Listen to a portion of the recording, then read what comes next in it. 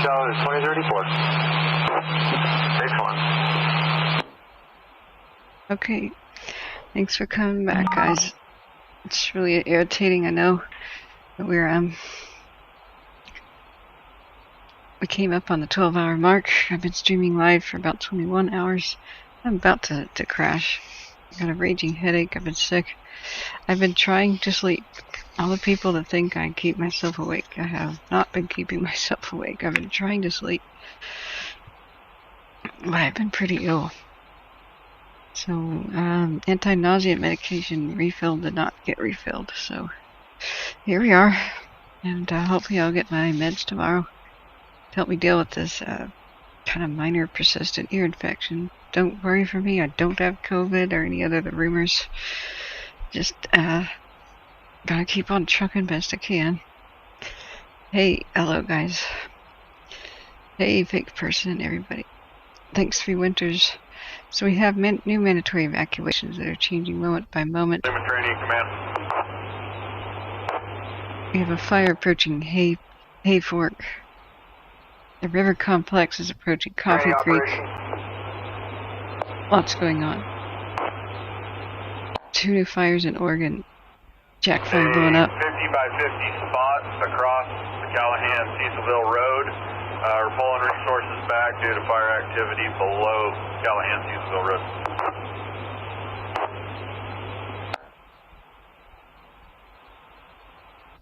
I copy, Andy. Can you give me a size up on the spot? 50 by 50, what's it doing?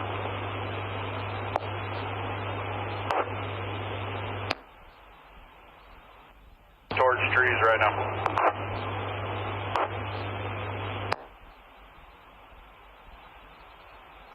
Give me a section.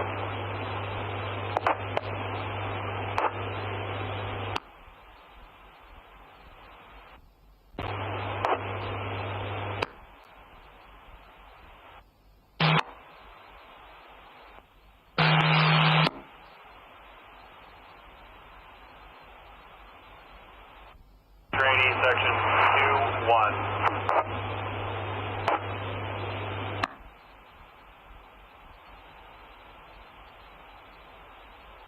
Okay, I copy. You still have resources out there that you can try to get around it or not?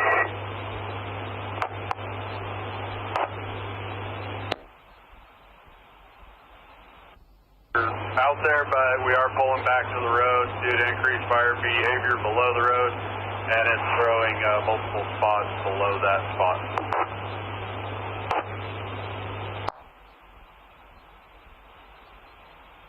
Copying it and confirming it's spot to the north.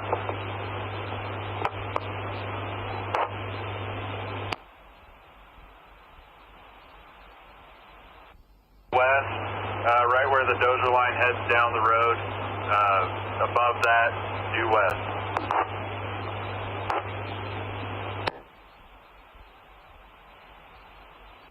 I copy, get behind it, let it pulse, and then if you can, get in and try to pick it up. If not, just keep me apprised of the growth, and I'll get with Rick.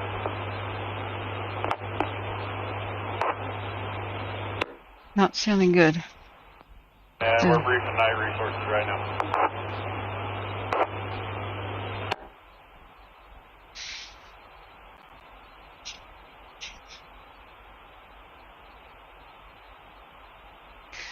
You're pulling back. And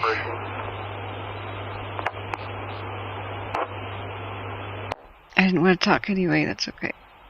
I really actually don't. Right, Matt.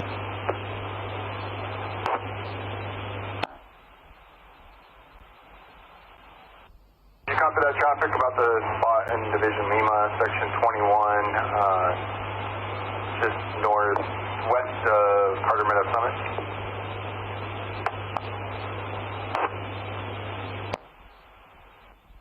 Yeah, I affirm, and we'll have those zones pulled up if you want to pull those, the ones we talked about earlier.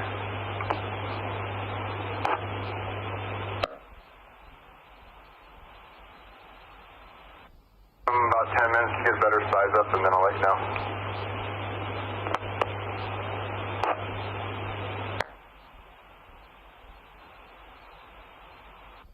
I copy.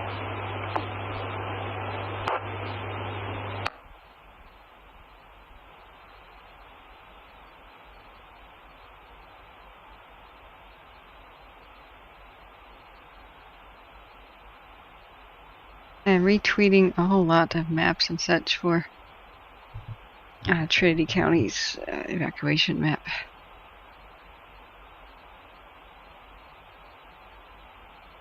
And Douglas County, Oregon's evacuation map.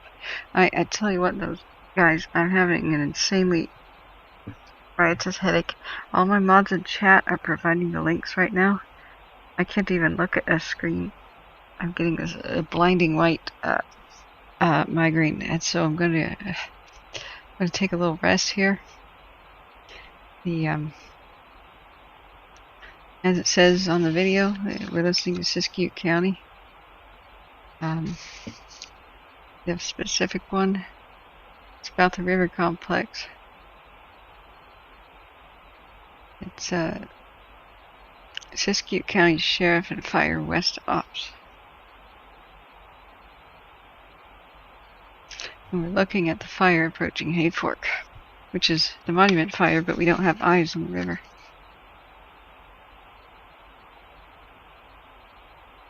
Oh, Jackson County, excuse me, not Douglas County. Thanks for the correction. Like I just said, Siskiyou County. Fire West. If you guys find a superior one, let me know.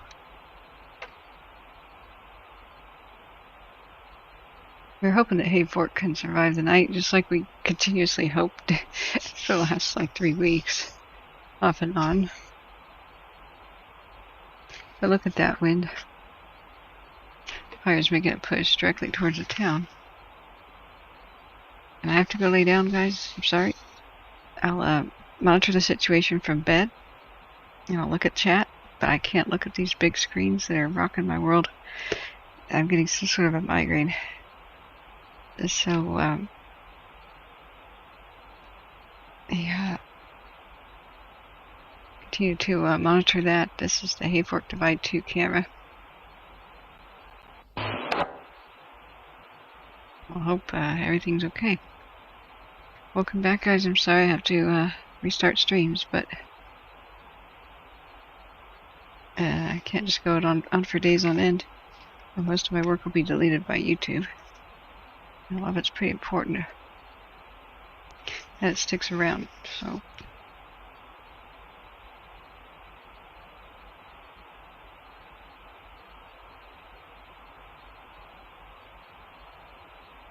That helps to make it slightly yellow. Sorry if it looks strange. Okay. I'll be laying down, guys. I've got the headset if I need to talk, but I'm just going to walk away from the computer and monitor this from the phone.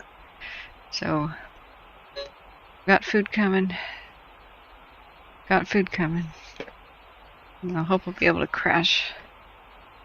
So, yeah, I'll be in the other room, guys. My angel mods are here to help you with links in the chat, and we'll try and monitor the situation. My Twitter is the thing I'm going to be retweeting right now for the near foreseeable future, like next few minutes. There's a bunch of evacuation maps from Jackson County, Oregon. I'm kind of wondering what's going on at Cougar Mountain, and if I know that's pretty remote, if other communities, I think that's by the Steens Mountains, southwest of Paisley. Everybody's just getting over the trauma of the bootleg fire. They must be going, oh my god, not again. The Bratton fire last year, oh my god, not again. So this is the grim anniversary, basically. 1 year ago today, I've finally got the courage to kind of go viral and go on YouTube, and then I eventually went viral. My first video, it still only has 200 views. It's Red Monday, the horrible Red Labor Day, and boy, I thought it was a pretty once-in-a-lifetime event. I mean, it was for California, Washington, and Oregon to have like a red flag, almost Santa Ana wind type of event. That does happen about once every 75 years, but we're just in a drought now. It's not as bad as it was last year, but For California, it almost is. Well, I think we can be grateful right now that a year ago we were facing 75 to 105 mile-an-hour wind gusts blowing out of all the mountains in the 3 western states at the same time. We're having mass fatality events. Operation Eagle Creek Loop.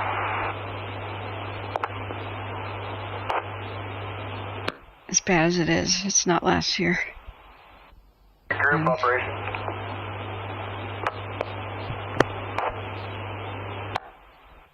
It appears that at the Eagle Creek Loop community, the fires may be at section 24 on the opposite side of Philly Beach Road. Great.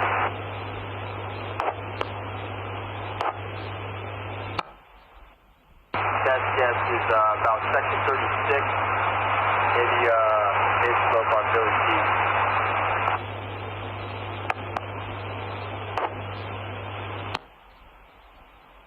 Structures, they're not threatened.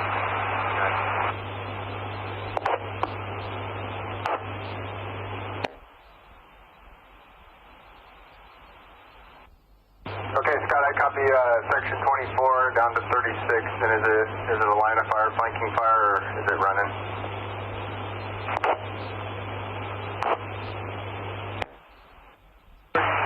It looks like a flanking fire, and you can see flames up in 24 appears on the opposite side of the hill, and I believe we got a bridge that's blocking our view.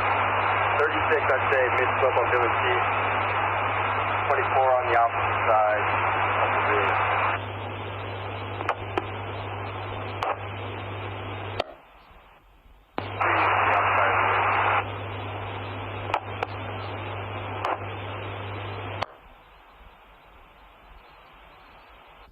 I copy. If you can get your resources just into the community and the point protection we're talking about, and then let me know if anything changes dramatically. I appreciate it.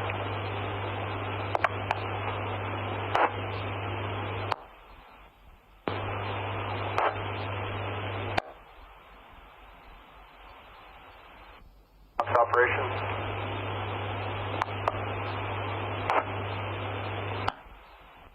Thanks for planning on.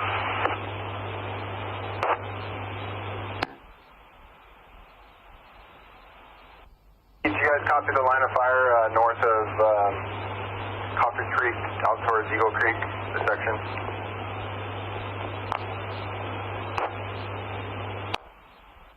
Affirmative.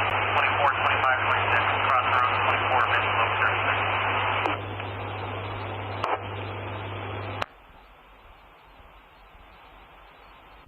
We'll update when we get further. That 24 stuff is basically at the top of the Eagle Creek, so once we get more intel for the northern flank, I'll let you know, and then still waiting on the southern side. I'll get back to you.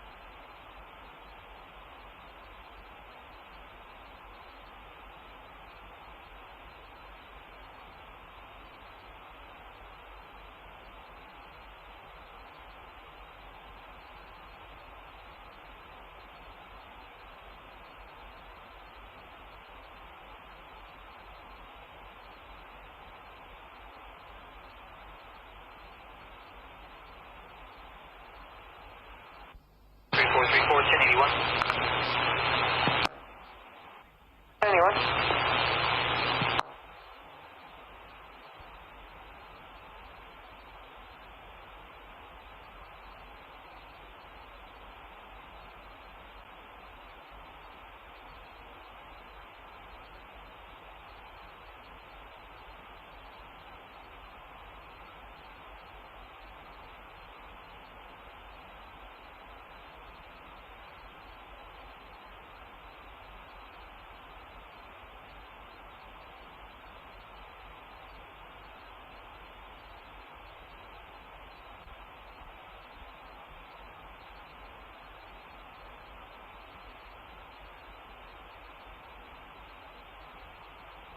Okay, I just laid down in the dark. When knock at the door. Here's my food. I'm sure something's gonna help. It doesn't sound too good at the Coffee Creek area. They said, if I understood that right, I had my headphones off for part of the time. They were in general just sort of backing away from it. Is that correct? It looks like it's coming hot and heavy for Hayfork, unfortunately. It's a bit ominous as the sun set and the time lapse. That 5-5 in quarters. flames show up on the Trinity camera. operations.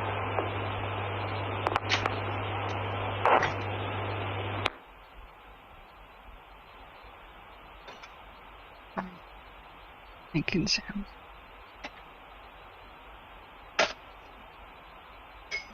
I'm hoping they'll be like, yay, it's dying down, we can go direct. I'm feeling they won't. Lima Trinity operations.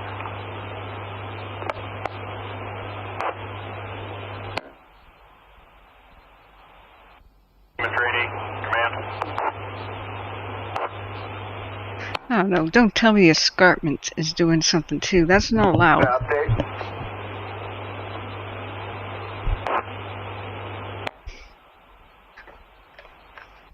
Above the road, it's established. We're going to look at an IR, see if night resources can go after it. But we need to get a hard closure on the Teesville-Callahan Road, getting a lot of civilian traffic coming up through. Okay. I'll work on that right now, and then I just need to be made aware sooner than later what the threat is north of that, north and east, or north.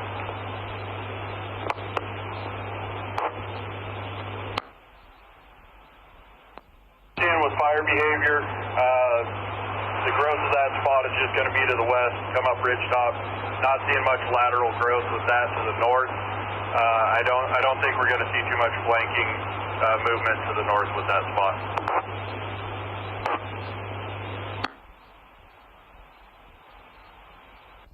I copy. Break planning off top.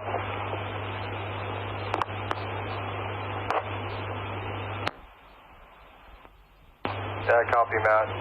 For the roadblock, it's going to have to be somebody from our resources there. The CHP stuff are tapped out.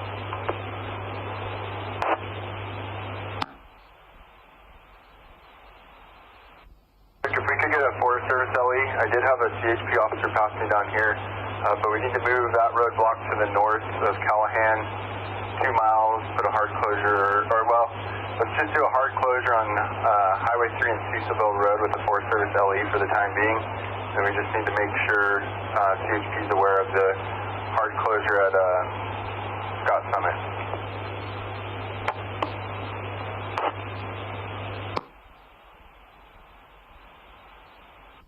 Yeah, Matt, the only option to do that is to pull the 1 LE that's at Coffee Creek up to that location.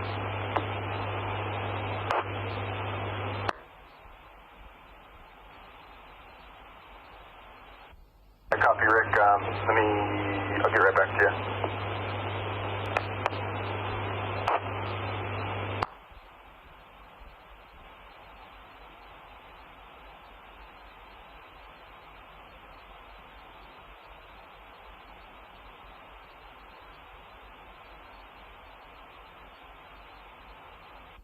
Rick, just for clarification, we don't have a Forest Service LE at Coffee Creek. We did have a Sec 2 at the Coffee Creek hard closure. I sent him down to the Trinity Center spike. If someone in camp has his number to get a hold of him, to stop the spill hard closure.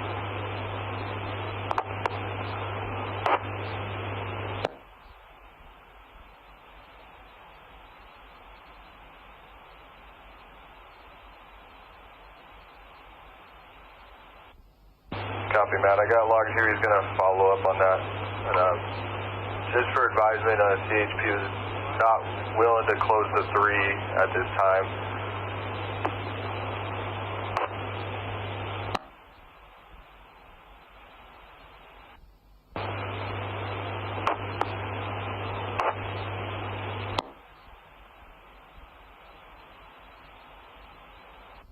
Still there?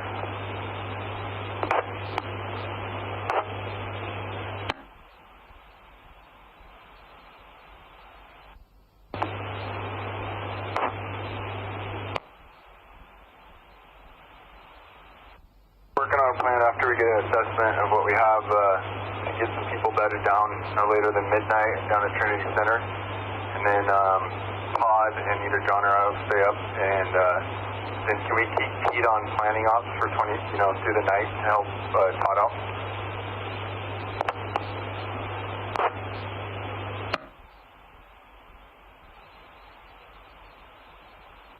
Yeah, Pete says he can do that.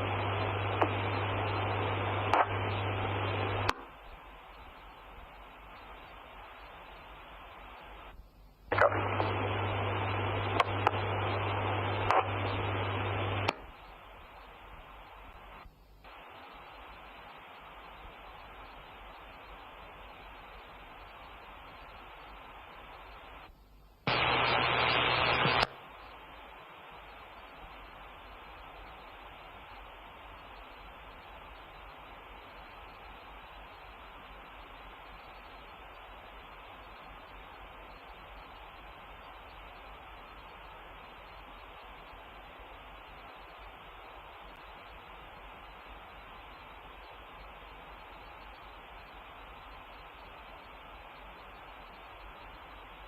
Okay, guys, I'm here listening.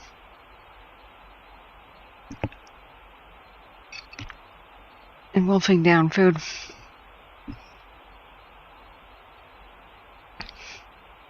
Lots of civilian traffic in the ways of the fire. They're trying to figure out how to close highway, State Route 3, was it? The Cecilville Road area. God, so many weeks ago, I was talking about the same thing.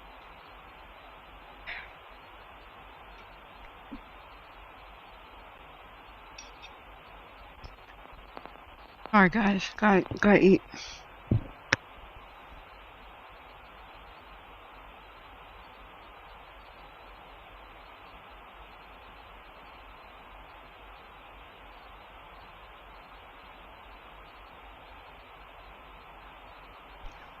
What earthquake? Hey, welcome, guys. Hey, Bo. Hey, Nick. Hey.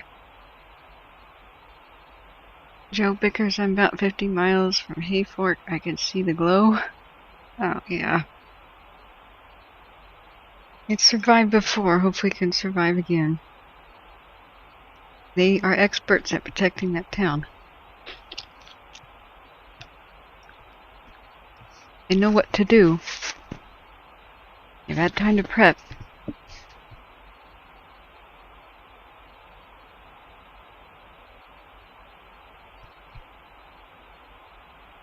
Yeah, it lights up like Christmas pretty much.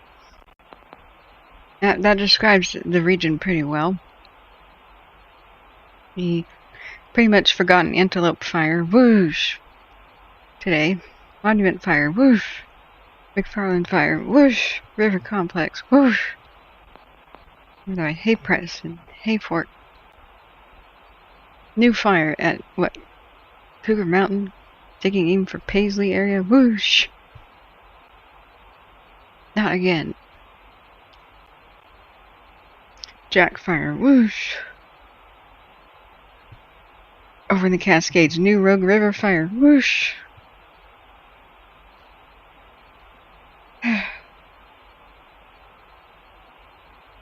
Here we go. Okay. Bo says gotta drive tomorrow. So operation sign up. Yeah. Come back with us soon and drive safe. I may have to put on glasses. I may have to. Matt, if we can get the sheriff or one of our LEs to close the road, just confirm again where you want that road closure on the north end.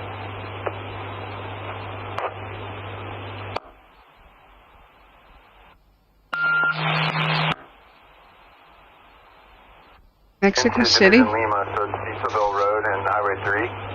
And then until I can get better knowledge of where it is moving to the northeast, I just don't have good intel on Highway 3. So let me get back to you on the Highway 3 through Scott Summit. I'll have Scott run up there and check it out.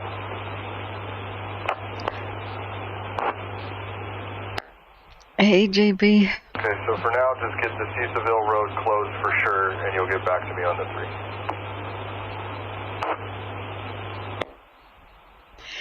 You're so right. I'm trying to sleep. You're so right. I can stop the barricade on Cecilville Road, and then I'll get back to you on further south on the 3.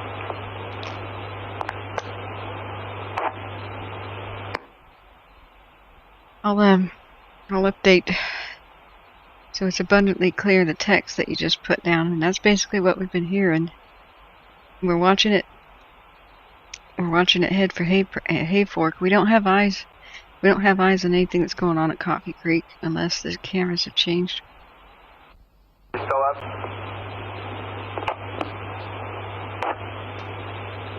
I've been trying to sleep all day, sick to my stomach. Good.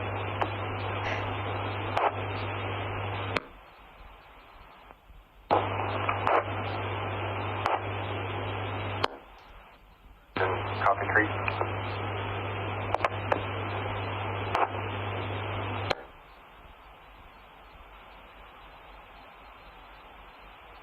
Thank you for typing that. I'll just copy and paste it. Hey Matt, if you're calling Planet Ops, I didn't catch that last.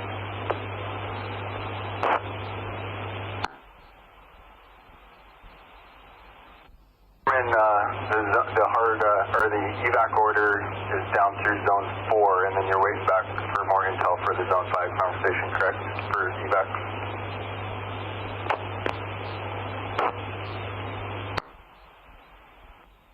Hey, firm. How do you spell Cecilville Road?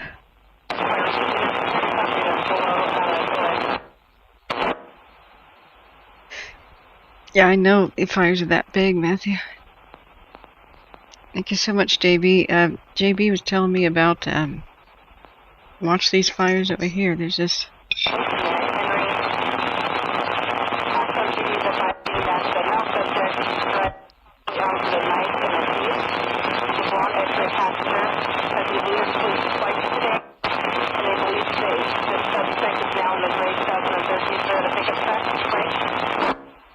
Okay, there's police breaking in.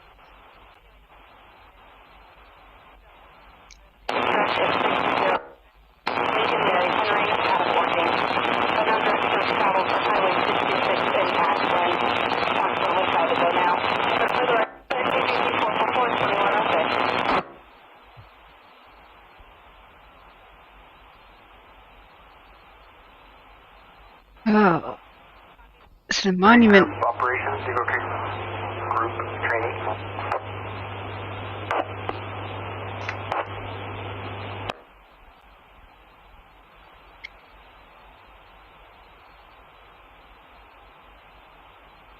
I'm just gonna say. Did you have traffic for Eagle Creek Group, Command?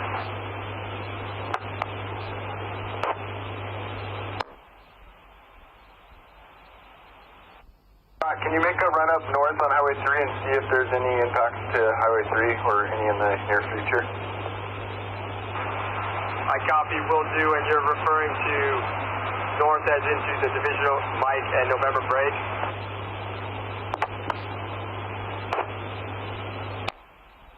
Yeah, thank you, JB. I'm still trying to... Okay, I'm briefing up my folks, and I'll roll out there in about 5 to 10. Is that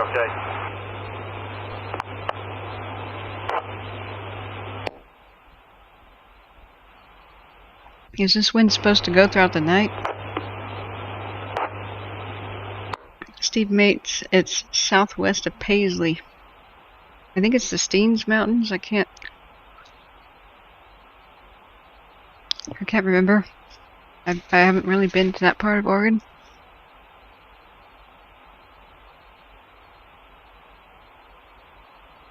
Yeah. If anybody you know are in these areas, now would be the time to contact them. And if you think they may be out of cell phone range, recreating, or something for Labor Day, please let the sheriff's office know where they might be, so they could try to do a welfare check or keep an eye out for them. This is about a 7.1 just rocked Acapulco an hour ago. Oh, these days I'm restless, just sometimes line up with something terrible happening. Could be complete coincidence, because guess what? These fire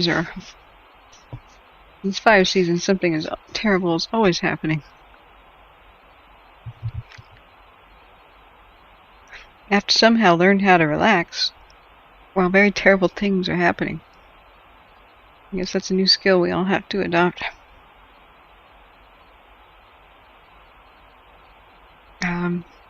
This is where I would ask firefighters, how do you do that?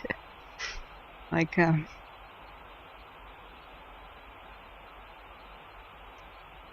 it's Cougar Peak? Okay.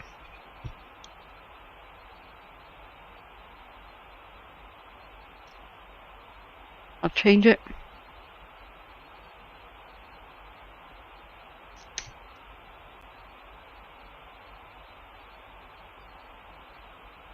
So we have new Oregon fires, Rogue River, Cougar Peak, poor Paisley, having to deal with last year's Bratton fire and the bootleg. They're like, no, not again.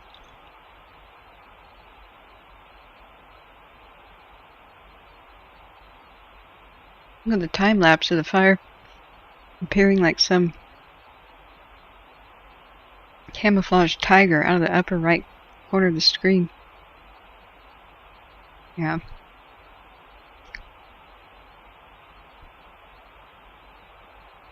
When it rains, it pours.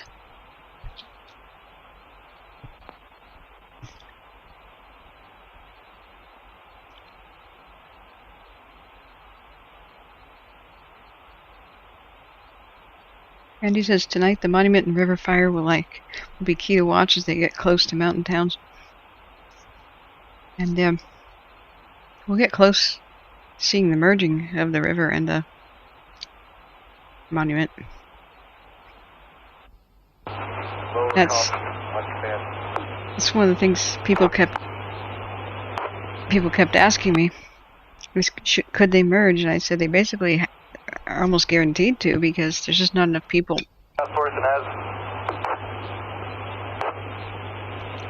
to staff it or do anything. And look at the terrain. Giles, I'm going to assume lower copy, and Reggie will be lower copy training, and we're going to start assessing the road to try and get you guys down.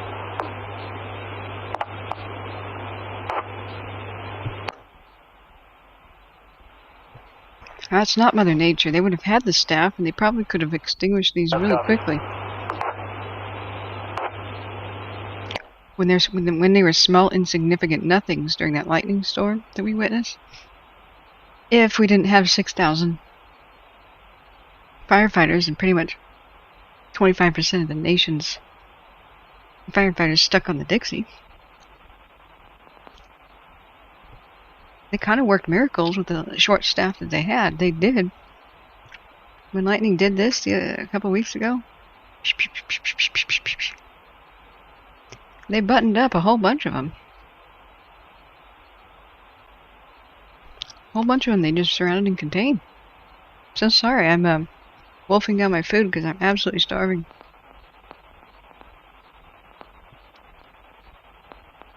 Just, thank you, Dixie Fire. Thanks a lot. We saw a repeat of this.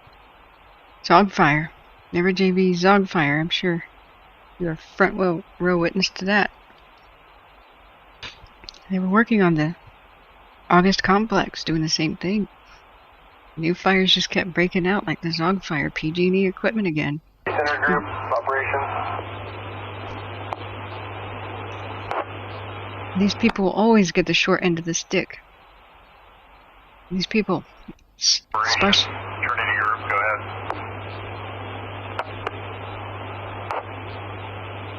Sparsely populated. They're low priority. Have you guys got a pinpoint on the southern edge yet?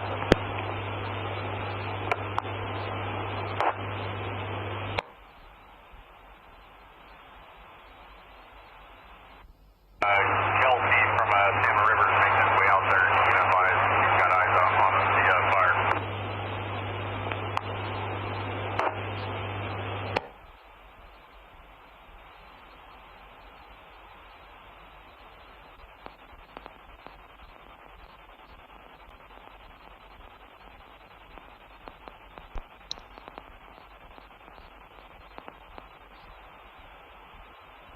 Yeah, the Operations.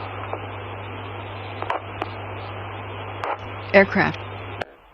As far as I can go for the minute, report of where fire is located so far from DP57, straight line of fire from about the safety zone through section 15 through the center of section 14. Waiting to see if I can make it out any further. Break.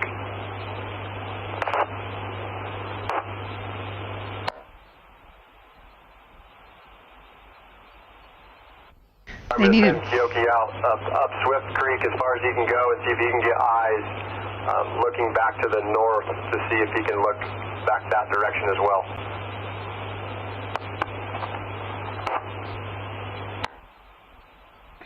It was an aircraft that turns the tide. Kelsey, thanks. That helps out. And then when you guys get better eyes, if you can let me know. Break planning ops off.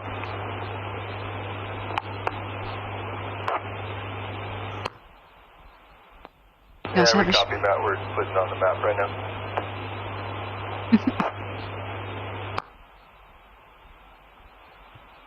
And we also have a shortage of aircraft. Had to split them between the Dixie, the massive multi-county sprawling Dixie with all these multiple lightning strike fires erupting at once. What's for supper? It's pizza and breadsticks, man. I just inhaled a slice of pizza like a Saint Bernard inhales a dinner roll that rolls off the table on Thanksgiving. Oh, it's good though. Cheese coming out of that stuffed crust pizza. I had trouble ordering food again. Just seems to happen to me. And it finally got delivered. Oh, I hope I feel better soon. Oh. Thanks so much for stopping by, JB. And when I was looking at today's weather and the record-breaking temperatures of Reading, I was just going, deja vu. I was just remarking, though.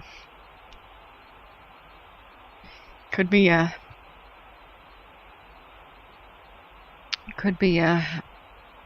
worse right now. I mean, we know we'll have Santa Ana wind season and Diablo wind season down the pipe eventually. But remember, this is my dark anniversary. 1 year ago, I went viral. Went on YouTube and eventually went viral because we had 101 mile an hour wind gusts, 75 mile to 101 throughout most of the mountains of Cascades and Sierras. We had towns erased. We had more than 25 people missing and 70 people trapped at Detroit Lake, and town after town after town after town erased in a 48-hour period. It was absolutely insane. So we gotta put it in context. It's not fun, but last year was biblical. And that's why I keep telling people we have to really do something about these fires before the Santa Ana winds come and the Diablo winds. People are saying, oh, it's the end of the world, and I'm saying, yeah. You ain't seen nothing, potentially.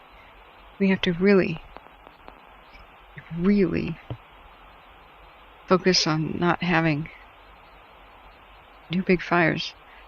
An extremely swift response. We have to invest in that new technology, invest in the personnel, do whatever the heck it takes, whatever blank check we need to write to get the amount of tankers we need, to get the technology, to dot the landscape with better communications so they don't have to say, hey Bob, I gotta drive down 2 valleys and I'll be there in 75 minutes, then I'll text you where I have cell phone service and you'll get the map.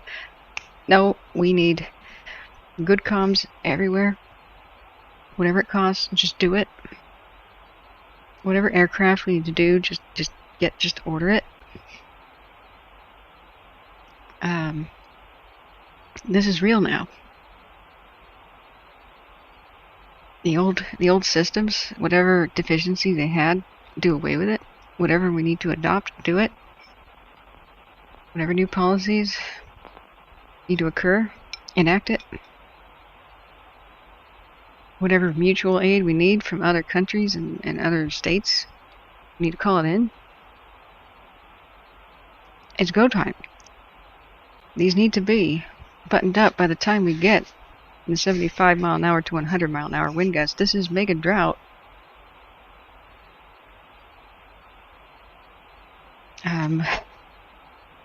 It's a make and break moment. This month, clock is ticking. October. November, December, January, Santa Ana winds and Diablo wind months. Pray that we get some heavy torrential rains, heavy snow, early heavy snow. That we need to completely pump energy bubbles and support to all of our fighters on the ground and in the air, and holy mackerel, do they need it. Energize them, go, go, go. Put down all differences right now. We're Americans. This is Pearl Harbor. Go. What if we could have prevented Pearl Harbor, right? What if we worked hard enough, fast enough? This kind of energized, charged motivation that we need. No more bickering, no blah, blah, blah.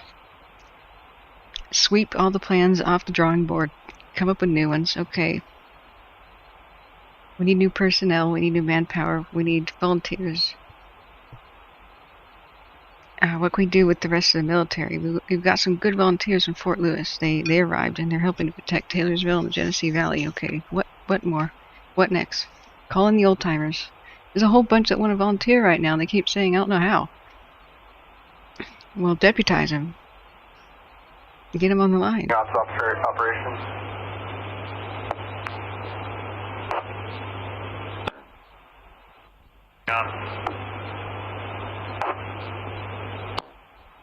Start training civilian volunteers. Go.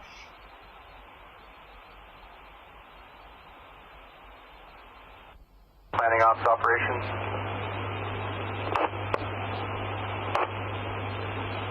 Yeah, Big Dog. That's a really good. Good. Hang on. Good point. I'll elaborate on that. 1 sec. Worked back into the lower coffee zone, having to be strategic about it. We did make it to structure 18 where the citizens remained. We had positive communication with them, no injuries. We do have property damage. We're working on evacuating them now down to Highway 3 and Coffee Creek Road. And I'll get back to you. I have the sheriff with me, and we'll see what we need to do. We do need to get with Trinity County, though, and probably Red Cross, and then figure out where the EVAC center is.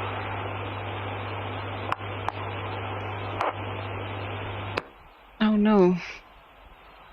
Looks like that family or whoever just ran for their lives, probably. Copy all that, Matt. And, stand by for the EVAC center location. Also, Cecilville Road will be hard staffed for the Sec 2, and it sounds like the CHP is closing the 3 at Callahan Road, is what the info we have right now.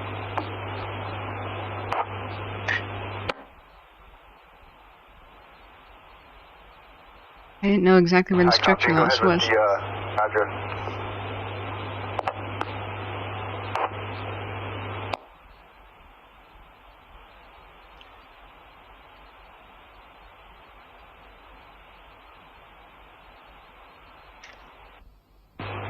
I copy that. The first location is McKinleyville, 7th-day Venice, 1200 Central Avenue in McKinleyville, right?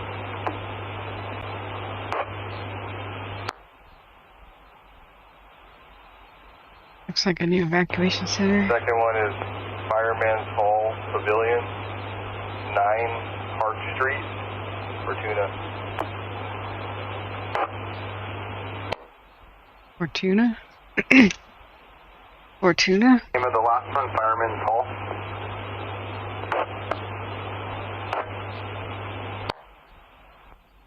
Fireman's Hall Pavilion, and there also should be a link on the Monument Institute website.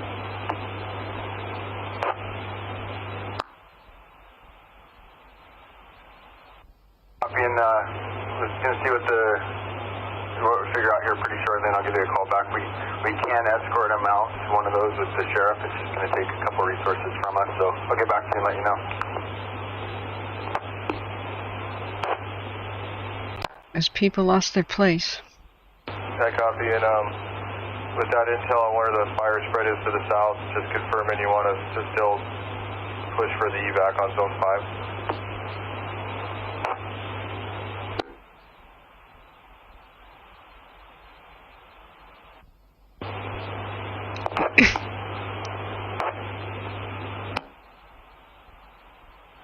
Okay, Dusty, we'll check it out. Shasta Ski Park can see the hay press from that far away. Stand by on Zone 5 until I hear back from Salmon River. When I get a little better info, I'll get back to you here shortly.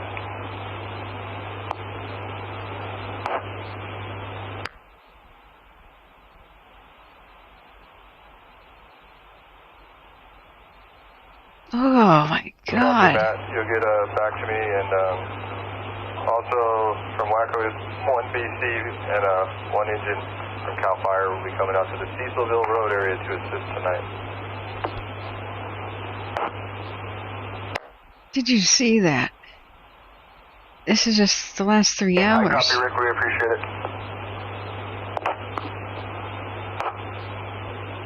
Isn't that the hay press and they'll get a hold of you on command, find their assignment. But look at that. He rolls in like a Sahara Desert dust storm.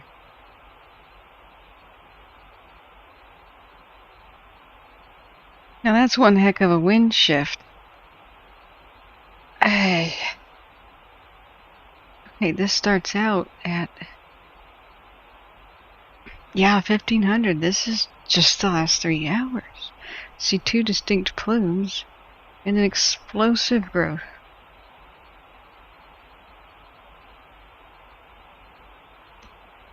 Wow.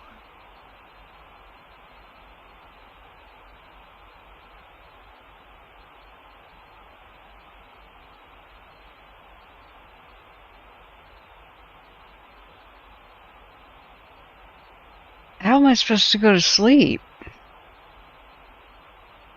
That is like a tidal wave. Okay, I think Earth can explain this best. Zoom Earth. With the clouds, I hope. So remember, this said, if you... Sorry. Remember, the colored stuff is moisture. Now, sometimes smoke produces moisture, especially when it's cooking, because one of the products of combustion is water vapor, if you can believe it. But look at this storm thing coming off. You stupid bad storm. It's taking all of our water away, taking it towards Astoria, and dumping dry wind instead. Where's that moisture we ordered? I want to speak to the manager.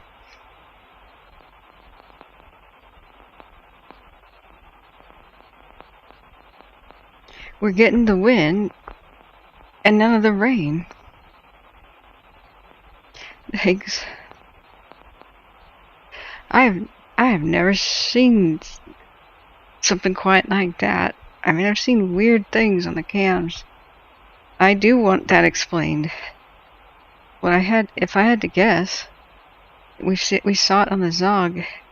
We draw. You see the cyclonic action. Let me get the we knew that this would happen with the forecast models. With some of the moisture going off to Astoria, you bad person. And with the tail end of the bad stuff going this way. So you can see that cyclonic action, that swirl. So what we saw at the Zog fire and other places is just this section where Redding and this north end of the valley is this little swirly bowl where there's mountains here, remember? On all sides. It's a horseshoe sorta. And so when winds get stuck in it, they don't have that many places to go, to leave. They have to make their way over the Sierras. They gotta make their way up to solid rock mountains towards Oregon. They don't have good avenues of escape, so you get a swirly stuff like this. And sometimes they try to make their way to the Bay Area, is what we saw time and time again with crazy cyclonic action circling around on the Zog fire and happened by Redding. And especially if you get any wind from this direction and you get stuff from the coast that tries to seep in from these little narrow things. This is why all these towns are in the path of the fire. These are these little canyons coming off the ocean right here. They run into a wall here. They're like, I can't go through the mountains. They just kind of do a swirl and then they try to make their way to San Francisco.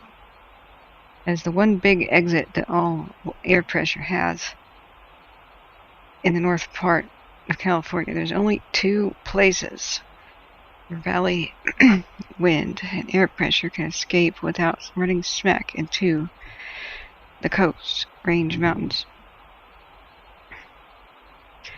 So what we're seeing on the cam is we're looking that way from Shasta, sort of. So you're going to see these winds just make a beeline.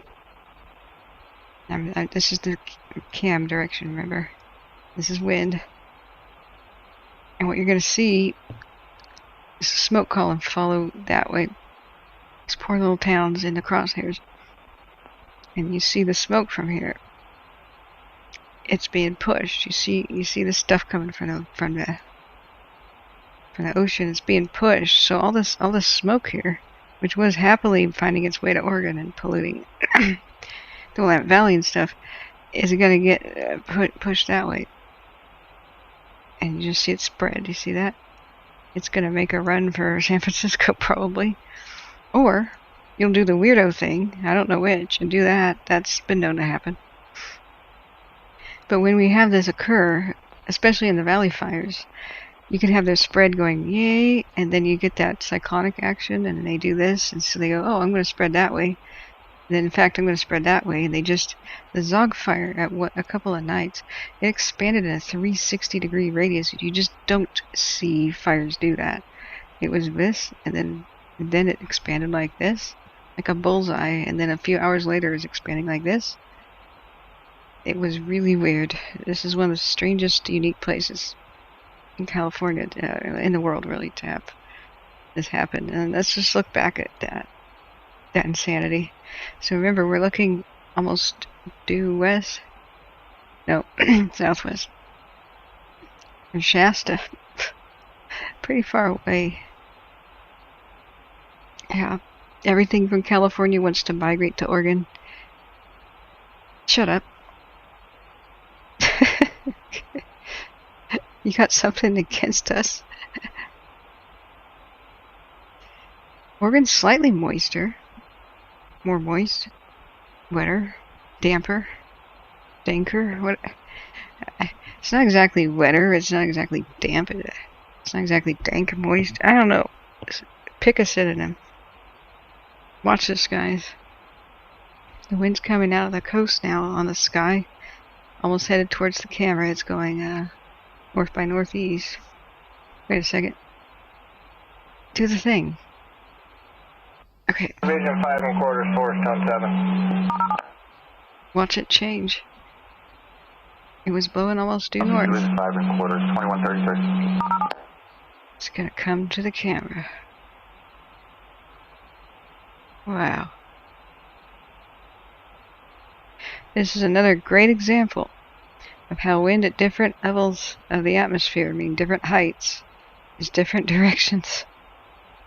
Surface winds can be driven by pressure. Remember, there's mountains here, guys. So everything, all the air here has to go somewhere. So it's making its run for San Francisco. That's the easiest. That's the path of least resistance. Meanwhile, the stuff in the upper atmosphere from the ocean is going that way. So you see totally different wind directions at different levels of the atmosphere. This is just unreal.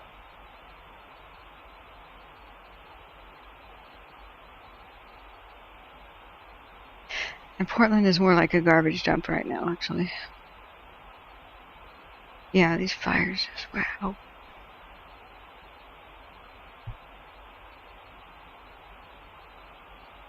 Oh, I was so sad to hear that SCDHL.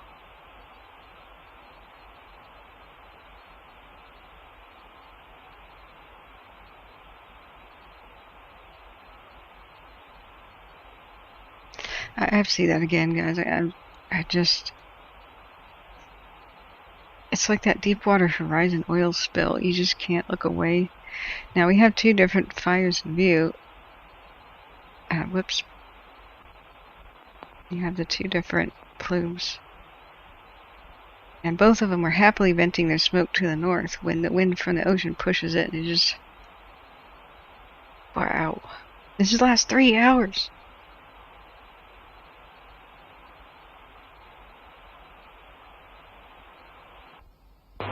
Communications, Security Dave. The fire's so bright. Dave, this is Communications. That's the reflection. Be advised that I'm at a community called Callahan on a road closure. I do believe I found the right spot here, so I'm standing by.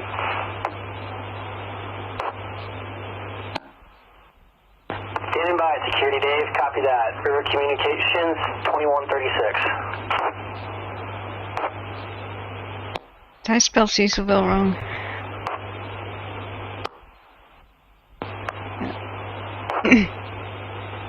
Right after the 4th of July, I drove through Portland, and I going to visit my ma, and I couldn't recognize it. I just went, what happened? Just trashed. It looked like the set of The Walking Dead. You know how Atlanta was trashed? Just like half-dead cars everywhere, homeless camps on almost every single scrap of bare earth, and yeah, every stretch of green grass. Operation Eagle Creek Group, man. Graffiti on every building, broken windows everywhere. Operation. Driving north of Eagle Creek Loop to the Division Mike in November break. There's no signs, any visible signs of fire activity. It is difficult to see. The last signs of fire activity I can see just north, about a mile of Eagle Creek Loop. It still appears, right, that the fire is on the west side of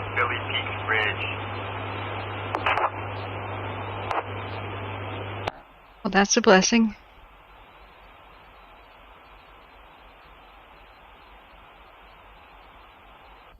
Thank you, Scott. I appreciate that. Jack, on the way back from a different see if I can see it from another vantage point. But I think you'll be pretty much like that most of the time.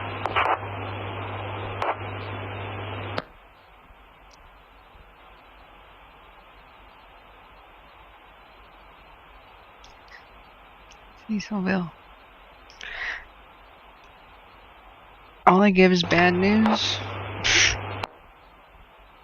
You have 8 seconds to delete that comment, sir.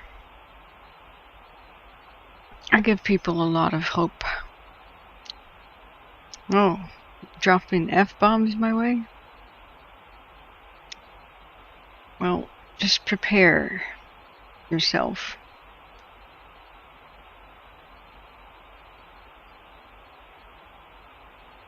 Alright. Apparently, guys, I'm to blame for this. But the weirdos who come in here.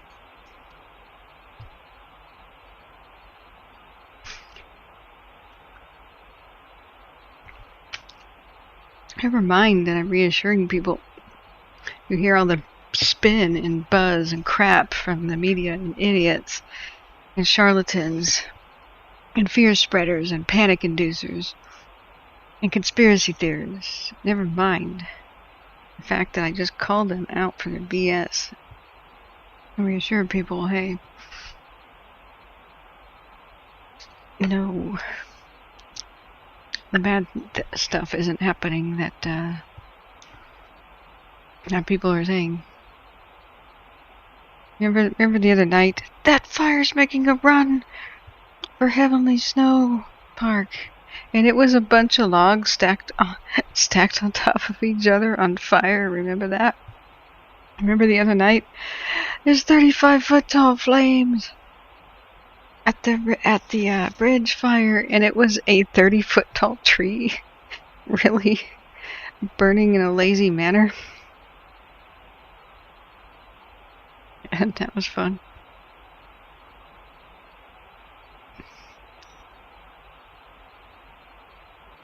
Oh, I don't ignore detractors. I'm amused. Okay, John says, check out the U.S. drought monitor map. It will show you the west drought conditions. That's on predictive services. I was poking around that today. I've got greasy pizza fingers. You know what we do? We computer people. There's a secret. Instead of going to wash your hands if you're eating the pizza at the keyboard, you can take a tissue. Just find a Kleenex, drape that over the mouse. You're good to go in a pinch. Yes, I am a barbarian. I do not consume pizza with a fork and knife. Well, usually I do, but not the breadsticks. Okay. Yeah, thanks for showing me this, JB. I was perusing this. National Interagency Coordination Center. And which one's Reading? I should have said Reading.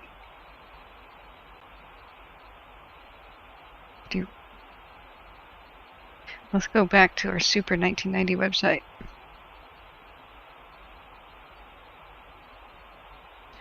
And then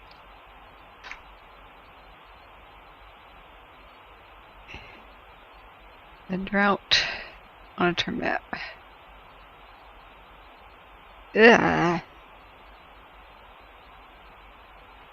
Thanks a lot, La Nina. And the what are they calling that?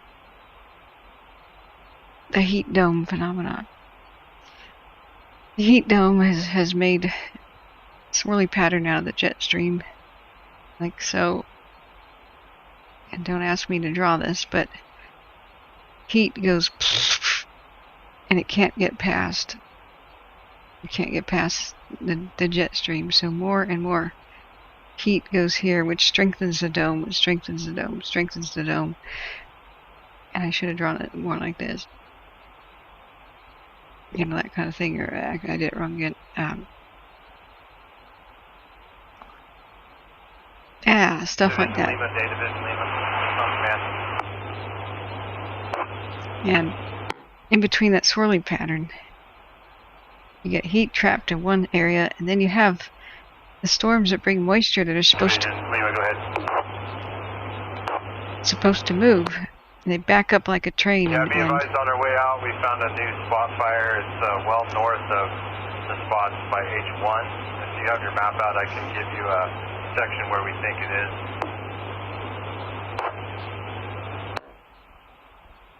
Uh-oh.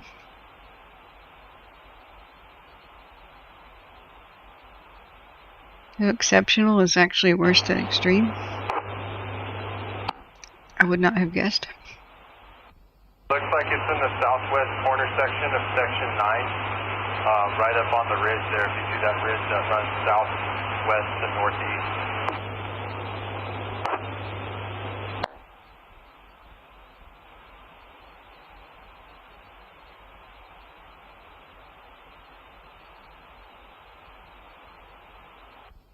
Southwest quarter of section 9, is that correct?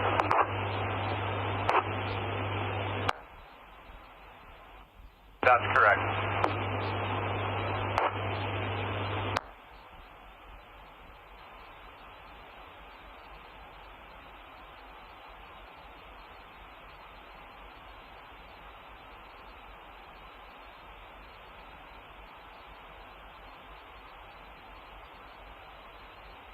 That paints the picture.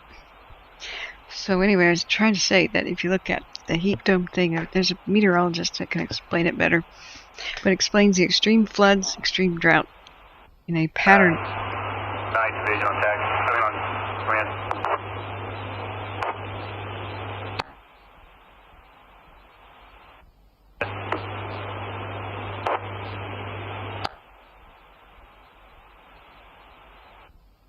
Approximately count 2 miles north-northwest of H1. That's the section 9 I'm seeing.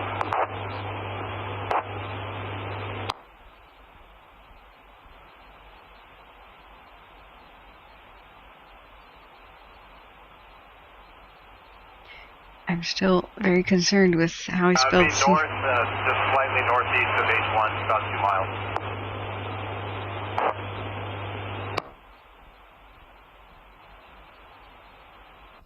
You know, well north of any of the Dozer line, etc.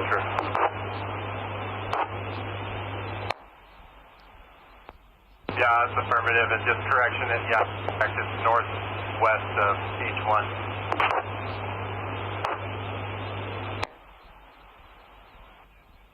Appreciate that, and we'll contact operations and give them that info. Hey, Husky. Copy him. Here with F-Band 2. We still don't think that the Callahan community needs to be on the hard evacuation. If you come down the switchbacks on Cecilville Road, you'll see it.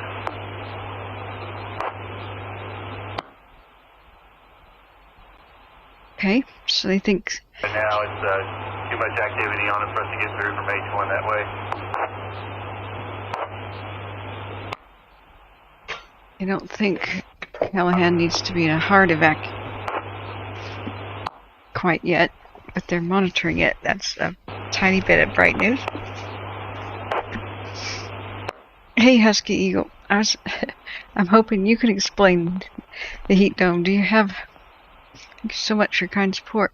If you have 1 battalion and a 1 Type 3 engine from CAL FIRE, that'll be heading up to your location, looking for assignment to help out.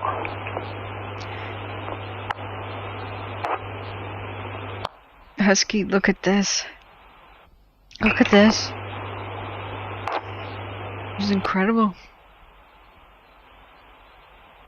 Operations.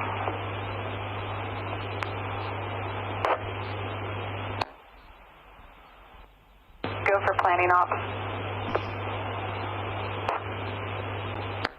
Yeah, Wicked, they said it settled down, so I... A little bit of messaging. There's residents down in Zone 5, Trinity Center, that are showing some to evacuate. Can we please make sure that's matching Trinity County Sheriff page?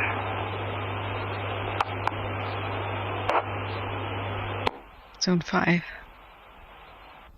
Yeah, man, we can clean that up, but we were just kind of waiting to hear back from you on that, or whether we're going to proceed evacuating Zone 5, so we're not proceeding with that. What? That's good. The best knowledge I have is it's just north of Buckeye Creek, kind of on the dogleg of Zone 4, so midway down Zone 4 is where Fire's Edge is. So no, we need to clean it up.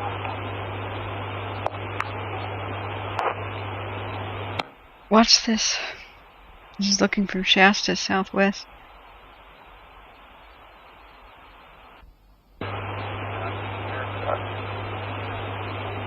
I copy. So we're not evacuating Zone 5 from the Sheriff's side, so we'll get the message pulled back from our side. Yeah, I'm glad, Wicked, that you had a midnight miracle. Thank you.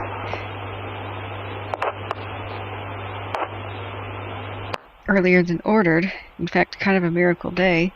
It's going to hell everywhere else. Romeo 3-1 on command.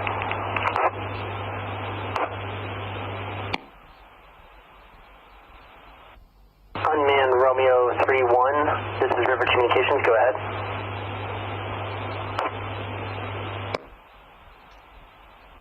Communications unmanned Romeo 3-1 has completed missions for the evening.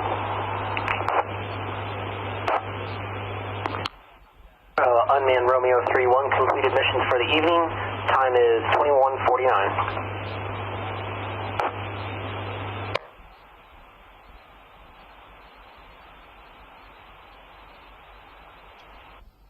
River hot shots from Trinity Group on command.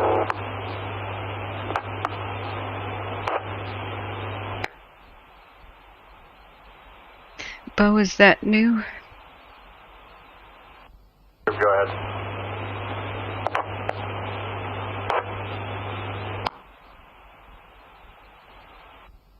Let's get your crew to report back up here to Coffee Creek in the 03 road for a new assignment.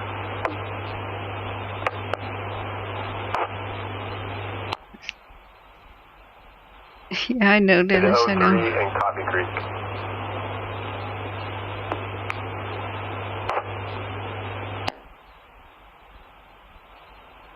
I found the best, like, 5-minute explanation of the worldwide heat dome thing, with how the jet stream is moving around unusually, and all of the moisture rainstorms that normally come off the oceans and Mediterranean and such got stuck. And it was a back-to-back train wreck of all of them getting stuck in these big invisible horseshoes in the sky, having nowhere to go. Thus the extreme flooding in Belgium and stuff, and like extreme flooding like in East Coast of the United States. And then you have next door extreme fire like in Greece, Belgium and Greece, and then in Turkey, and then it's either extreme flooding or either extreme drought and heat. I heard that happens very rarely, but when it does, you get worldwide chaos. Somebody needs to grab that jet stream and shake it. Iron that out.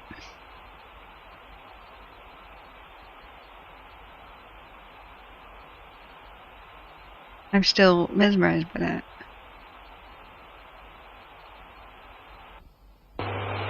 Operation.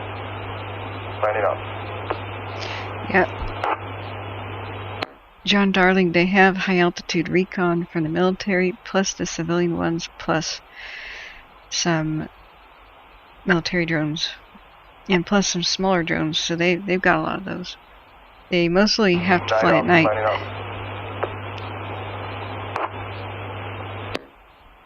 Because they can't really fly into that mess.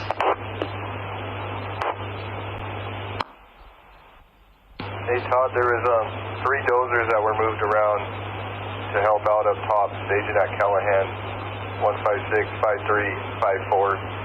They're looking for direction to either bed down or get an assignment You know if you're going to need them?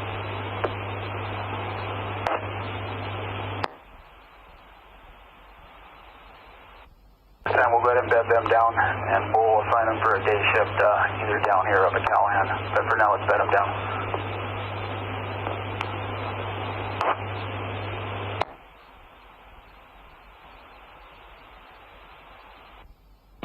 I copy.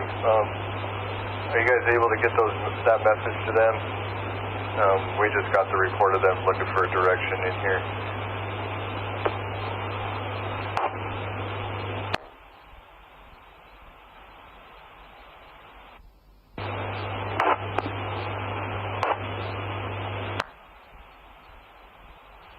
Okay, let's look at more incredible cameras We'll take before. that. I just need to know what their E numbers are.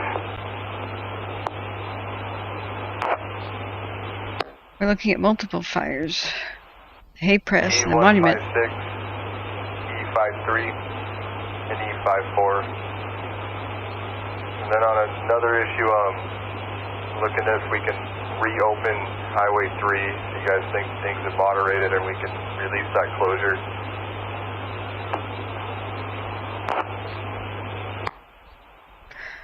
Wait, is that the McFarland?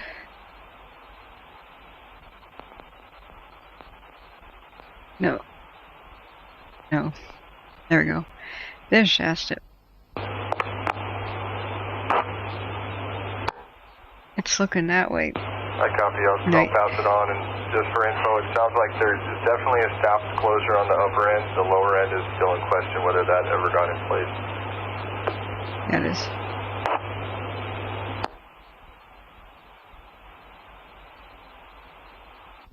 Soft closure at and the hard you were walked on.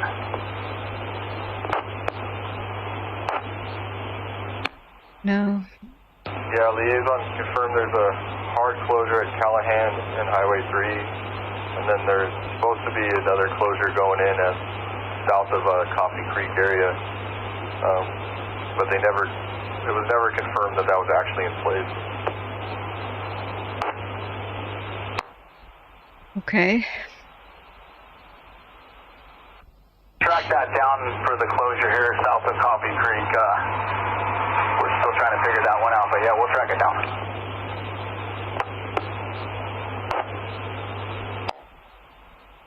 Yeah, just have a dose of Wheaties. You know, Wicked Awesome is so wicked awesome. He doesn't put milk on his Wheaties with the Breakfast of Champion. He adds kerosene and bites in between the flames.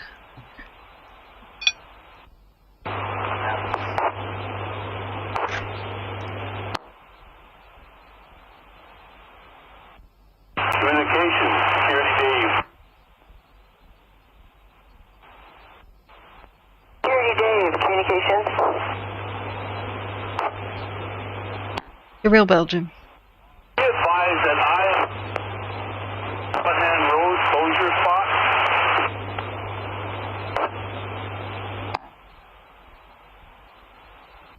If you're a little scratchy, I got it.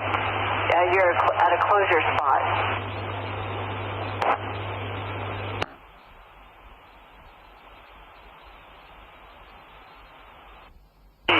Closure spot. Yeah, Belgium was hit by torrential flooding, just bam. Washing away homes, dozens. Security Dave, River Communications. I think you cut yourself off. I believe that you're at Highway 3 at Callahan.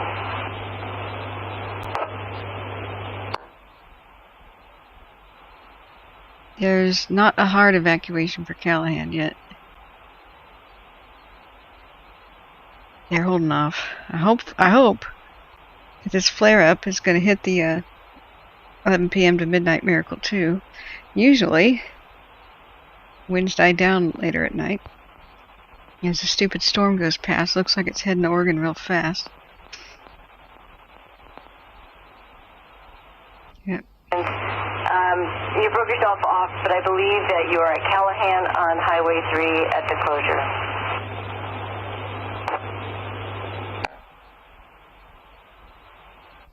That's affirmative, communications.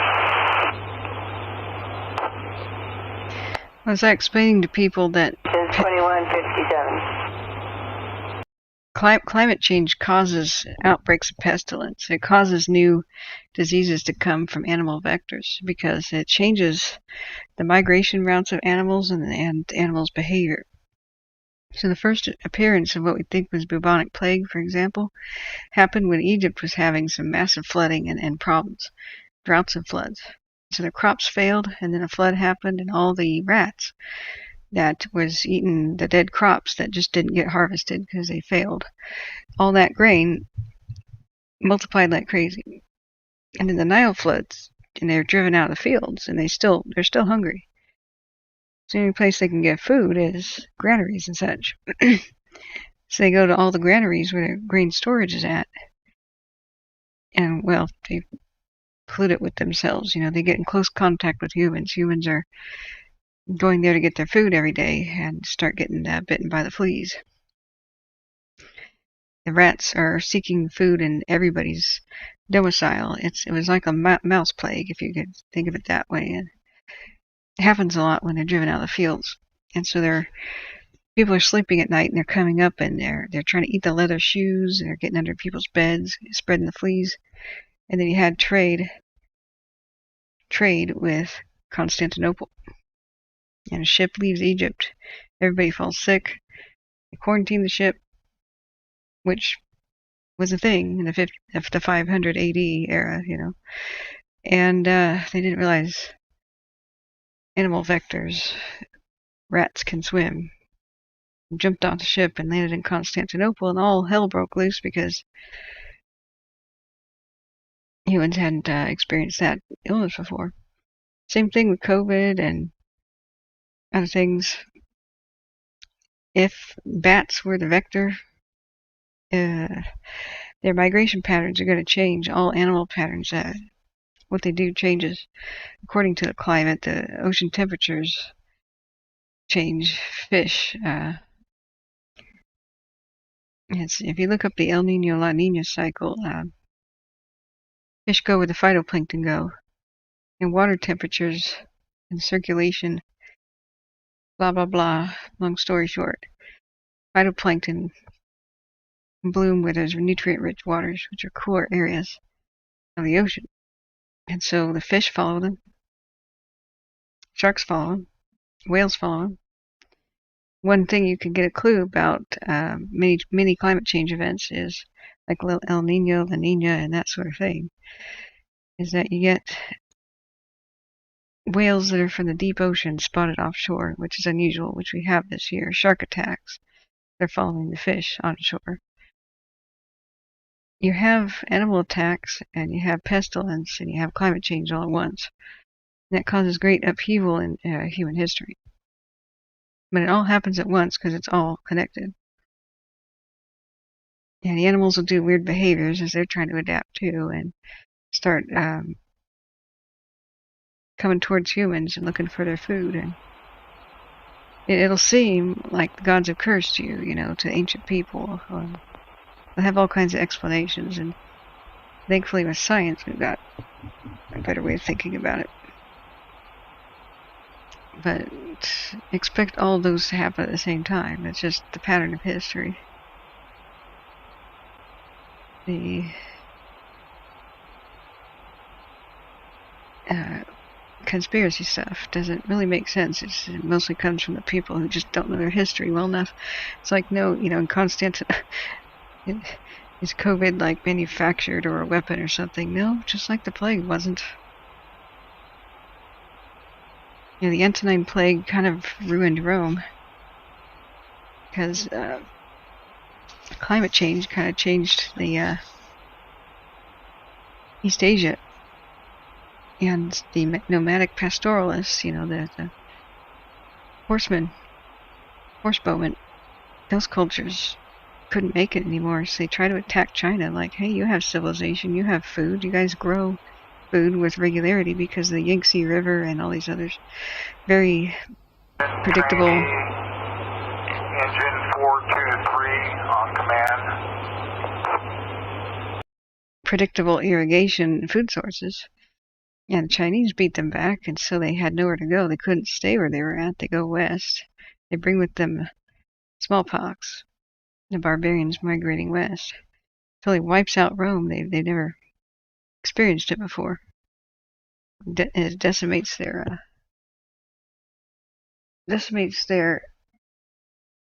service age men. You have to choose between harvesting the fields, which takes manual labor, or drafting people into the army. I don't want to clog up command, but just checking in. Everything is quiet down here. Cahoon is all dialed in, and you don't have anything to worry about. We got it covered. Yay!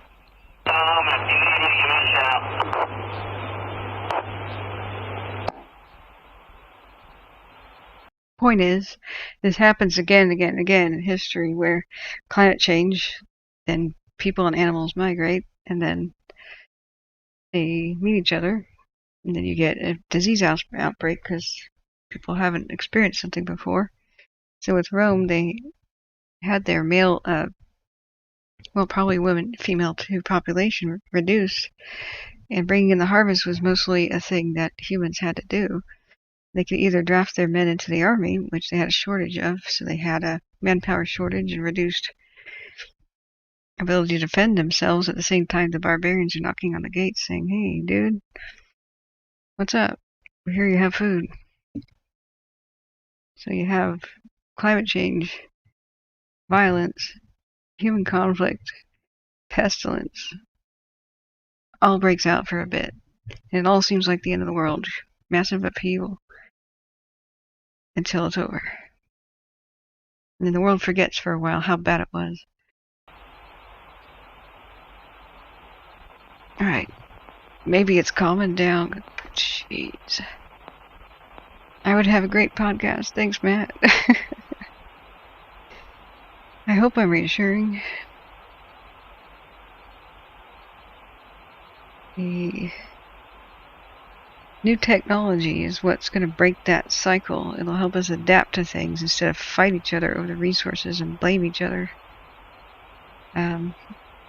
Human beings always blame each other. It's sinners doing this, or it's that people doing that. That's too butt-like.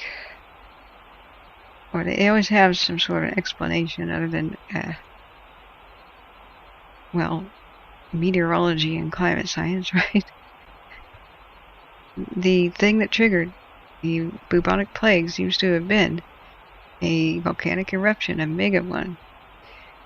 Somewhere in South America, Central America, it kind of ended the Mayan empire, where it just started its drastic decline, dumped ash over all of the food sources, over all the crops, massive crop failure in the Mayan civilization and others, with an ash cloud blocking out the sun, causing winters and crop failures all over Europe and North Africa.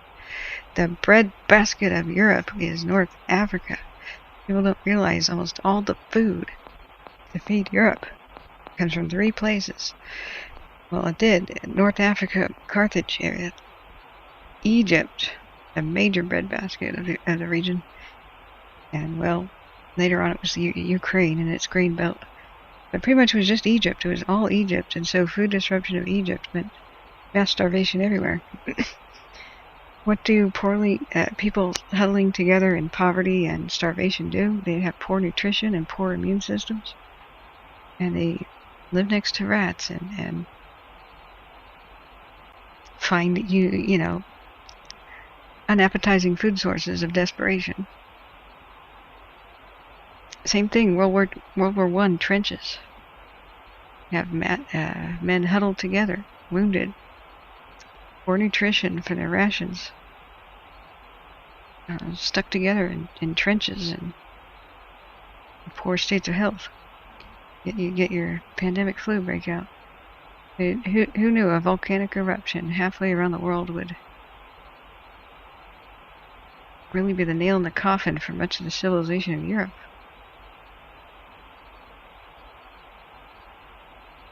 But that pattern repeats. You're right. Fukushima killed off a lot of phytoplanktons, yeah. I remember walking on the shores of Oregon and Washington and seeing the Fukushima boats that were radioactive wash up and just giving them a wide berth and phoning it in. There were these signs. Look at Constantia. Do not touch the tsunami debris. It's radioactive. Please call this number. It was the weirdest phone call I ever had, really. Right, where are the other cams? I want desperately to have eyes on what's going on. In these places. Let's just look down.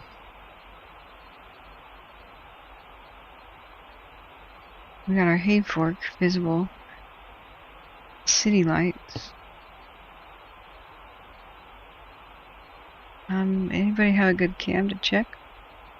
Shasta Ski Park, the camera of insanity.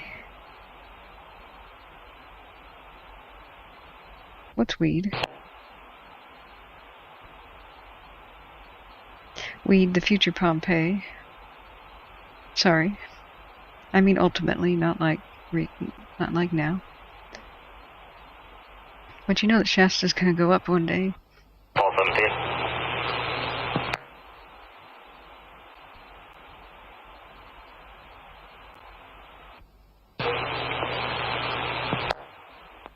At least we... Paul 17, you can go ahead and close out CAD 0051. Attempted to contact, left message.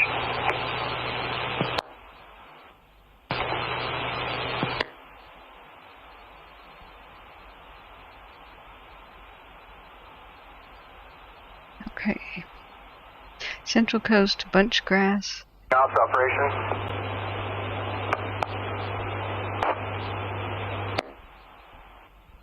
Go ahead, Matt. Okay. We have the 2 civilians down to 3 in Coffee Creek Road. No injuries or refusing medical attention. I got the property they were at was L18. I have physical address I'll bring into camp. And then Trinity County Sheriff's going to work on evacuating them down to south of the Trinity Lake. They may have lost their home or cabin or something. Copy that. They said that they were uninjured or lightly injured and that they are escorted from a burning structure. If I caught that transmission a bit ago.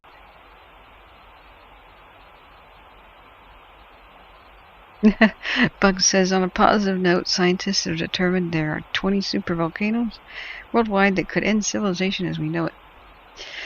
Campy LeGray. Don't look at Yellowstone, look at Campy LeGray. One of the spookiest YouTube videos, this Italian scientist going on about it. It's going to be one of my story times with Kathryn things. Who knew that Vesuvius was just a little vent for a huge mega monster? The volcano isn't Vesuvius. Vesuvius is a tiny vent. It's pretty chilling.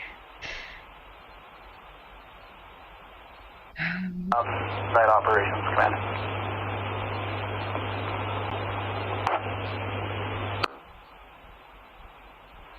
Its eruption could have caused the ends of some early civilizations. For conversation about the closure south of Coffee Creek, that's going to be a negative. CHP has not closed that down yet. And right now there's no anticipation for CHP to do that, so it's not closed.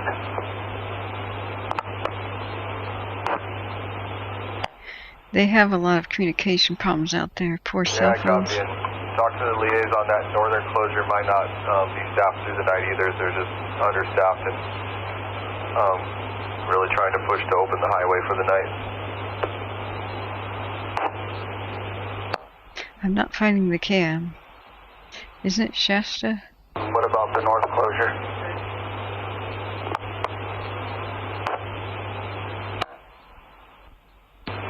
The northern closure may not be staffed through the night either by CHP.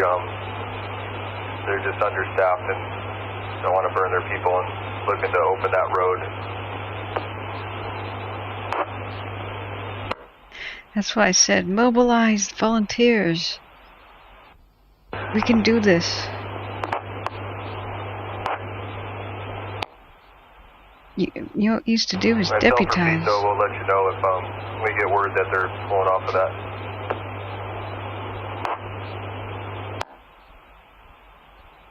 Wow.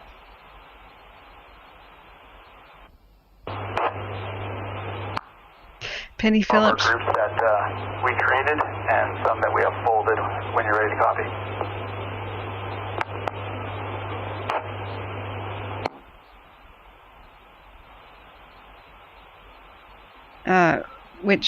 Which state and which county, Penny Phillips? There's so many fires. I don't know what creek you're saying. Oh no, the Yellowstone past its due thing. Not at all. Not at all. CIA firm, talk. Go ahead. Oh, that's the Antelope Fire, isn't it? We folded Covington Hills group and the Trinity Center group have been folded.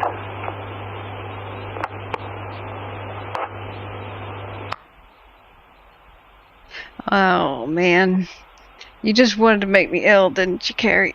I copy. You guys are shutting down those groups for the night.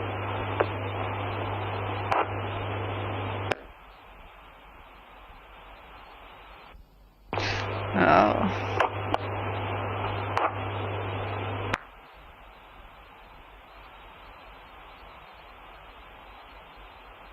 They don't have the staff for these fires. They can't even shut down roads to protect people. They ordered that hours ago. Ugh. Night safety on command.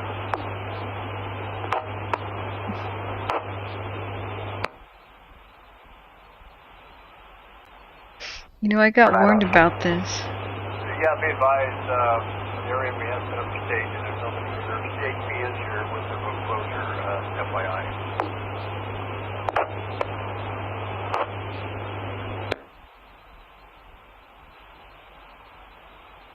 CHP is there with the road closure. Briggs, planet off, you copy.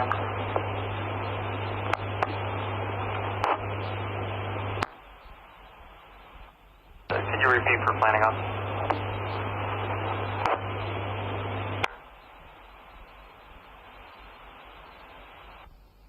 Night off, the road closure south of Coffee Creek is actually up with the CHP presence.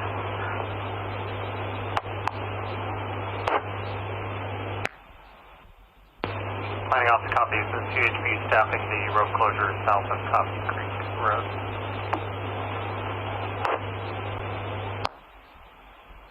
That's not a good one.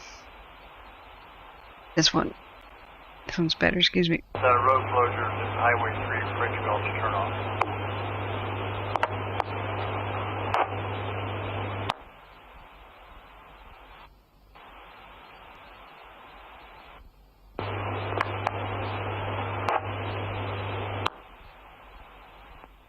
Copy French Gulch at Highway 3.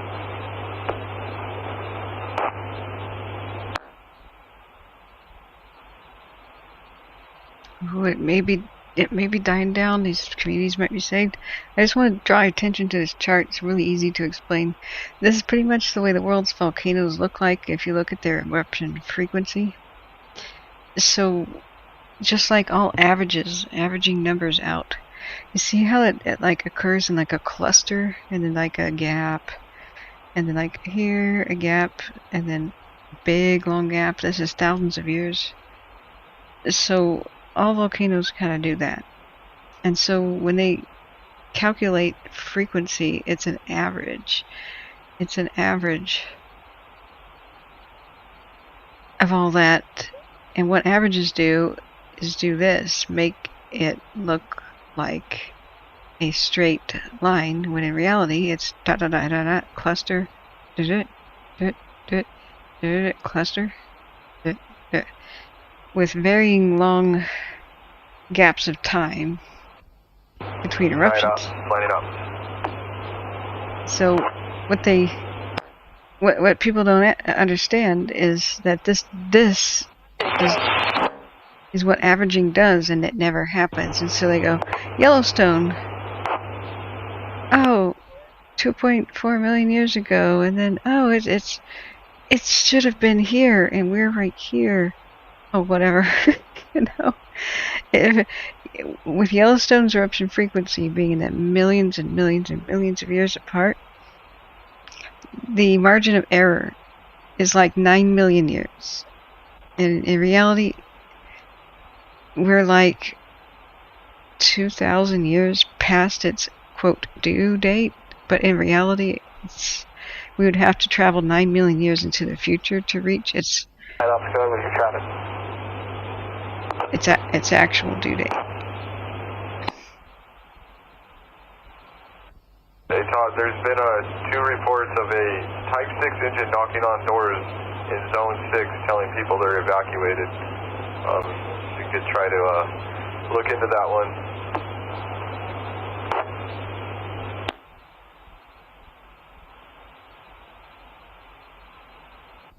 I copy. We'll get on that. Thank you.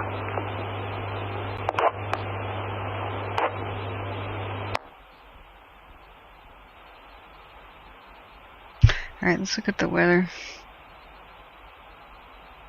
Hopefully, this flare-up will meet the dying down time of night. And we'll have some sort of a midnight miracle where all these little communities at risk kind of give them the window of opportunity they need, just like we see at Hayfork time and time after time, Herlong too. They flare up and they look ferocious, but they do it at the end of the day, and then they die down as this Pacific storm moves past. Let's see how. Let's look at. Sorry, I didn't mean to click away from Windy. Has it moved past? Ouch. When it does, it'll probably just settle the heck down. So let's use the power of Windy when it looks good.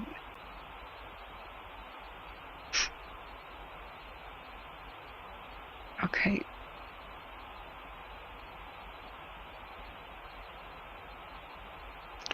Did it go past? Where's the clouds?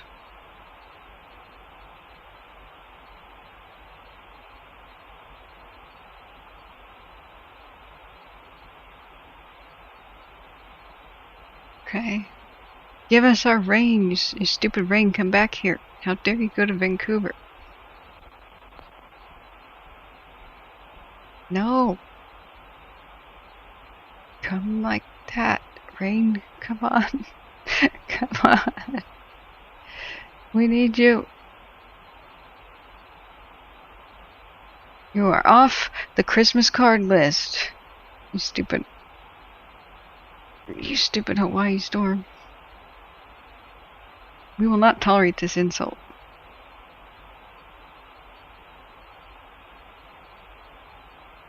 Alright, it may take its sweet time moving past. Let's look back at Earth. And since I've been awake, well actually I've been streaming for about 25 hours in a row, a reminder about that. My ability to remember the weather forecast from this morning is intensely compromised.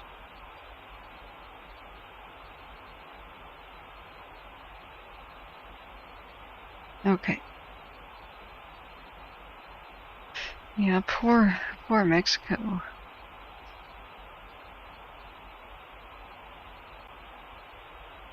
Still gonna get a little bit of that wind throughout the night.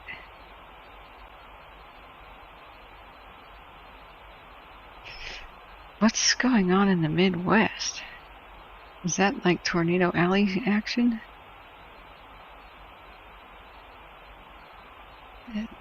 Indiana's getting slammed.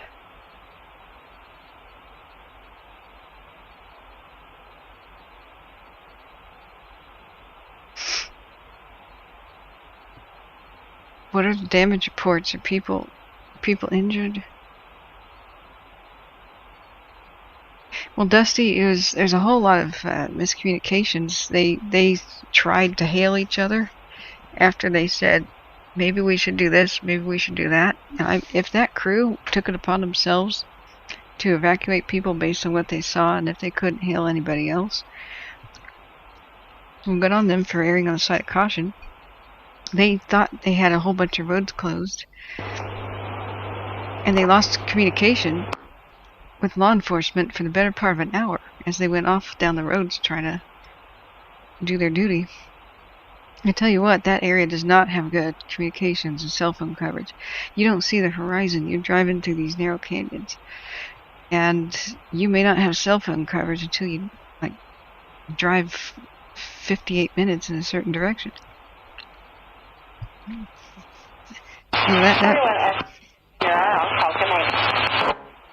That is the land of dial-up out there. Oh yeah, you're not blaming him. It's okay. But yeah.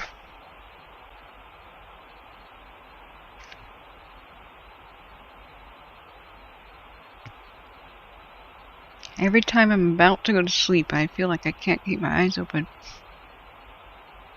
Stuff like this happens. SHGHL, thank you.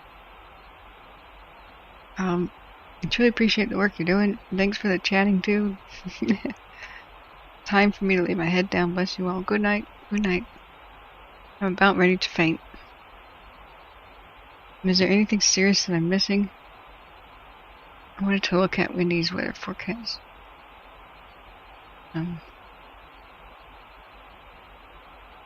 This is a fascinating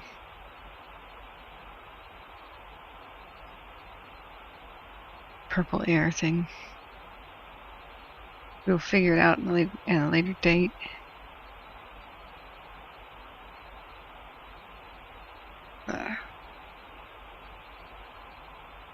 Okay, here's a wind gust chart as I was struggling to look at.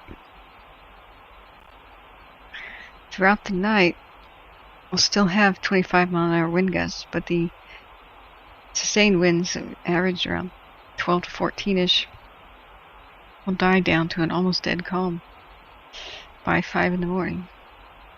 Well, even 2 in the morning. But the winds won't change direction. They're going to be blowing almost due east. These west winds will blow almost due east until 11 in the morning. And there will be a swirly doodad. The worst might be over, although it's not going to be fun, with the potential for 25-mile-an-hour wind gusts throughout the night until 8 in the morning. And they're still there at 12 miles an hour gusts. But that'll be a heck of a lot easier to deal with. Source leader Yanez from Coffee Structure on command. Oh god, my raging headache. Thanks, come back and see us, SCDHL. Beware the swirling doodad. Yeah. Hey, True Herb.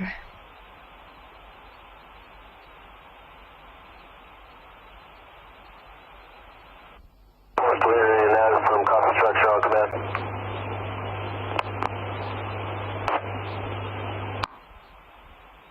Hey, Serene, by the way. Gosh.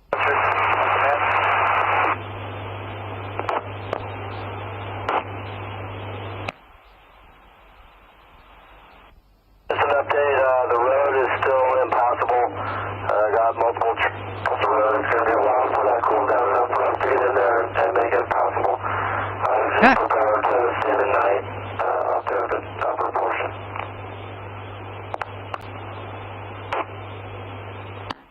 spending the night? The day crew spending the night, is that what that means?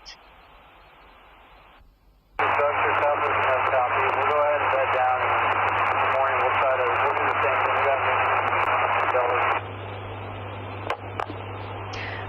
Look, Wicked, look at the Constantia cam. Isn't that marvelous? Also, for accountability, are the owners at 30, house 30, are they up there with you?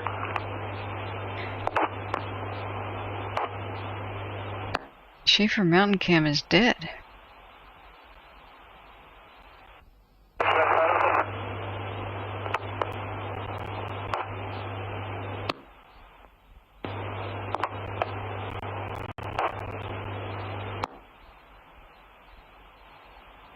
Copy that, they're at counterpoint, it's looking pretty good up there.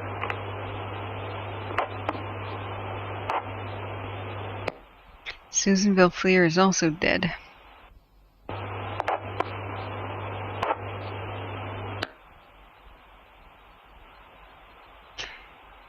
That was unreal. That was the article I read yesterday. Structure fire contained by personnel from the Dixie fire after a man shoots himself and starts the blaze.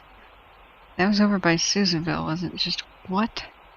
You've got to be in a bad emotional place to do that to yourself. He was in stable condition after being life flighted, from what I heard. But they raced from several different divisions. Did you guys hear about that?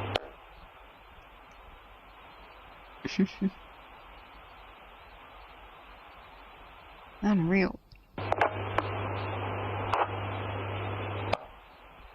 Oh, 3 winters. It was 2 civilians that stayed at Coffee Creek Road as fire went through. Firefighters located them, again uninjured.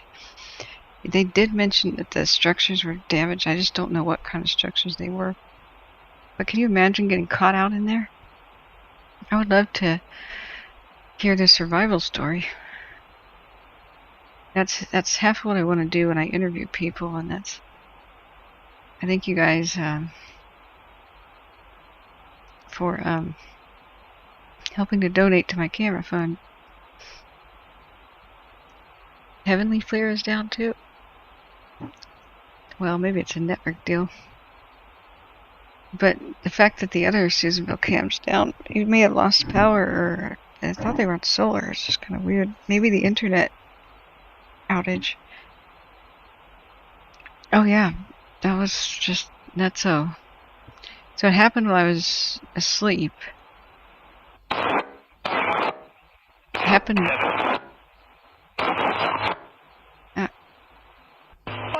Caltrans is 1097, you'll be 1019, 155. Alright, I'm gonna mute the Caltrans stuff. So I wake up and people said there was a structure fire somewhere in Lassen County, and I was like, really? They're like, yeah, it spread a little bit to vegetation. And I was like, oh no, how'd that happen? And they're like, well, you just should read about it. And I put it off for hours, and I was like, okay. I didn't know it was this. Monday, this article was written around 1:21. So on September 5th, mind you, that was yesterday I read it, so it was about Sunday, I guess. Is it? Yeah, yesterday I read it, so it was about Sunday. On September 5th, at approximately 2:40, Lassen County Sheriff's Office Dispatch Center received several 911 calls regarding a structure fire and a gunshot victim on Wingfield Road. Deputies from Lassen County Sheriff's Office, fire personnel, and SEMSA ambulance were dispatched to the incident. As deputies arrived on scene, they located a male subject suffering from a gunshot wound. The male was lying on the ground next to his residence as fire quickly spread throughout the home. Deputies dragged the male away from the home as it became fully engulfed. After getting the man to a safe area, deputies began life-saving efforts. As this was going on, other deputies began evacuating nearby residences as their homes were immediately threatened by the growing fire. It was spreading to other homes. Fire personnel began arriving on scene and engaged in an active firefight to stop the spread to the nearby residences and property. The fire had spread into the surrounding vegetation, and firefighters were able to contain it. Several fire agencies responded, including Cal Fire, Susan River Fire, Susanville City Fire, Janesville Fire, Standish Litchfield Fire, California Correctional Center Fire, Lassen National Forest, and 2 private water tenders, which had been on the Dixie. So even the prison sent some of their fire engines, prison fire engines. 2 CAL FIRE helicopters were then utilized to drop water and assist the firefighters on the ground. Susanville CHP also responded to assist with closing the road.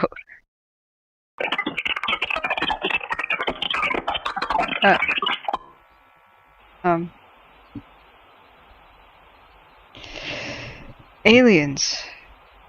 Okay, back to my article. The SEMSA ambulance arrived on scene and took over medical care of the male. SEMSA transported the male to Banner Lassen Medical Center, and he was then flown to an out-of-area hospital. Is somebody on sideband and they just not know it? Due to the quick action of the deputies and the medical care that was provided, the male was in stable condition at the hospital. What? The preliminary investigation showed the male subject intentionally lit his home on fire and shot himself. The investigation is still ongoing, and anybody with info is encouraged to contact Lassen County Sheriff's Office at 530-257-6121 with information.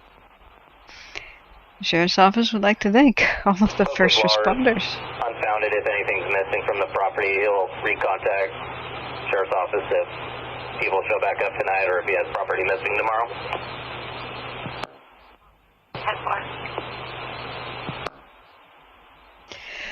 Yeah, the investigation is still ongoing. Anybody with information is encouraged to call the Sheriff's Office.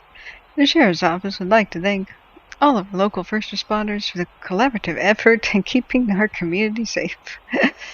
Sincerely, Sergeant Dustin Russell. Wow.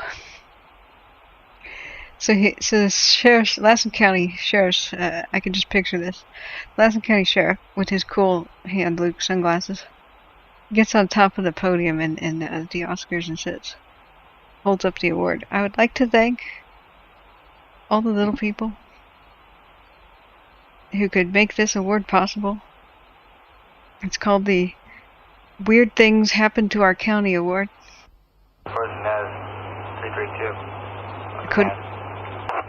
Lassen County couldn't have done it without you.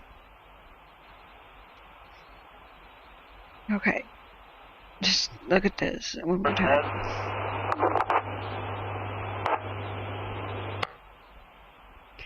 Yeah, Dusty. I've actually known somebody who did that. About the road being blocked off still. I'm going to go ahead and take my engine module to Big Flat and plan on bedding down for the night.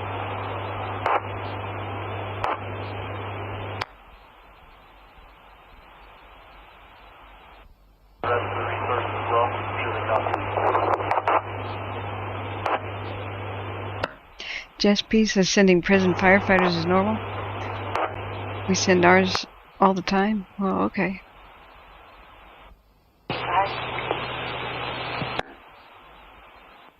So Paul 17-300 George Mary Paul. Smitty says tourists. Oh my god, Smitty.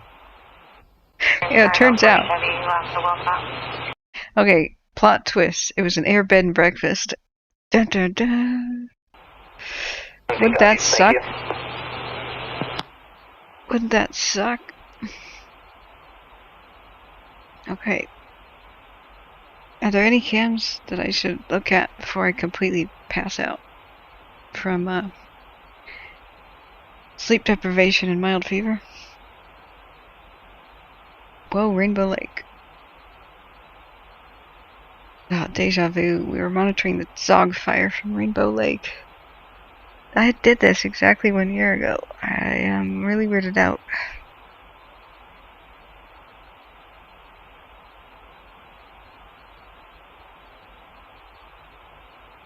I think we should rewind to 2016, guys.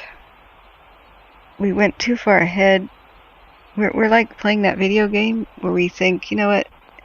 We don't need to do the tutorial. We can skip ahead to hard mode, and we don't need the good gear. We're elite. We'll just push the envelope. Nope. Let's go back to level 1. Let's go back to 2016. That was a good training wheels year. We bit off more than we could chew.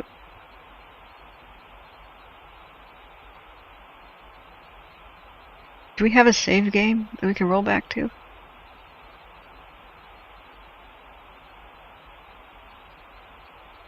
Smitty, that was one of the best comebacks, though. Smitty says, what is Serene Sapphire? Did you tell a sweet story? Okay. Yeah. I'm not amused. I am really disturbed. I'm at that sleep deprivation, like, wow. State of mind. But I am having bad flashbacks. Somebody I know very well tried to burn down their own house and kill themselves.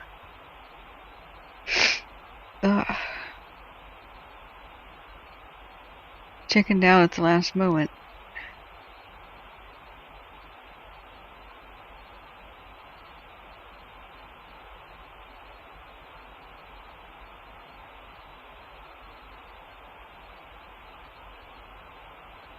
It's the beginning of a cascade, the way the rest of the family is affected by that.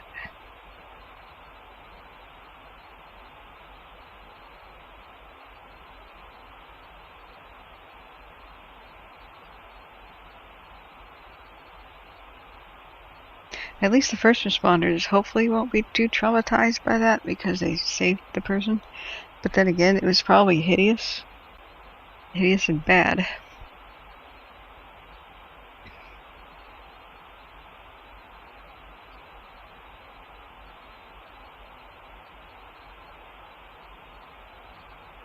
I actually talked to some of the first responders that did respond to the person I knew who did that, and they were blissfully unaware that ultimately she didn't make it.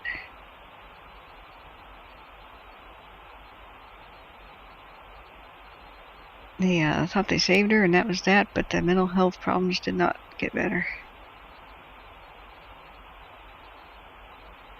But we are all under stress here. That's why I hate drama. I don't understand why people want to intentionally harm each other and cause things. It's just, do you not see what's wrong with the world? Why would we add to it? We got quite enough on our plate. We gotta support each other.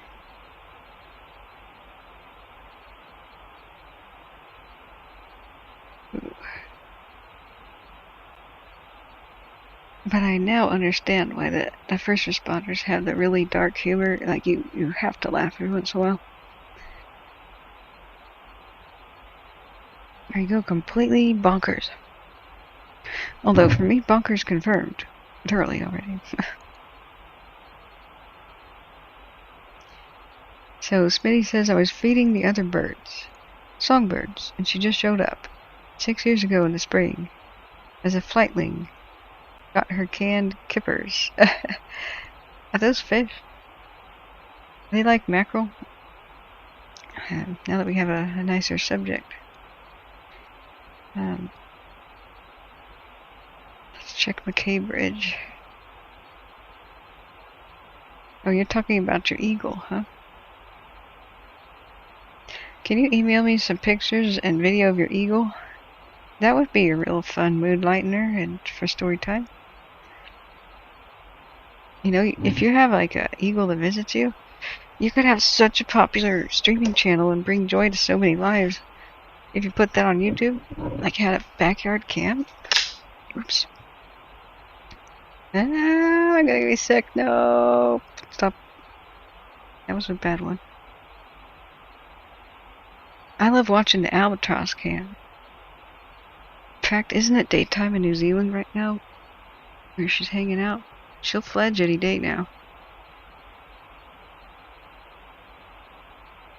I like the way it got real quiet on the radio. It's still going.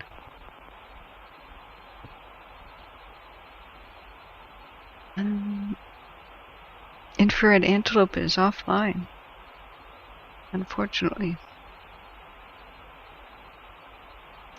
So, is that an eagle's way of saying she loves you if she just, like, takes rotten meat and decides to dump it on your face? Sounds like dumping all over your yard. That's what you were describing earlier.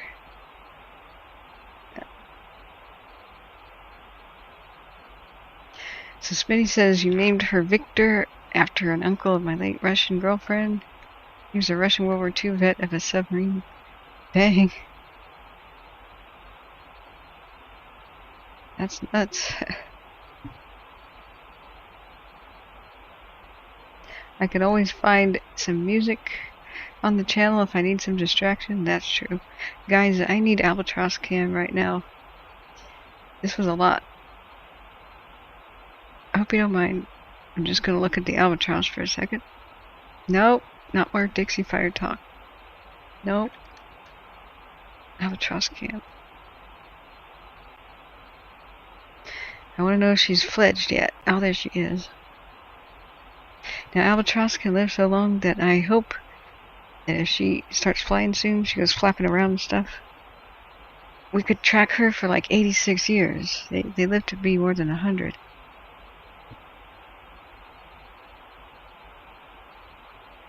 There have been some really nice, soothing flights of albatross in the background, and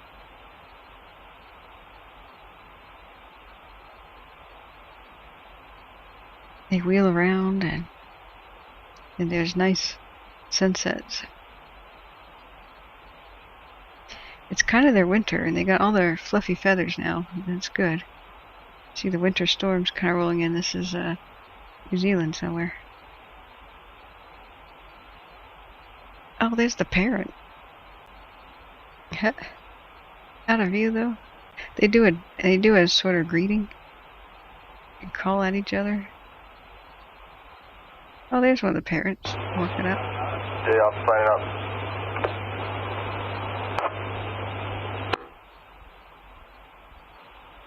When they land, they kind of crash.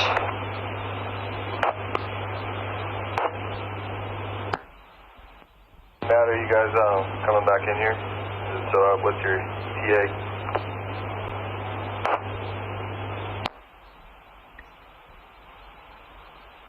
We're northbound on 3, we're about 45 minutes from ICT.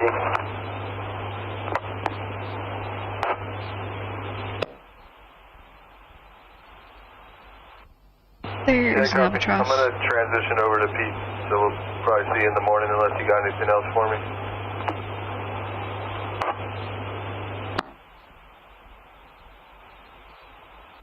Some rest and then we'll get organized in the morning. Yeah. Gabby?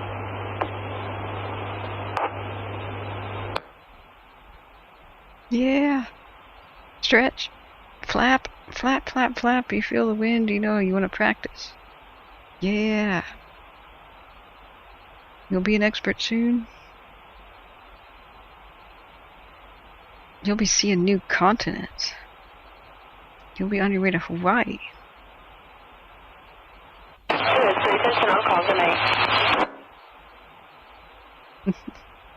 What's all this, Albert Ross? This is decompression. I haven't done the thing where I do something I want 1 hour of my day.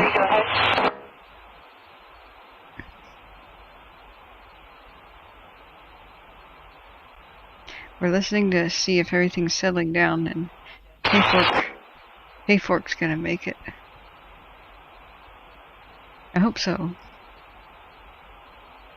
Flap, flap, flap. Whoa.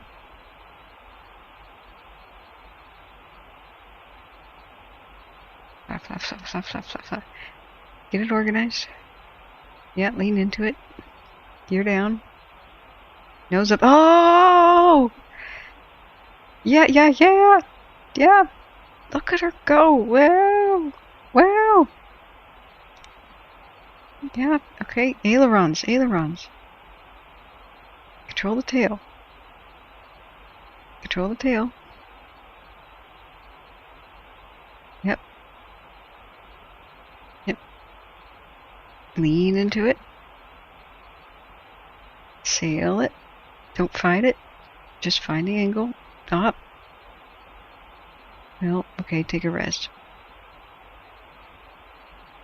Yeah, landed back on the carrier pretty well.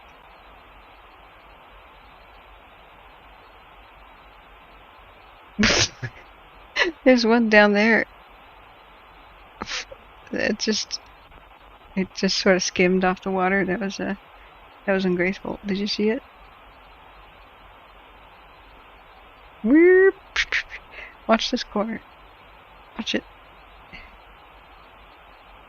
There's one down there like, I can fly. Whoop. Rip, rip, rip. Splash. Seagulls on steroids mostly. And Big Dog, I was going to say something earlier in the chaos. You mentioned that last year at this today, we had 101 mile an hour wind gusts clocked at Mount Hood. Yeah, Opus, you've been lurking? Oh, cool, cool. Yeah, I need to relax. Gotta relax. It's a girl. Yeah. I always thought it was a boy, and then they came out with a little plastic, you know, those like 1960s bright orange clothing hampers. It's like a little basket. And they grabbed her one day when she was just all a fluff ball. And that's how they weighed her. And they had to kind of pinch her beak. And boy, did she try to bite the living daylights out of them. Just. And they weighed her every once in a while. And they grabbed a feather and did a DNA sexing. It was female. But they're not sexually dimorphic. They're sexually, what is that, anamorphic? They look the same. But she's a little character. She's kind of a brat. She loves her mom. Her mom lands and she's like, oh, feed me. And her dad lands and sits down next to her, and she just turns her back to her dad all the time and presents her rump. And one day, the unthinkable happened. The unthinkable happened. I mean, it was pretty bad. It was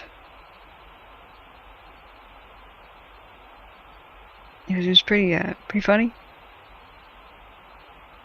I mean, she really hates her dad. And so this is somebody's clip. That's when she was a wee thing. Don't ask me why, I've never figured it out. There's Rain and MC. Good. Yay, Nicole. Yay.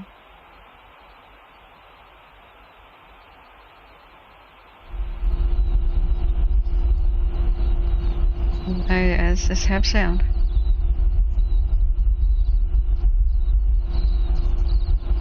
Can you feel the ocean breeze?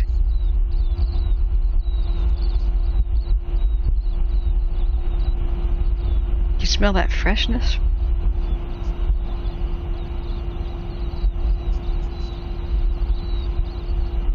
A little bit of sweat on the brow, and now it's cooled off.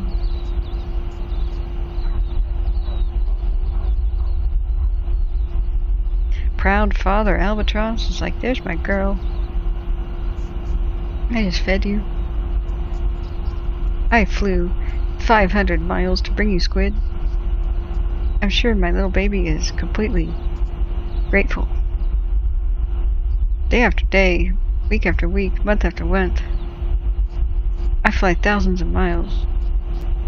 Now that is an Uber Eats delivery. It's okay, girl. You don't have to tip me. You're my progeny. It's technically my job. No, you don't have to thank me.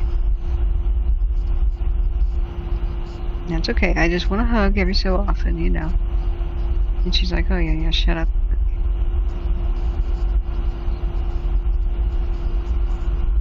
He's like, yeah, I'll just take a nap again. I'll just scratch myself. Stretch.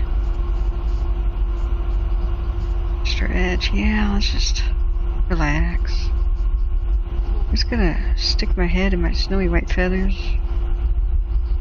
So soft and cool and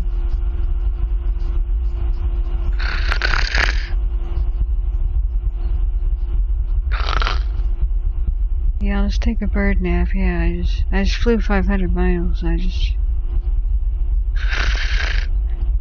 Yeah.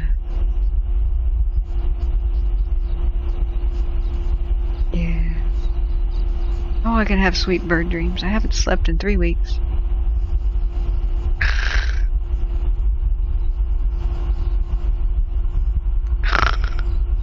Yeah, relax time. I just got done preening myself and bathing in seawater. I'm so clean and relaxed. Got my family here. There's no predators. I can relax. This is my weekend on Shasta unit. Just had a copy of Bolo for officer safety information for...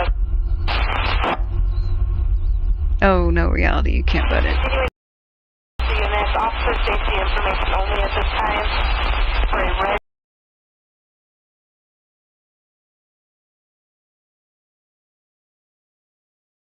Oh my god. Of 9-6 of 89.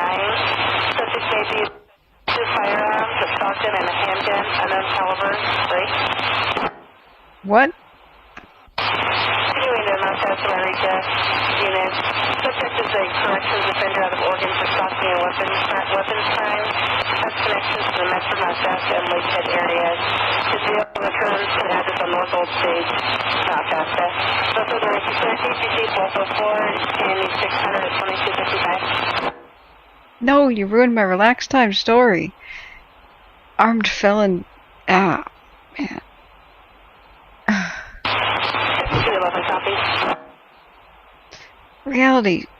Stop. 413 copy. Oh. 412 copy.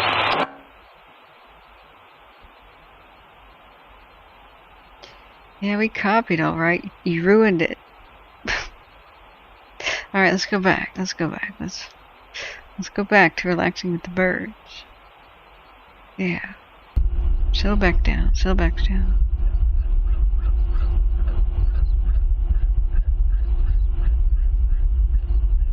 Like, daughter, I'm trying to take a nap.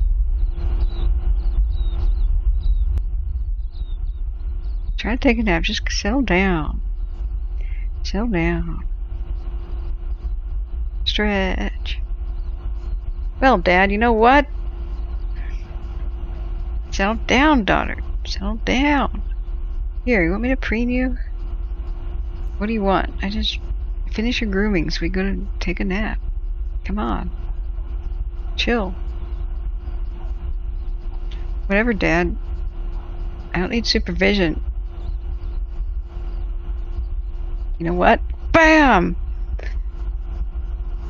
Now I can settle down.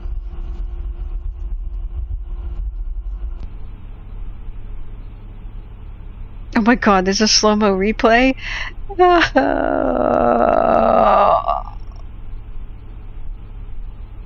He looks down at it like, you did this. Why?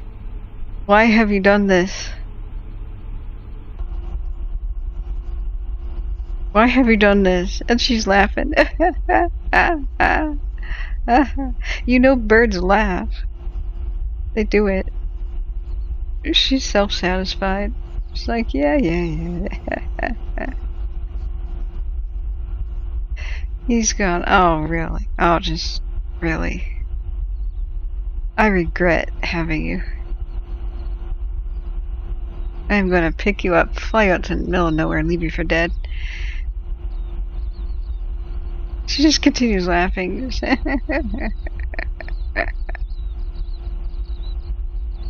Yep, those are kids. She's like, are you seriously?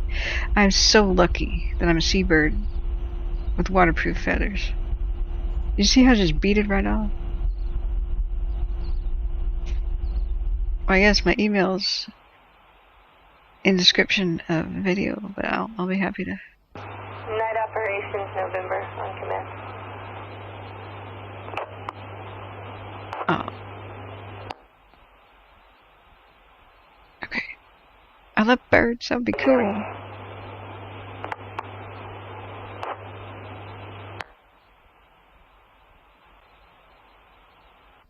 At your location, is there a place Scott and I could tie in with you?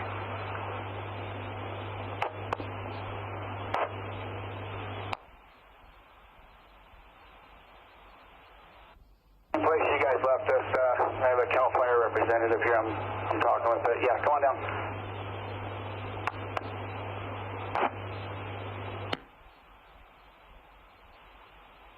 Here's the Caldor chick.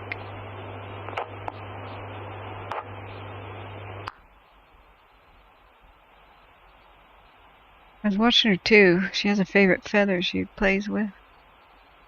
Where'd she go? She didn't fledge, did she? I mean, why would they have a cam if she fledged?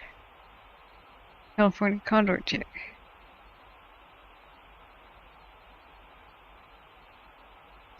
Oh. But bird cams are really sweet. And I'm doing my rule. You don't burn out. You don't get super bummed out if you do spend 1 hour of your day doing something you like. Trying to do that. Let's look at Trinity County. Do we have any new evacuation stuff? We've been listening. I don't think so. Just gonna make sure I'm not missing anything critical. No. You're full of East African food. True herbsman. That's great. Have you got the couscous? Yeah, guys, I want to do a story time, but like low energy. Did you guys see the Albatross landing? I think I showed you before.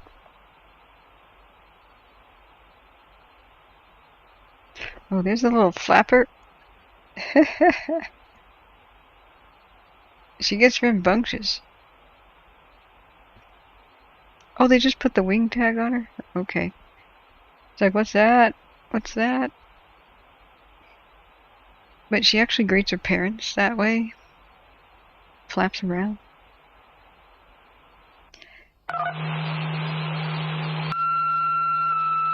Ah! Stop it, reality. Stop. Aren't they the most beautiful birds? Milwaukee City Fire, third tone, engine 2669.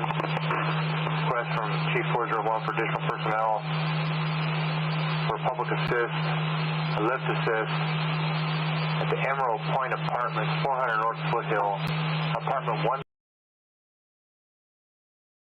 Fire 2301.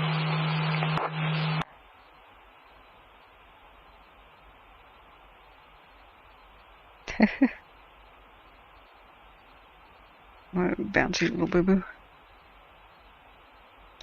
The cutest part was when there was a favorite feather that the parent dropped, and the chick grabs it and was just going to town with it, having a ball. And the parent notices this and plays keep away for the better part of an hour. And then they fall asleep on each other. It was absolutely adorable. And there's something about watching birds sleep. Oh, we could watch a movie. All of these are terribly disturbing movies. What does it think I want to watch? Wow. Willow? That is all kinds of disturbing. Bicentennial Man will break your heart. Deep Blue Sea, Giant Shark, okay. Yeah, this is soothing. Blood vessel. Grizzly man. I still have the nightmares. Wow. A documentary about the guy who decided that he was a bear whisperer and that he could walk up and touch grizzlies. Wichita State football team plane crash. Oh yeah, this is dark. YouTube. Oh, dangerous short circuits. Yeah, YouTube, stop. Yeah. Oh, this is funny stuff. Owl Kitty is funny. Live Penguin Show. That's partially why I do what I do, is Live Penguin TV is 1518 en route by QP to the Forks of the River Complex. every night in Australia. 2203. Every night in Australia, there are experts standing by to answer all of your penguin questions for hours on end. And I thought, well, if they could do that for penguins, why isn't there somebody ready to answer fire questions? Begs the question.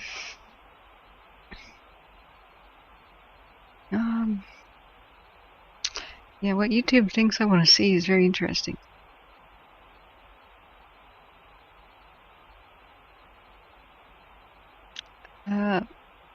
Fatal airplane crashes are next to the Dry Dock Historical Warship Show, which is awesome. Next to Union Pacific Gas Turbines train documentary. That might be plenty of... That would be cool.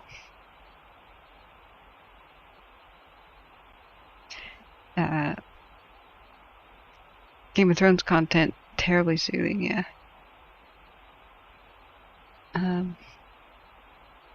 I made a little house for in my home for a chipmunk. Now, we raised one by Almanor, Lake Almanor. We had a chipmunk. We found it in our burn pit. It was abandoned by its mother in a pile of ashes that were cold, thank God. And I thought it was dead. And my sister picks it up and revives it.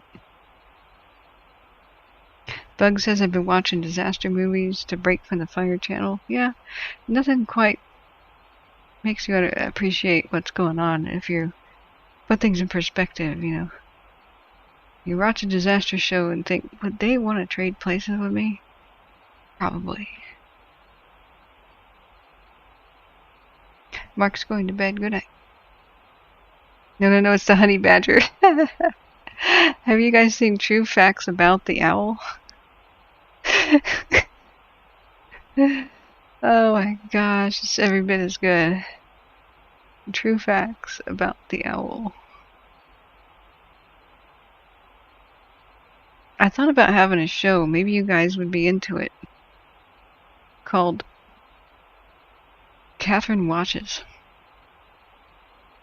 Or Watching with Kathryn, something like that. And I would get permission to just commentary on the randomest, most funniest stuff. Would you like it? Oh my gosh, Husky. Why was it deleted? Wow. I think that's a little too savage for the family-oriented content. Have I seen something? Dusty says, oh, and this is the thing. Apparently, streamers are supposed to allow their family to pick the content, and especially if they donate, to do them a favor. And then it's exciting. You know, you don't know what you're about to watch. But you just get links randomly. Whoa. Okay, Dusty, whoa. Water bomber at Trans-Labrador Highway accident? Whoa. Really? Okay, I don't want to spoil it. Okay. I'll have to get a webcam for this because I hear that my facial expressions are priceless. Okay. Per Dusty's request. Dude. Oh, well, you guys should get lots done this year. You know, other than yes. Yeah, that's right. We would have. We were planning on having everything tied in this year. Don't you know? It's Fargo, Margie. What? Dude, you're gonna stall.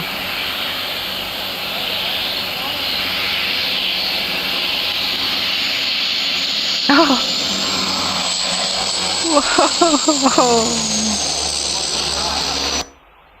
Whoa! Dang! That is pro. Didn't even collapse it. Yes. Now that's a thing of beauty. I didn't know Craig Philippot had a YouTube channel. His work is dang awesome. I retweet it all the time. That was sick. That was totally sick. When youth and such say that, that means it's so good. It's disgusting. It's a compliment.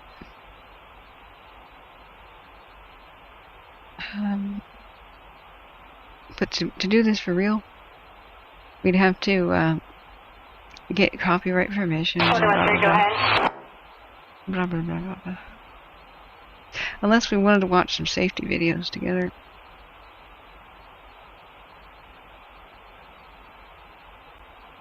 Works for the United States government or any government. Kern 11.3, yellow 421-2357, 729 check, and 94. Whoa, Urban. Why did you ban him? Urban. Retract your clause. I'm sorry, Husky.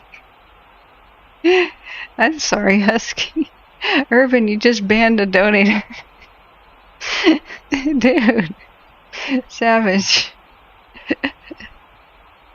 Yeah, we gotta keep it around PG. We have entire families that gather around the iPhone, you know, at night to...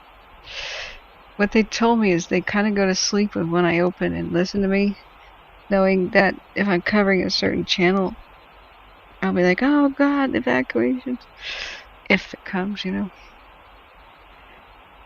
And plenty of people go to sleep. Listen to me. Super Scooper's raw video. So we can go with any works of the government, things like CAL FIRE.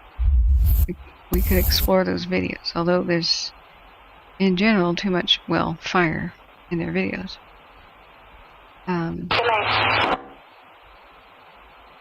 They have aircraft stuff, though.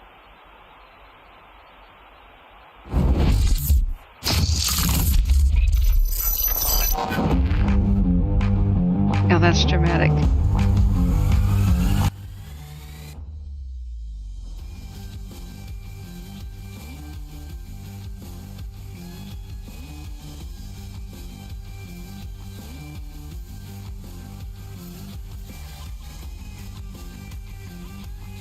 Yeah. All right.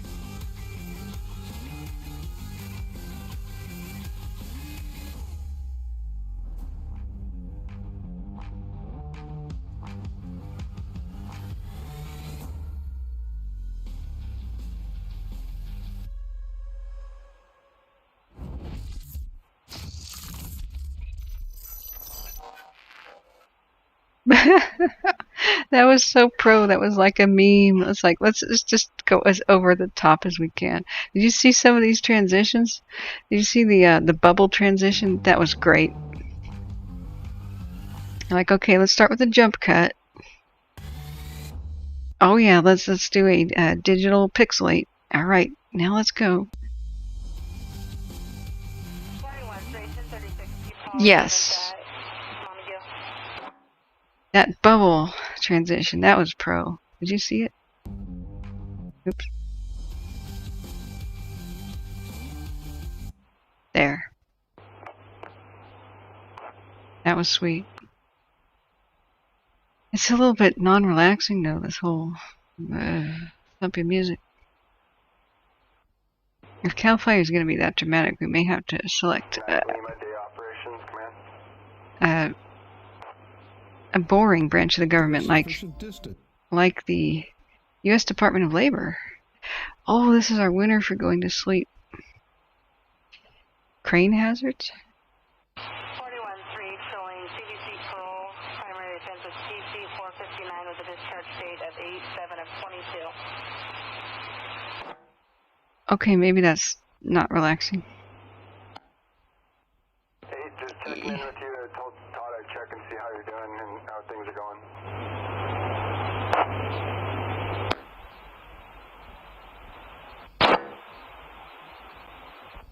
Multiple spots.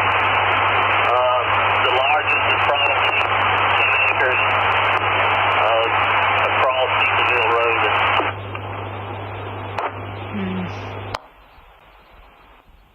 Okay, I copy. Are they growing and are they going which direction?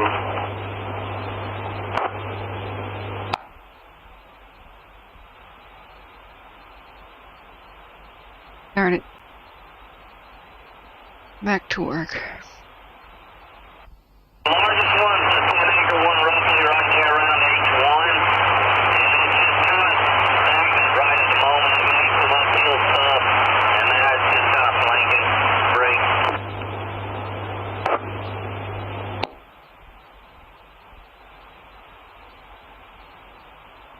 Just Another Grass Fire is a good safety video to watch. Okay. We've got spots down across the 17th road and one up across 93 east of the 17 road. 17th road. Okay, I copy. Are they growing, or can you give me some info on those ones?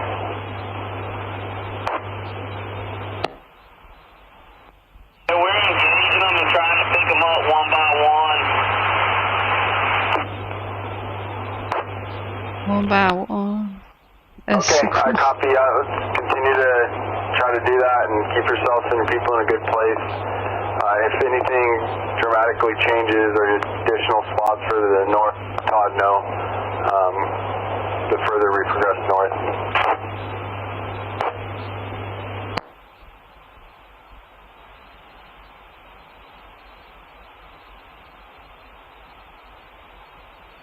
Susie says I frequently play this live stream to relax too. Oh yeah, Husky, that was even purposefully over the top. I love that. That had the right mix. New feature at the water park. Oh hey, Opus. And Nightly, my copy, section 16. Tahoe Bears? Oh, I don't have the drop box right now, Susie. And I'm getting a raging headache. I have to look at something really dark. Phew, okay. Night operations, I copy direct. Just confirming section 16 now has spot fire in it above H1.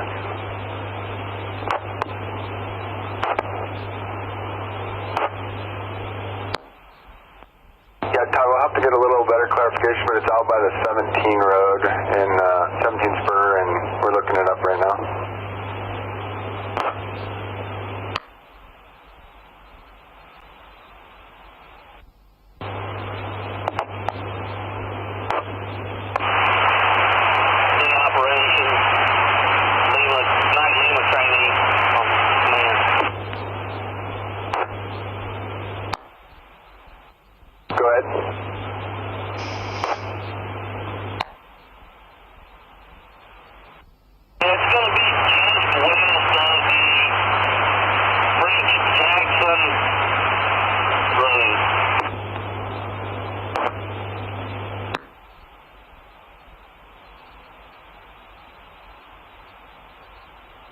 Have you guys seen? Copy. We're looking it up. I appreciate it.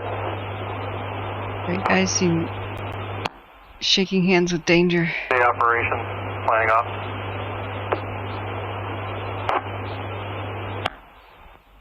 Pete. Oh, it's too bright. Day Lima came in and gave us the information on location. I've got it here if you want to come see it. I'd like to look. Okay, It's just I'll a be little back too there bright. in about 10.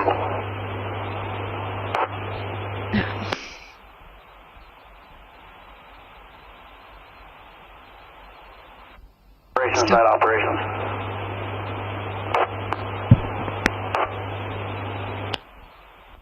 Go ahead, Todd.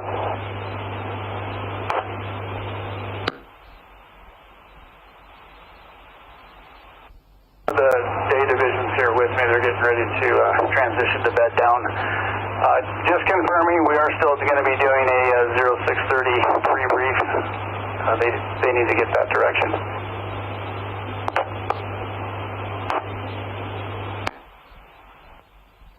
Yeah, Todd, we're going to need to coordinate first thing in the morning and figure out where we're at and reorganize a bit. So yes, we need to.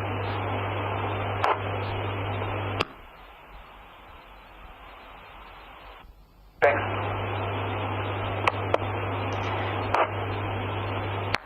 This appears to be taken off.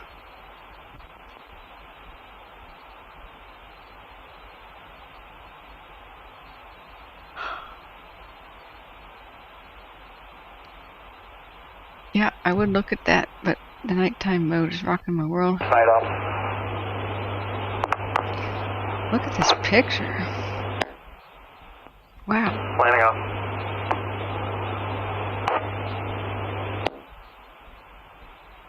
This is amazing. We're going to start transitioning some of the day resources here down in Coffee to go bed down. The question is, can you contact the new spy camp and make sure they hold meals for these folks?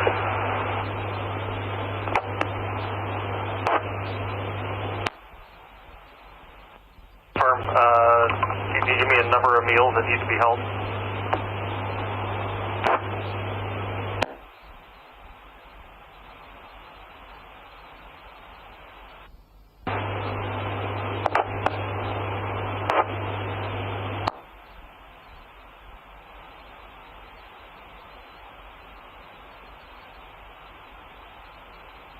I want to hear about the meals.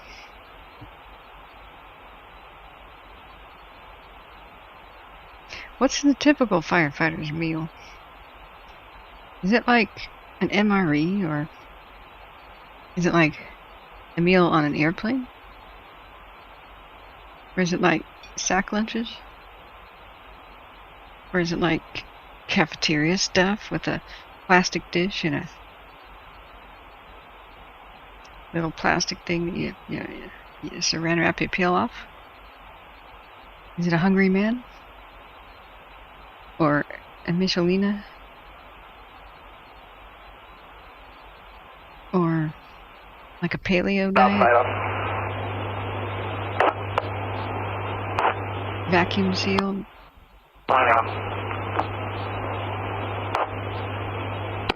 Is it like a undigestible brick of... Roughly about 150 meals. I'm sure they already brought them down there. We just want to make sure that there's going to be servers ready. Is it like a sailor's hardtack? Otherwise, I'll see if I can get a phone number.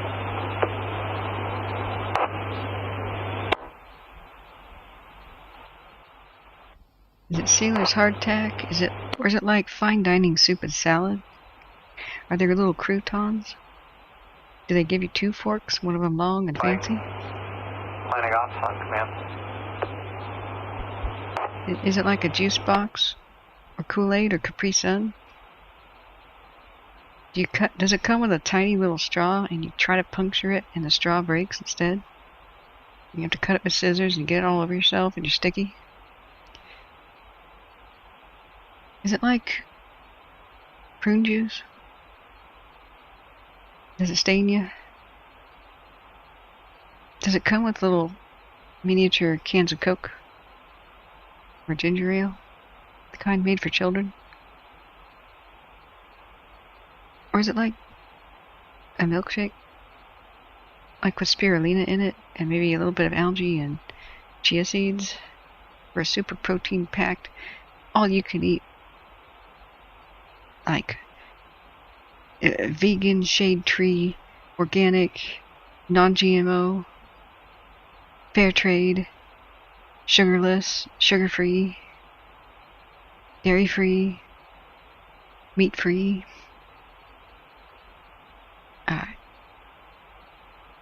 taste-free, kind of a green paste. Is it like a power bar? Or like a Quaker Oats bar with chocolate chips? Chewy chocolate chips?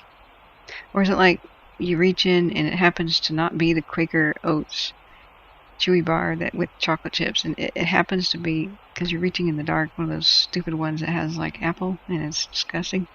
You're like, dang it. It's the same kind of that you feel if you get a cookie and you expect it to be chocolate chip and it's raisins. Do you feel betrayed when that arrives? Or is it like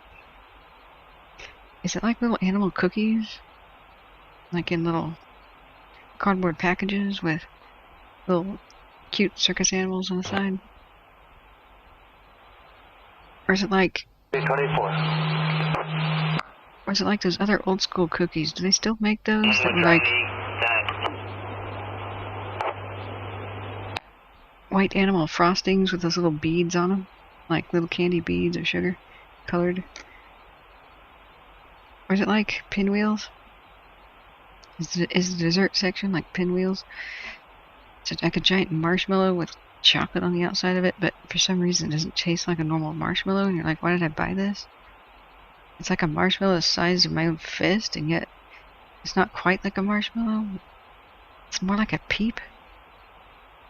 Oh. And why can't it be dark chocolate? I would like it at that point, but...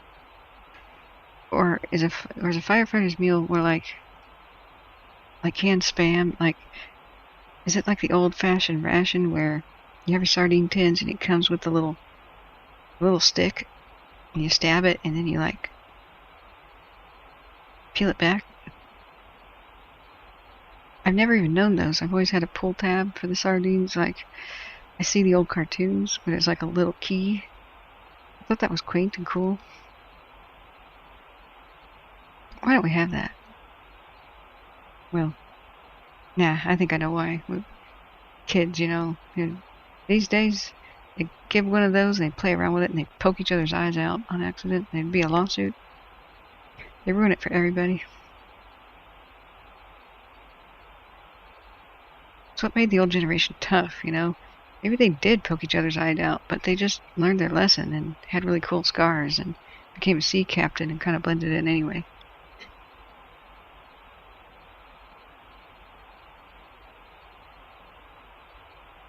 As a firefighter's meal, we're like peanut butter and jelly. Or like some sort of a stew with mystery meat. Some sort of exotic spice that you can't quite place.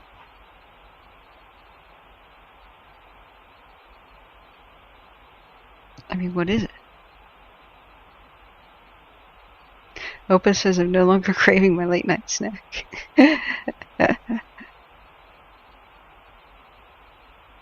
What are we watching? We're listening to the updates.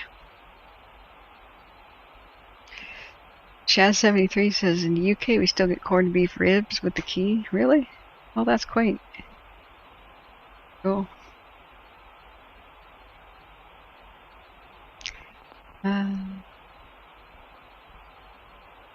Shaz says I've sliced many a finger on those key cans. Amateur. No kidding. Trinity, Mike. Signing off on command. Jeremy Eater says if I was out there, I'd have a Camelback full of iced coffee. That's cool. The Camelback, is that like a sack on your back with a little hydration tube? I saw some hipster bicyclists going up one of the slopes of the Blue Mountains. And she had this funny little, it was like a water sling on her back. Instead of like getting out the water bottle, because that's, you know, for losers. She had like a straw on her shoulder and starts sipping it. You see this liquid come through these little clear tubes. Cobra Commander said in the 40s, my dad was a wildfire fighter. Oh, that's cool. They got leftover World War II sea rations. Wow. What's a sea ration? The analyst says mac and cheese. Lol, speaking of which, I love mac and cheese with rice, garlic butter, or rice. Well, do you add tuna like a real man? And a bit of Tabasco? Do you look hard and long at that sauce, at that picante sauce, and squint and say, hey, hey, hey, I can't eat this, bring your light over here. And wait patiently until somebody clicks it on, and you adjust your glasses and say, wait, and you take that bottle in a rage, that glass bottle, and you smash it on the ground. You say, this picante sauce ain't authentic. This was made in New York City. And the rest of the firefighters' heads turn all up and down the line, even 5 miles away, and they all say at once in unison, New York City! And they all spit in disgust. Urban says, okay, good night. I hand my wrench in back to Kathryn. Hey. Get a rope. Oh, man. I think I've scared away another one, guys. Kat, you never finished your comments about the organ fires a year ago. Okay, yeah. Oh, I'm sure this latest interruption will make me forget what I'm about to say, too. You'll just have to suffer. I'll probably go live again in 37 hours, and you just won't know.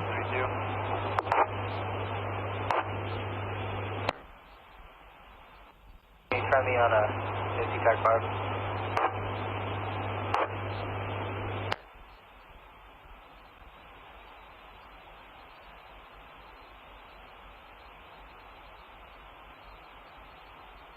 Maybe there's a playlist.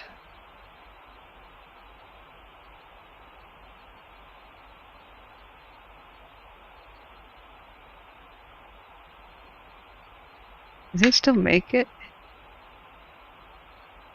And we can watch commercials. Those don't have copyright strikes. Oh my God, there's a playlist. Oh yeah, guys. We can enjoy this. Husky Eagle says, who knows what government cheese is? Well, maybe it's like Taco Bell cheese, which I'm not quite sure is an edible food product. I mean, you look at it, and the cheese is really grated really thin, like suspiciously thin. Like, I've never seen cheese quite that fine. You'd think it would lose structural integrity, but it somehow remains like a long snake somehow, which is strangely soft and malleable, but at the same time a little bit stiff and yet transparent. At the same time, as highlighter orange, as a post-it note. That ain't natural. I think it's just some sort of a form of plastic. How would we know? How would we know? Read us a minor story? I don't know, maybe we can do that. Hydration. I didn't look at chat for a while. I gotta go up and see if anybody laughed at my jokes and just how many viewers we lost during that. Tins, not ribs, darn these arthritic thumbs. Shaz. Oh my god. Oh, James says, does anybody know where I could buy fire retardant to paint my cabin?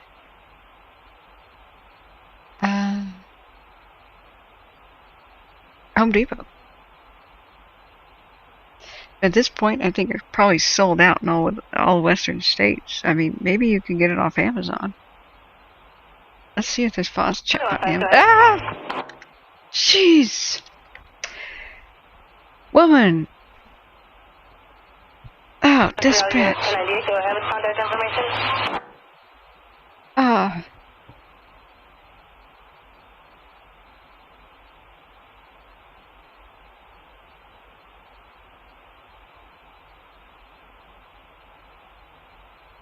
Fast check Wildfire home defense.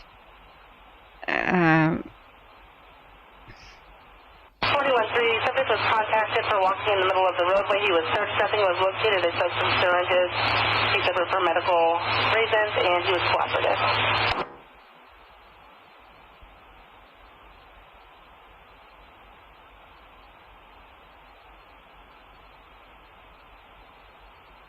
Alright, definitely not the bug spray. Pretty sure if you slathered your structure with it, with Ortho Home Defense, well, you might get a surprise when the ember lands on that. You might not just have a blazing structure fire, you might just have some sort of a chemical release, and you just might, if you're lucky, cause a disaster big enough. Get your very own United States Chemical Safety Board video. And that would be kind of epic in its own way.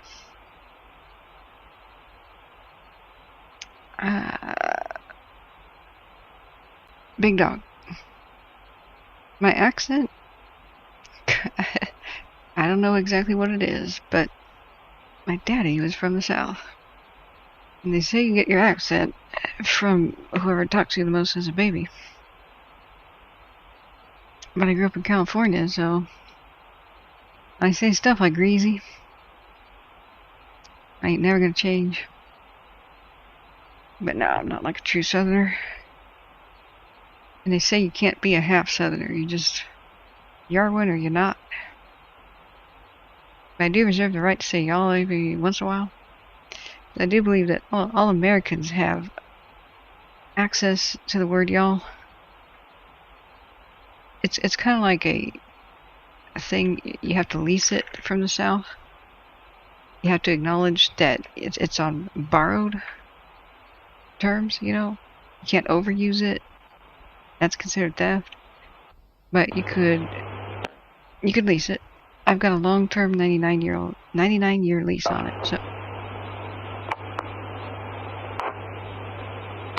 Steve, 1989. Yeah, I got a hold of base camp at Trinity. They brought about 80 meals out to people, and they've got about 40 to 50 left. 40 to 50 what? Left? Oh. Yeah. That should be enough. We'll advise if it isn't, but if not, we can adjust.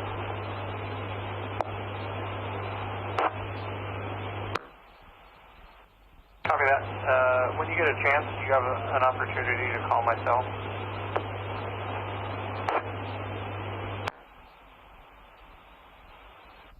Looking for a cell service site near here, but they did fold the cell cow down at Trinity Center. So give me a few minutes to figure this one out, and I'll give you a call here in a minute.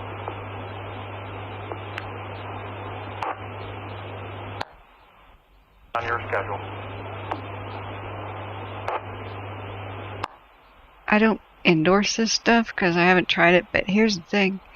If I get my camera, which with your kind donations I'm getting closer and closer to, I'll work with the local fire departments and make videos like, let's buy this stuff and test it. Let's buy the fireproof blankets and see if they're like fake, you know, from China, see if they work. I bet they'd love doing that, like fire testing products sold on Amazon. I bet we could find some fakes and warn people too. But there's Amazon stuff. You get, it's only 42 cents per fluid ounce for a 5-gallon pail, which is $270. But, you know, you don't slather it on with like a butter knife or anything. You mix it with water and I'm sure it goes far. It's non-toxic, eco-friendly, no PBDEs or toxins. Mix 50-50 with low-gloss latex paint. Paint? What? A coat wood, fabrics, paper, and other absorbent materials. NFPA 255, 701, and AST ME84 tested, Class A rated. Helps prevent spread from dangerous flames. So is it permanent? It's a paint? Ah. Oh, but darn.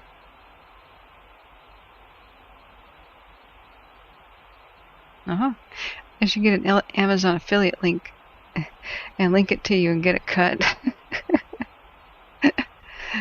A fire retardant spray for fabric. Hey Jazz, looks forward to getting you used to a camera. Yay! Thank you. I'm closer. British pounds, and that's more like it, man. And that is even more than $9. Sweet. I think I got like 14 there. So let's paint the house then. Heck yeah. Yeah, we would do fire product Mythbusters. We'd also, what I want to do is have a segment called the stupidest fire hazards from social media. Have you seen? We're gonna watch the Pace Picante ads in a second, of course. I will answer Big Dog's question. I swear to God, I will. Have you seen the orange peel lantern? I hope to God it was some sort of a hoax, but then it spread all over the internet. This guy calls it an emergency candle. Oh no, you just don't do this. No. Hi, it's Alaska Granny. Did you know you can turn an orange peel into a little emergency lantern? No, God, no. Just don't do it. I'm not trying to make fun of this person, but this is a terrible idea. Firefighters, what do you think about this? Yeah, we should test that paint and light something up. So, yeah, that's pretty cool that KCRA did that. Mythbusters with Kathryn. Fire Mythbusters. And so you're supposed to remove all the fruit and then fill it with kerosene. Don't do this, people. Because you know what happens? It deforms in the heat and it spills the kerosene all over the place and it's on fire. No. Everyone who demonstrates this puts it out immediately because that's all they do is they quickly show that you can make it. I'm sorry, I got a thumbs that down. Oh God, no. That person has way more subscribers than me and that's scary. I'm sorry. I have what? I have almost 7K now. You guys are awesome.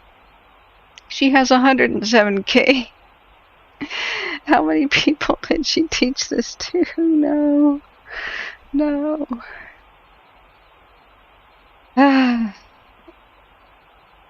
Okay.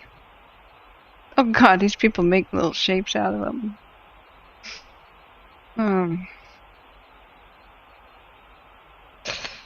Okay.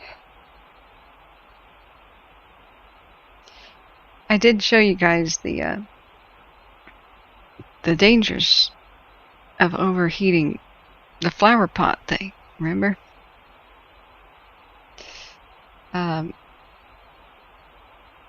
That if you put too many tea lights underneath it, there was a guy on a yacht and he nearly died in his own ship fire because he's sleeping in his yacht and he had like 6 tea lights into the flower pot, which was kind of attached to the side of the ship.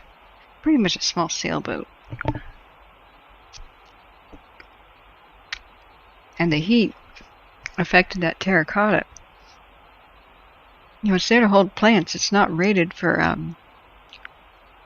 or inspected for cracks, you know. That terracotta expanded. It became a terracotta grenade.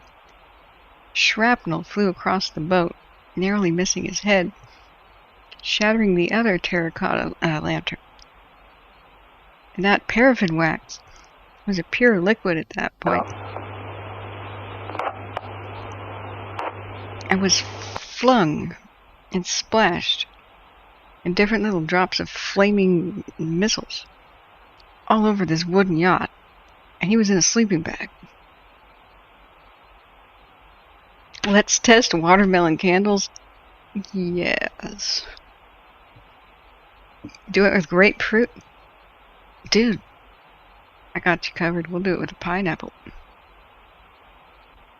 And we'll light the stem on fire. That'll be the wick, you know. So, the New York City.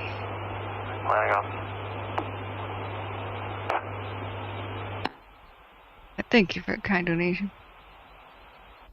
No Joyce trying to get any cell service down here. Is it urgent or you know wait?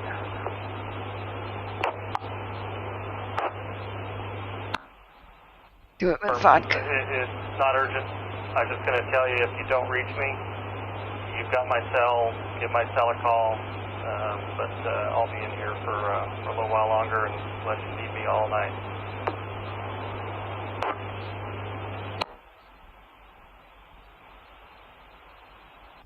It'll be a negative. If you need to bed down, I've got ways of reaching you. I can go through River Communications to get you up if I need you.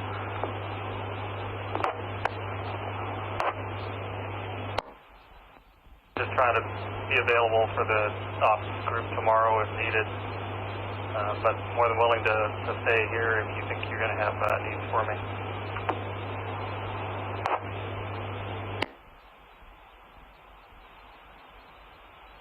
You know? Yeah. You can go ahead and get that down whenever you need to. Like I said, I can reach you through the communications.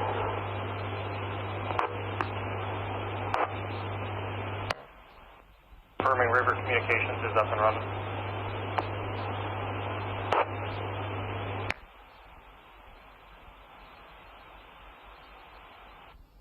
Yeah, affirm they should. There's 24-hour coverage. Break River Communications.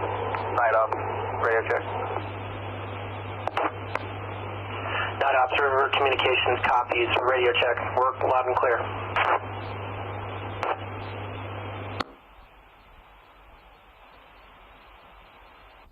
I need things from either planning ops or day operations. I'll go direct through you, and if you can contact them on their cells, that'll just be in the event of an emergency or anything else. I'll copy. Nope. Copy that. Night ops.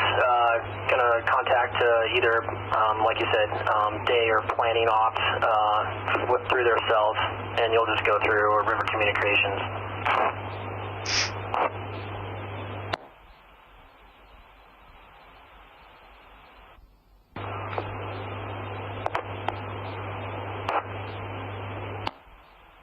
Caldor's pretty quiet to answer your questions.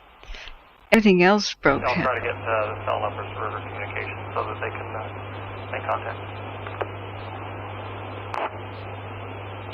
Everything else went to hell. And Caldor to Dixie East zones were actually pretty good, surprisingly. And we can't get much of a... Somebody at the office.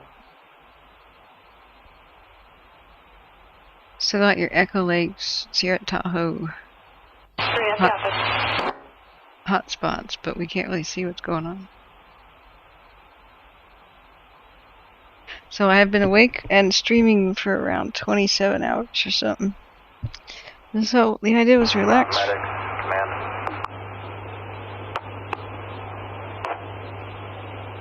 Relax and unwind for an hour.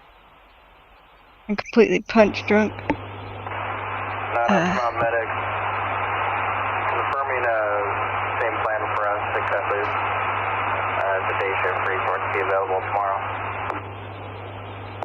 from sleep deprivation. I don't drink, but when you're this tired, you don't need to. Just have your cell phones on tonight. If I need you, I'll go through River Communications and have them contact you via cell phone. See, I hate this. Year after year, these firefighters are in danger, and they don't have the ability to even call each other. They're trying to work out how to check into each other with a regular basis in order to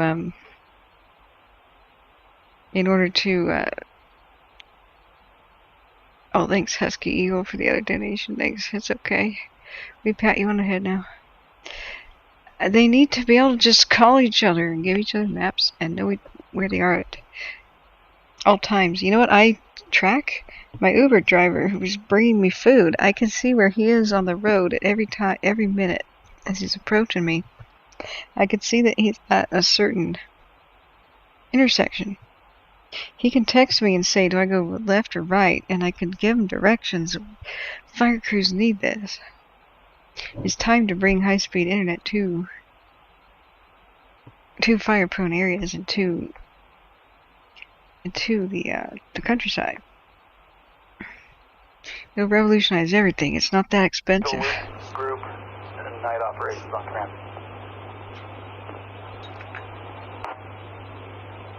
Not 5G anyway.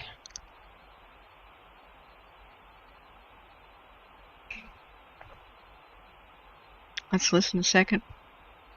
Then we'll pick up the pace. Oh yeah, 5G. You know what? If they don't have it, these fire crews should have a little balloon. Can you imagine a little mobile, say 1,000, 2,000 foot tether balloons? They're a little strobe light, and they can act as mobile repeaters. Yeah, Elon Musk, get that satellite going. That's kidding. Okay, so 10-4.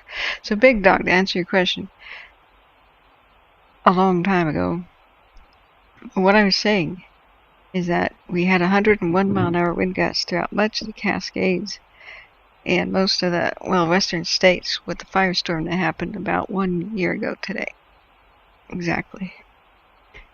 We were in hell, watching the disaster unfold, with multiple towns erased, multiple fatalities.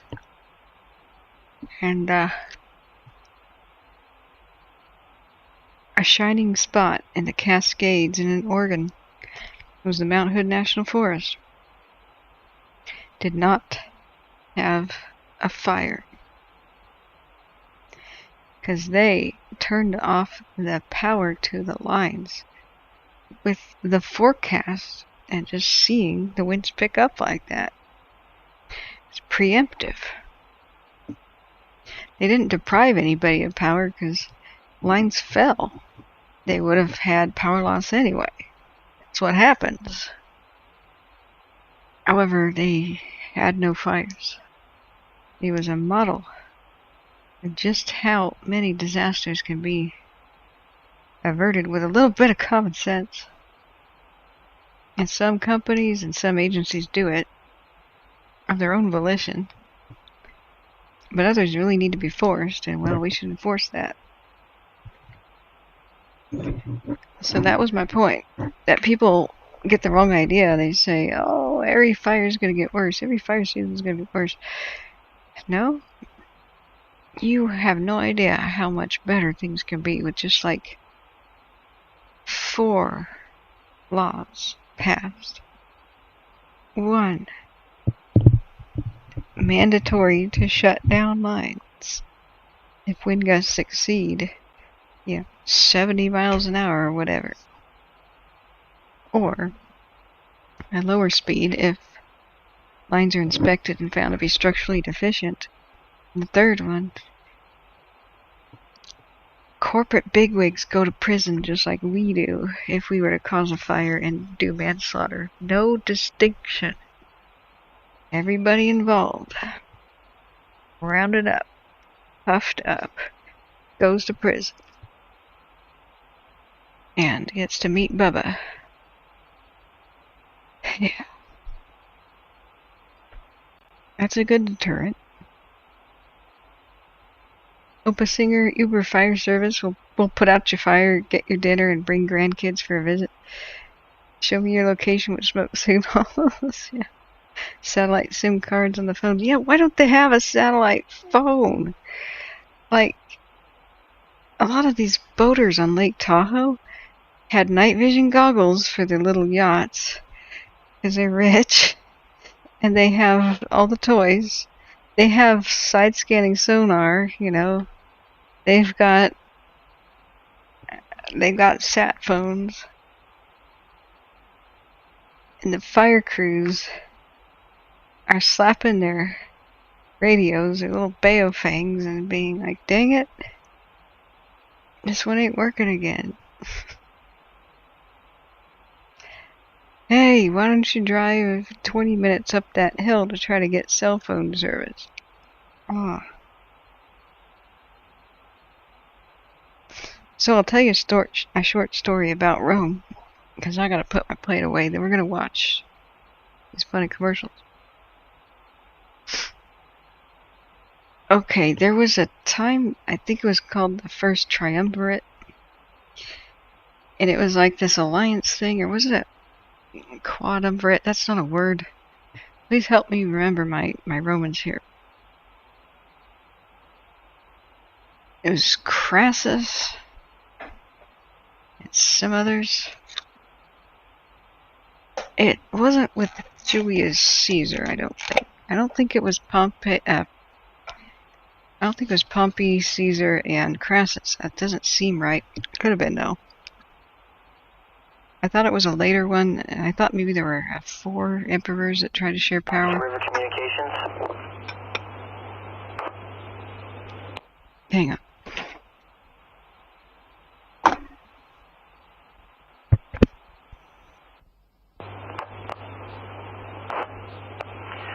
Night Ops, just confirmation. This is Todd McDivitt, correct, for the evening?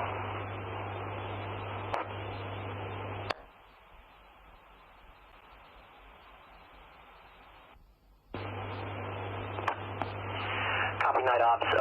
Where are you at roughly for your location, and are you in cell service area?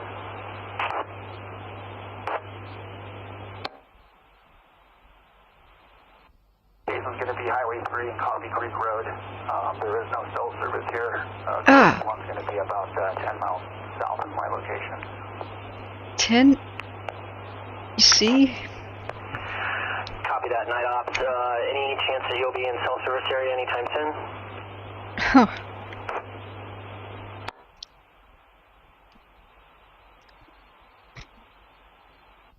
I can start heading south now, but I didn't have any plans to for a while.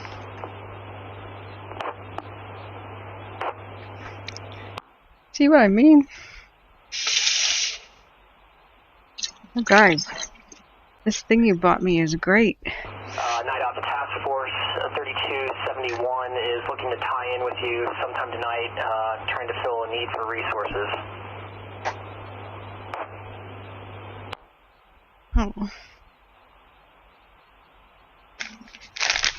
Are these this task force coming from the stuff that was requested through day off? Night Ops, that's affirmative from the Siskiyou unit.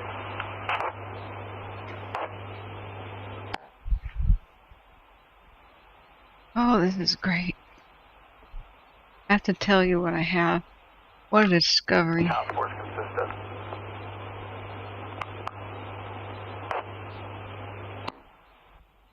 Currently a leader and 2 engines. Type 3 engines, that is. What's a Type 3? Dusty's going to bed. Okay, good night. I'd like to get them to come down here to the Coffee Creek area here in Branch 5 and assist. Thank you, Dusty. Leader confirms and River Communications confirms. Thanks, Night Ops.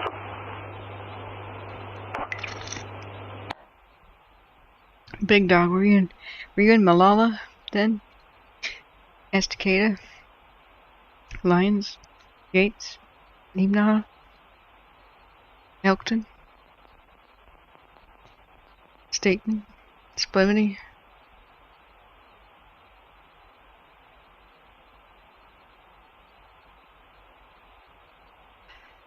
Silverton? Or Molala? There's a funny story behind that.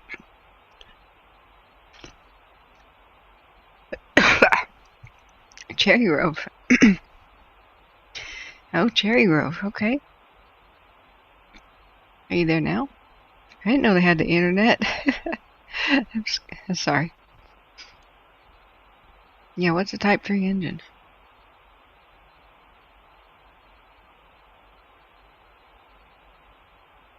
Am I thinking Cherry Grove of Southern Oregon, or like rural Washington or Tillamook County? Oh, that Cherry Grove. You guys have the internet out there? I'm kidding. So I went out there with my friend who had adopted a horse. His parents did, I guess. I stayed out there one weekend with him a couple summers ago. And we went to that dirt road, and there's a waterfall. That was really cool. It's a Class D ghost town. Yeah, Washington County. Up that dirt road, there's that waterfall, right? Used to be a lumber mill and a... Did it have a train station, right?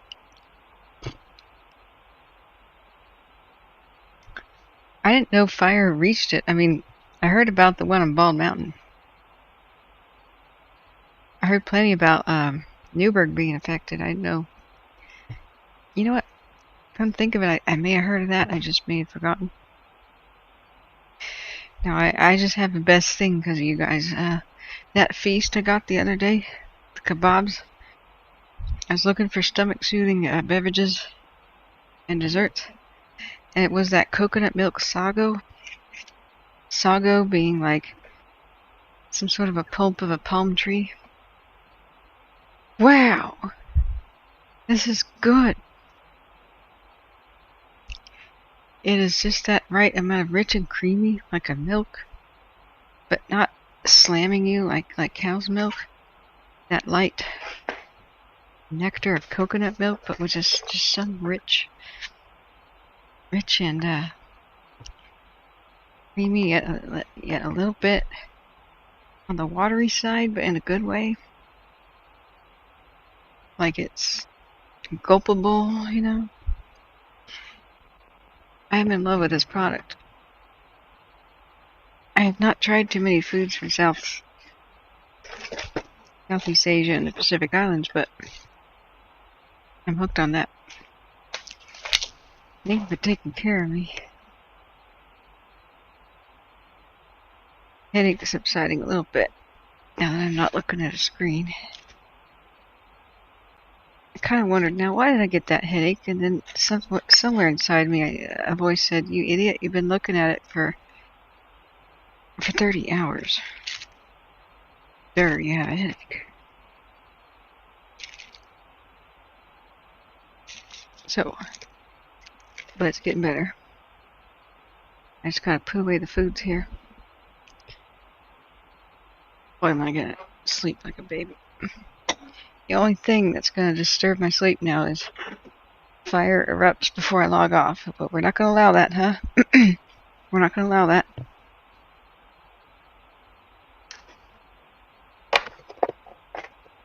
It's the midnight miracle.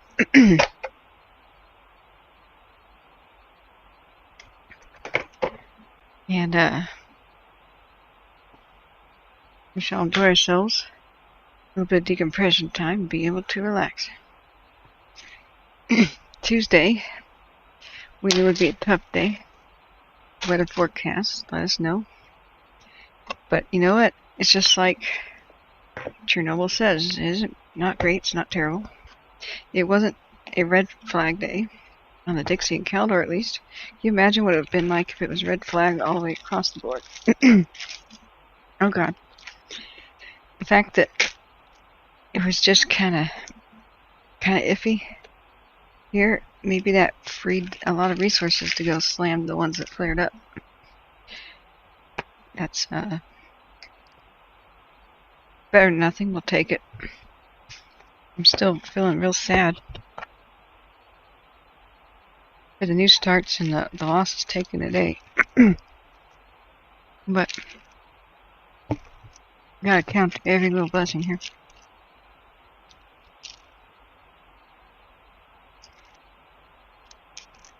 Man, I love these mushrooms. I have a newfound craving for mushrooms, like a pregnant woman or something. I just need them now. Mushrooms and pickles.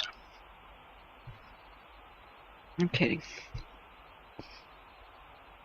That's a reference to our other running gag. As I discovered that, you know, pepper came with my pizza slice. A peppercini, actually. And I never liked that. I'm a spice wuss. But I bit into it, some juice flowed out, and I was kind of like assaulted by the sting at first, but then I realized, man, that's a sweet taste. Quite a taste for it. And to my surprise, my super sore throat started to feel better.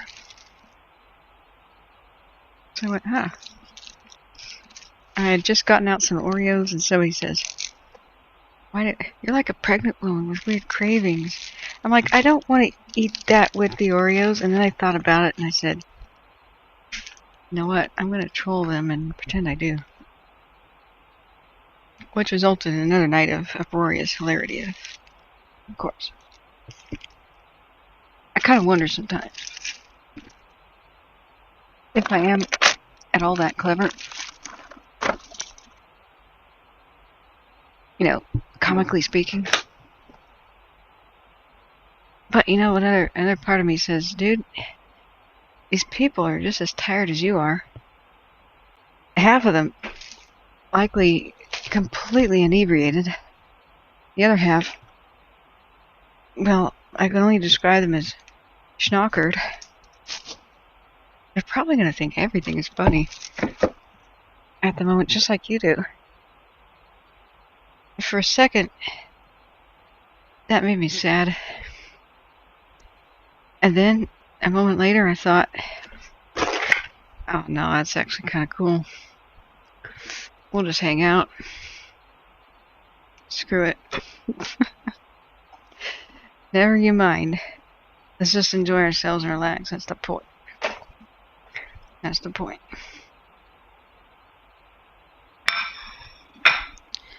At least, half the people schnockered right now are under the influence of magical substances and or their own prescribed, legal, and warranted course.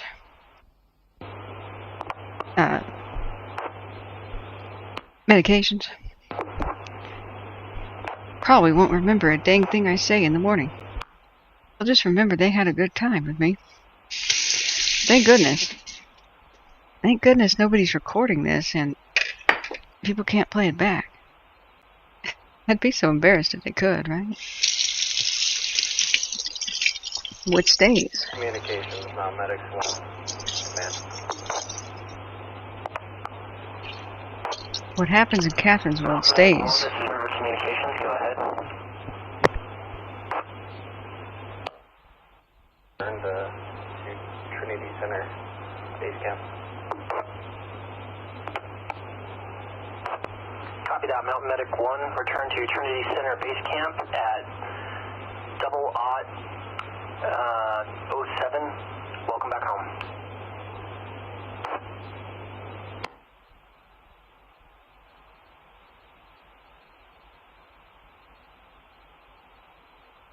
That's so cute. Night operations on command.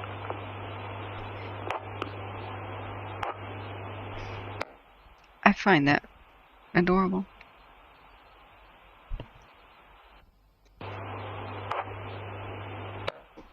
Oh, okay. Night operations, night Lima Trinity.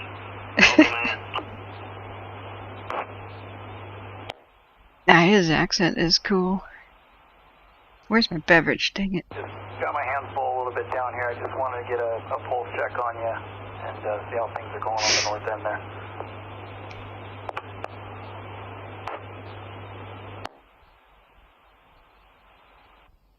Yeah, Todd, we got the spot up there across the road from H1. It's just kind of doing its thing. We're not engaged yet. We've tried engaging the smaller spots. We've called some of them. Break. Uh-oh.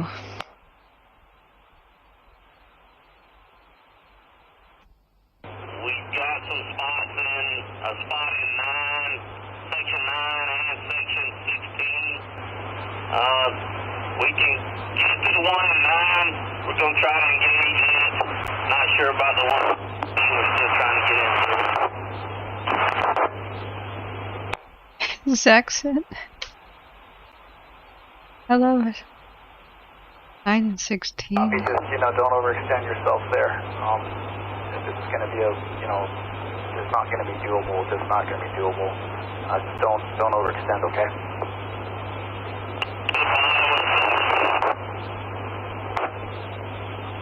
Oh, here. 9 and 16.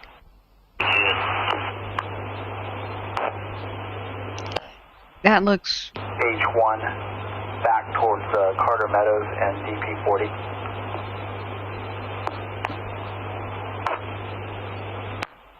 If that is indeed there, that looks treacherous.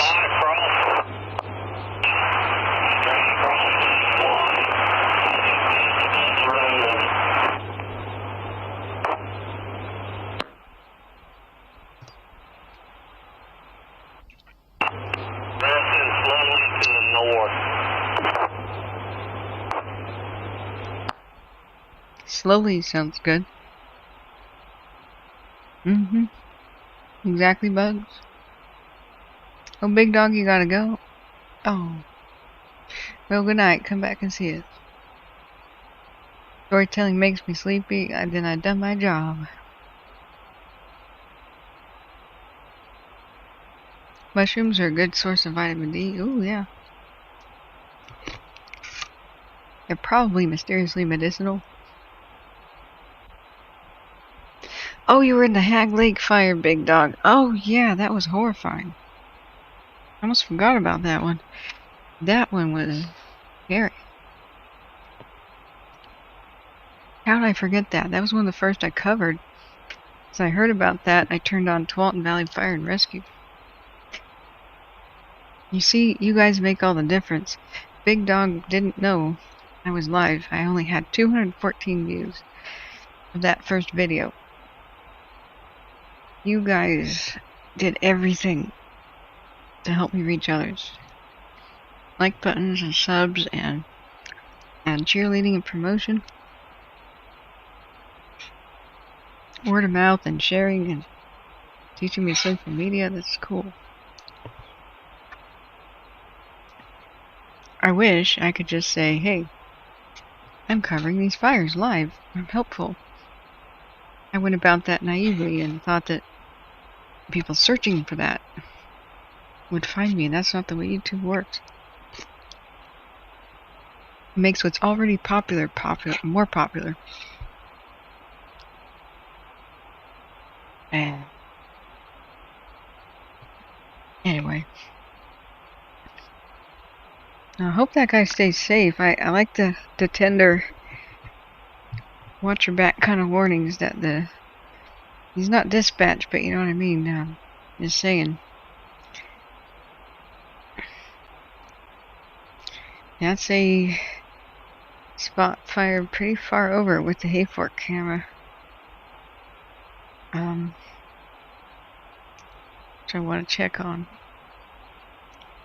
Hayfork divide. Oh, okay, it's still pounding into my head, this white I'm looking at on the screen. I do need those sunglasses. Wow. Jeremy Eater says Type 3 is not for the big hoses. Okay. Ben Cunningham, Type 3, a medium pump flow, 150 gallons a minute at a pressure of 250 psi. Minimum TA capacity of 500 gallons. Hose length 1.5 inch, 1,000 feet, 1 inch, 500.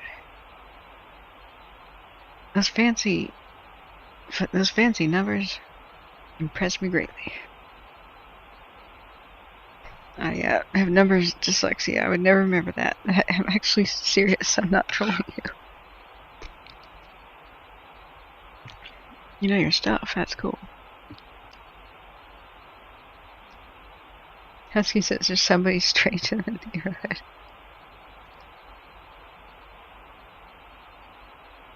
Okay. Let's look at Hayfork. We can keep it on the radio, but the pressure's on to, well, take the pressure off. And keep talking so that people, or have some audio, so that people know that the feed isn't dead. But at nighttime, when things are nice and quiet, fingers crossed, we can have a little bit of goofy time and help each other relax. And I surely need it. It's very important. At least 1 hour every day you do something you like. And I can either go away and do it like I used to, or we can have fun together. So, the Pace commercials, these were some of the best ever. Let's see if they're good as I remember it. That's part of the joke of today. More Pace thick and chunky salsa. Here. This ain't Pace thick and chunky salsa. So, Pace has got big chunks of tomatoes, onions, and peppers. Perfect for dipping. And it's made in San Antonio. Well, folks who know what salsa tastes like. This stuff's made in New York City. New York City? Pick up a thick and chunky one. Pick up the Pace. Animal. Yeah. Wow. So the joke was that firefighters would have to look and scrutinize the bottle and make sure that it wasn't made in New York City. And if it was, they'd fling it down and shatter it on the ground. And firefighters 10 miles down the line, one by one, their heads would swing around. They'd say, New York City! Oh, Sari says, you do a good job. Thanks so much for all the info. Thank you. Thank you for being here. Oh, what were you saying, Bugs? Oh, you got run over since I got ran over by a truck, I haven't been the same. Oh man, I remember that story, Bugs. I wish I could just go and hug you. Yeah. It's a playlist. Operations is for communications. Go ahead.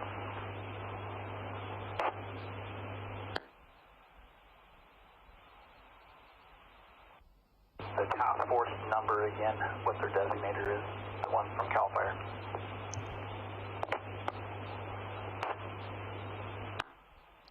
House? That should be 3271.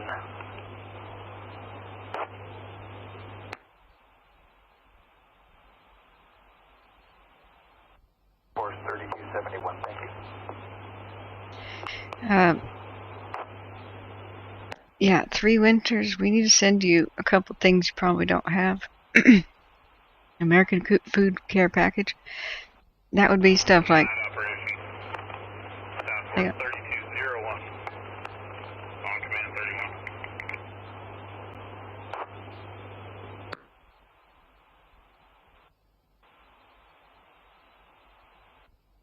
Go ahead.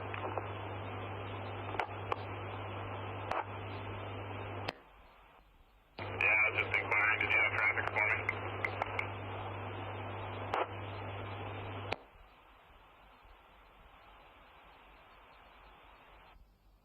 your designator. I'll be on Highway 3, cross of Coffee Creek. I'll be in the INS Battalion 41 rig. Just tie in with me when you get here.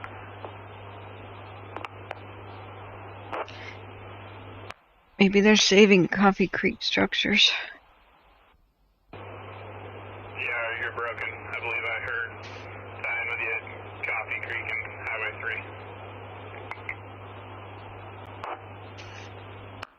3. Which Cam Husky?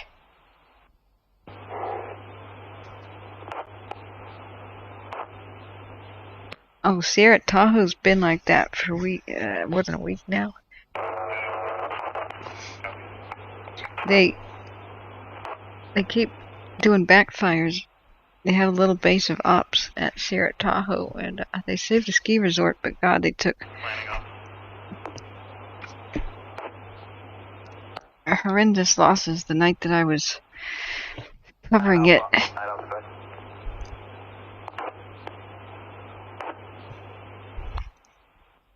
to see if there's anything you need from me before I bed down.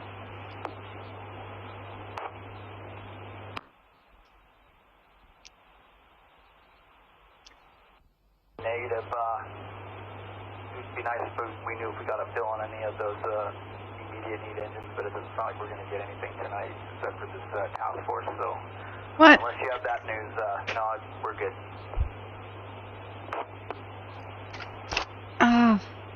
They're not going to get their immediate need engines.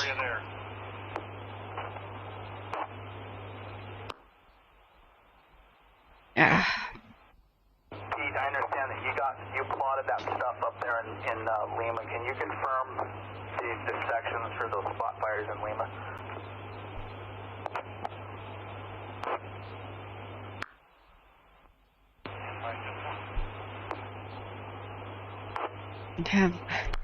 Have you seen my coffee cup?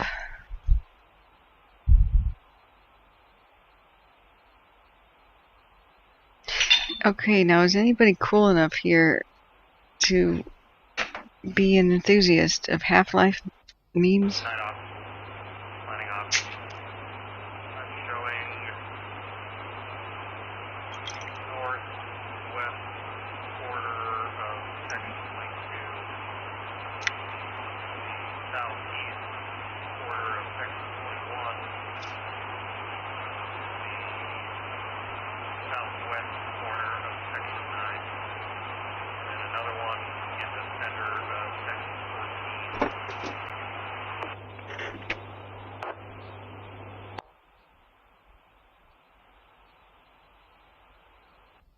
Volume R. Can you repeat that last section for me? I've got the other two, just did not pick up the last one.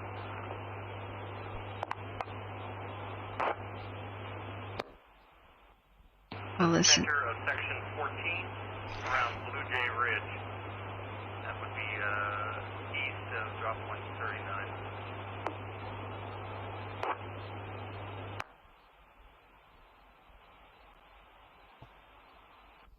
Thanks, Pete.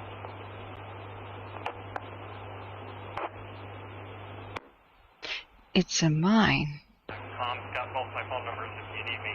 Don't hesitate.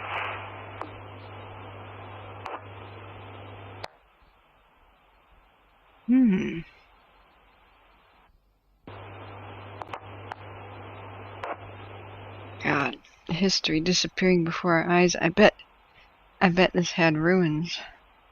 So many of these do.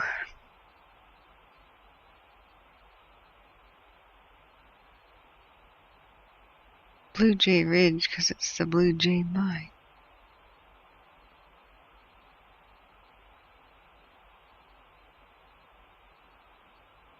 No historic map layer, but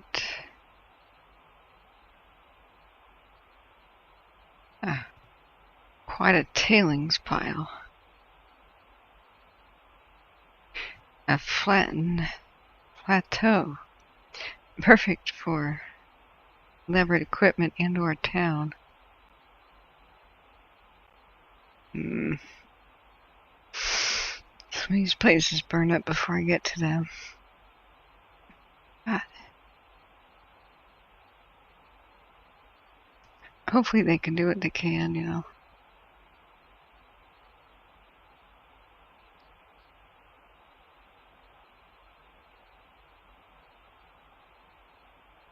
I don't see a heat detection, but that's why they call it in.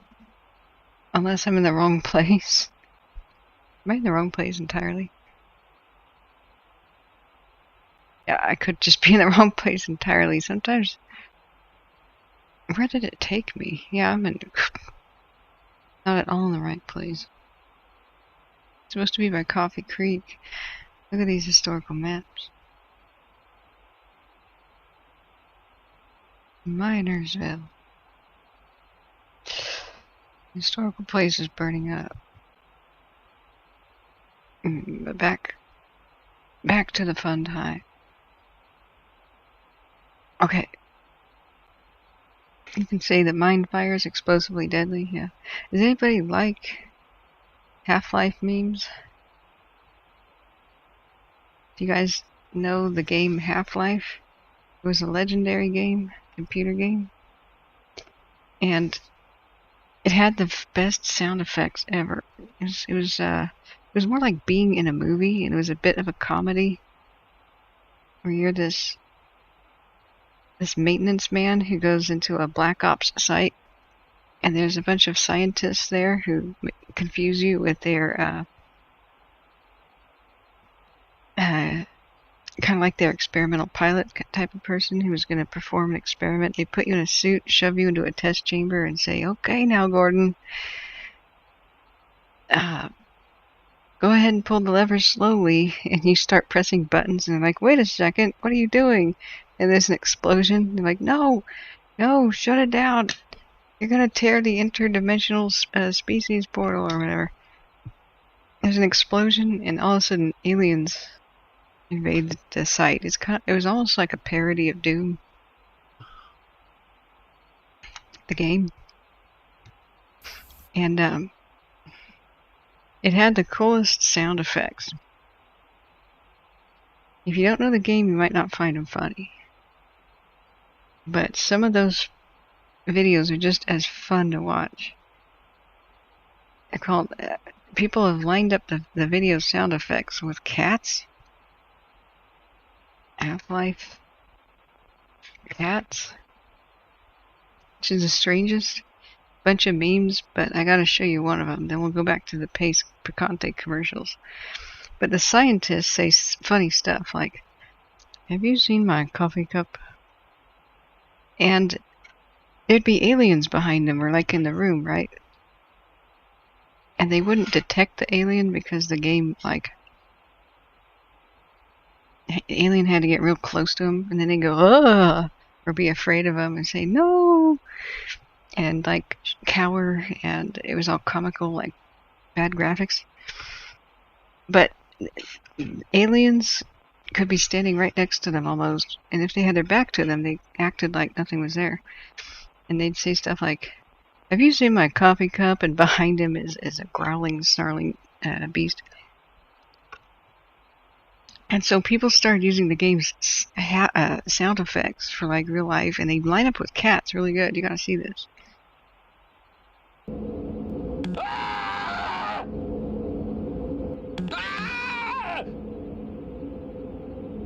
No!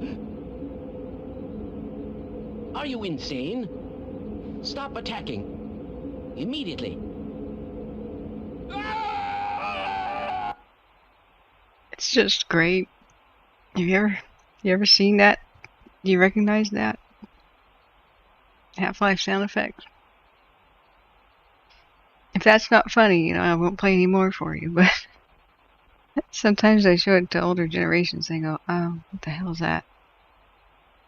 But I'm really delighted by cats with game sound effects. There's a whole series of them.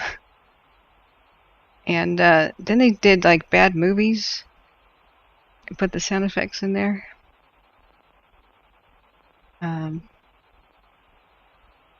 But there's a couple of repeated things like, "Are you insane? Stop attacking." And when you touched things, it made sounds like blur, blur, blur. And when you healed yourself, it made a sound like doop, doop, doop, doop, doop, like you touched a medical kit. So when cats are eating, it makes the medical kit sound. Anyway, did you find that funny? Vanessa says, 3 Winters, this is the most important gaming account on the internet. Oh god, what are you showing me now? If you weren't a mod, I wouldn't pay you any attention. Okay. Can you pet the dog? Can you pet the dog? What? A catalog of petable animals in the video games? Oh, that one's freaky. That's a hellhound or something. A category of petable animals in video games? Okay. I can see how this is one of the most important things on the internet. What is this fox doing? Is it dancing to that funny song Running in the 90s?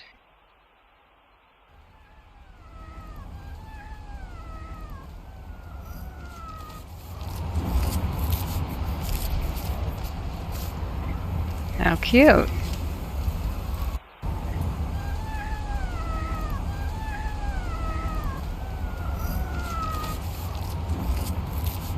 What game is that? It's very good graphics. And I'll call that a dog. Male foxes are called dogs. Dog foxes, and then the females are called the God, there's special names too, like they're Maynards and what's a female fox again? What is that? That is goofy. 3 Winters. That's a red dire wolf. Oh, okay. I see. I thought it was a maned wolf. That's a pretty funny one right there, I gotta say. Ghost of Tsushima? Is that the game? Okay. Alright. Bugs Bunny says I could see how the observers could be mentally injured. Are you trying to say I'm mentally injured? Is that Are you mocking me, or is that an expression of sincere sympathy and sorrow? Oh. Okay. Vanessa said there's a website called Does the Dog Die? You can look it up any movie and find out about any sad animal deaths in advance. That's considered an important service? Well, if everybody looked at that, they wouldn't watch The Walking Dead. But I've made a playlist of the best Half-Life cats and the best Half-Life sound effects. I'm pretty proud of it. But I think we should watch the Paste Picante Sauce ones first. Let's do that first. Vanessa says America now is doing potato chip flavors of other chips. Cool Ranch Dorito flavor potato chips are actually okay. But why do they exist in tortilla chip form? That question is going to keep me up all night.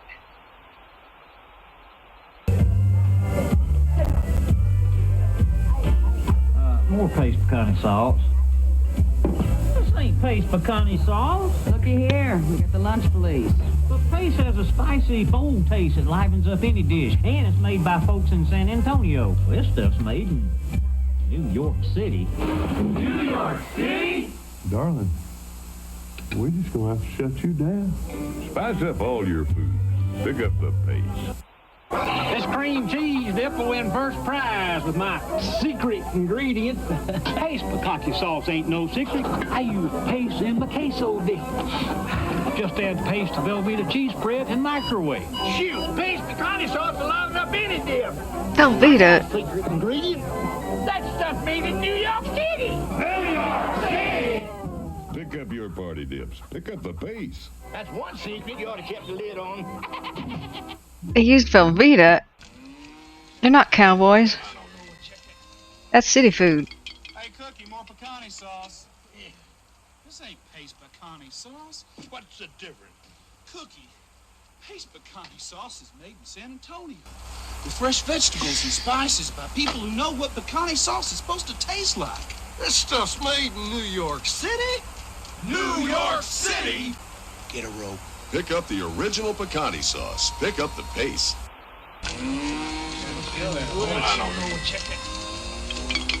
Hey, Cookie, more pecani sauce. Yeah. This ain't paste pecani sauce. What's the difference? More paste, thick, and chunky salsa. Here.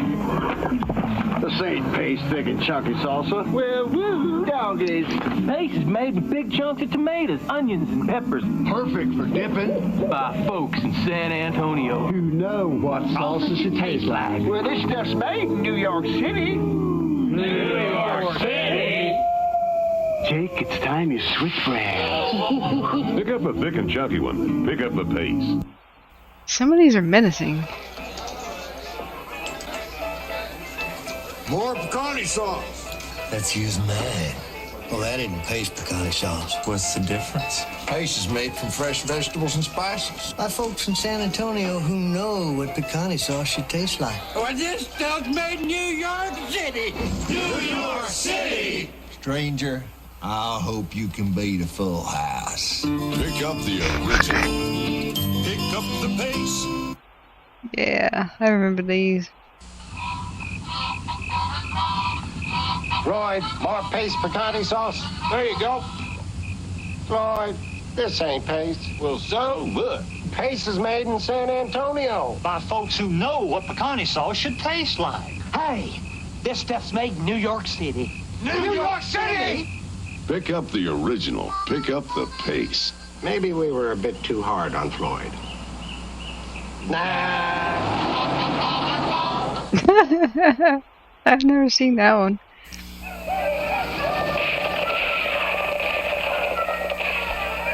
Daryl, more pecani sauce. Here you go. This ain't paste pecani sauce. So? Paste is made with fresh vegetables and spices by folks in San Antonio who know what pecani sauce should taste like. This stuff's made in New York City. New York City! That really chaps my hide. Pick up the original. Pick up the pace. So, when we do Relaxo time, I have to find something that's not copyrighted. And we're waiting to hear about fires. On radio, there's long time periods of silence. And so we pause it when they want to talk, but we've lost the ability to see too much on the cams. Oh, hey, Mark. If the Monument and Hay Press fires merge, does that become a complex? And what name does it then take? That's a good question. So, yes, that is what a complex is. And I don't know how they generate a new name. That, you know, does anybody else know? Like Smitty? Because I'm bewildered by how they name fires. I know that LNU means like a lightning strike. And so the LNU complex last year was in Napa area. But then there's a whole bunch of other...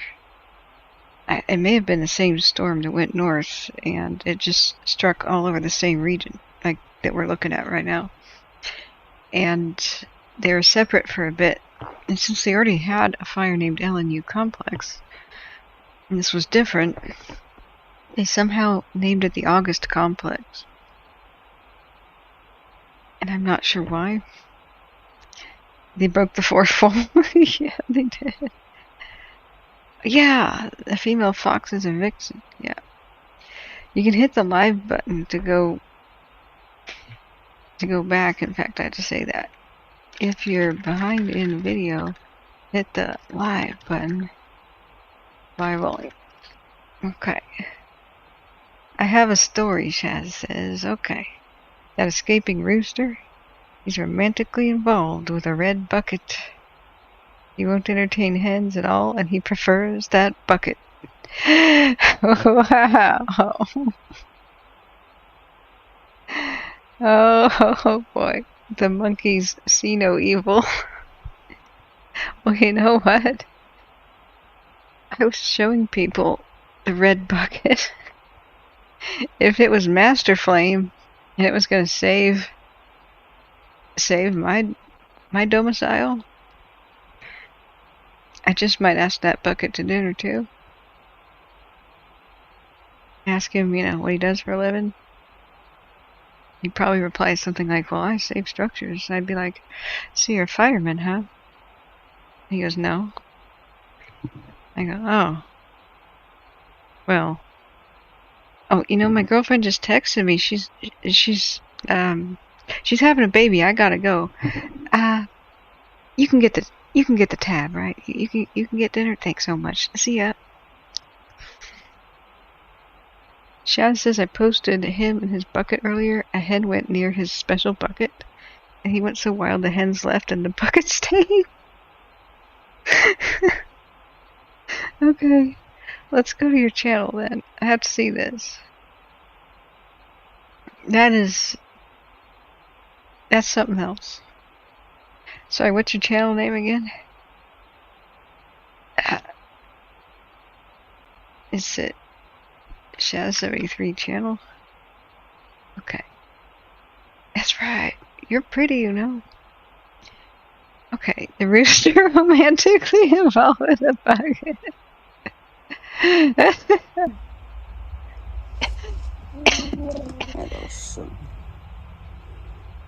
Cheap here, for anyone that doesn't know, is romantically involved with that little red bucket. Thank you, Sam. He prefers that to the hens. Lord knows why. Oh. He's loved just stroking his neck since he was a chick. He still does. Ah! This is awesome, man. Yeah, medical 16316 Lakeshore Drive. What a cool rooster. Beautiful. He's got some glossy feathers. Oh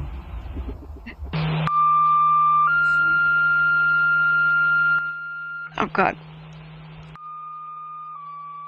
Oh my god. That's medical tones. That's great. Oh, can you?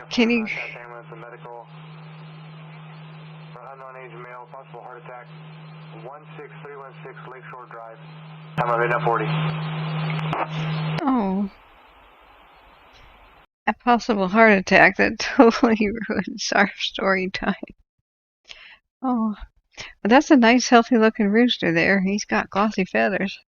He's pretty docile too. That's neat. I like your channel. You got butterflies. Oh, there's a grasshopper. Oh. You're actually staying still. You're a pretty little thing. I told you, did you hear the grasshopper story with the owl that I had? You're staying still. No, your accent's awesome. What are you talking about? You've only got one leg. Oh, haven't you got two? The other leg's hiding. Americans love accents. You can jump if you want to. Look at that little boo-boo. Hang on. I'll tell you a couple stories about crickets. One night, this is what reminds me of. One night I was, Drack's channel is great. I'm gonna ask Drack NFL if he'll make a video out of the World War II veteran that I interviewed.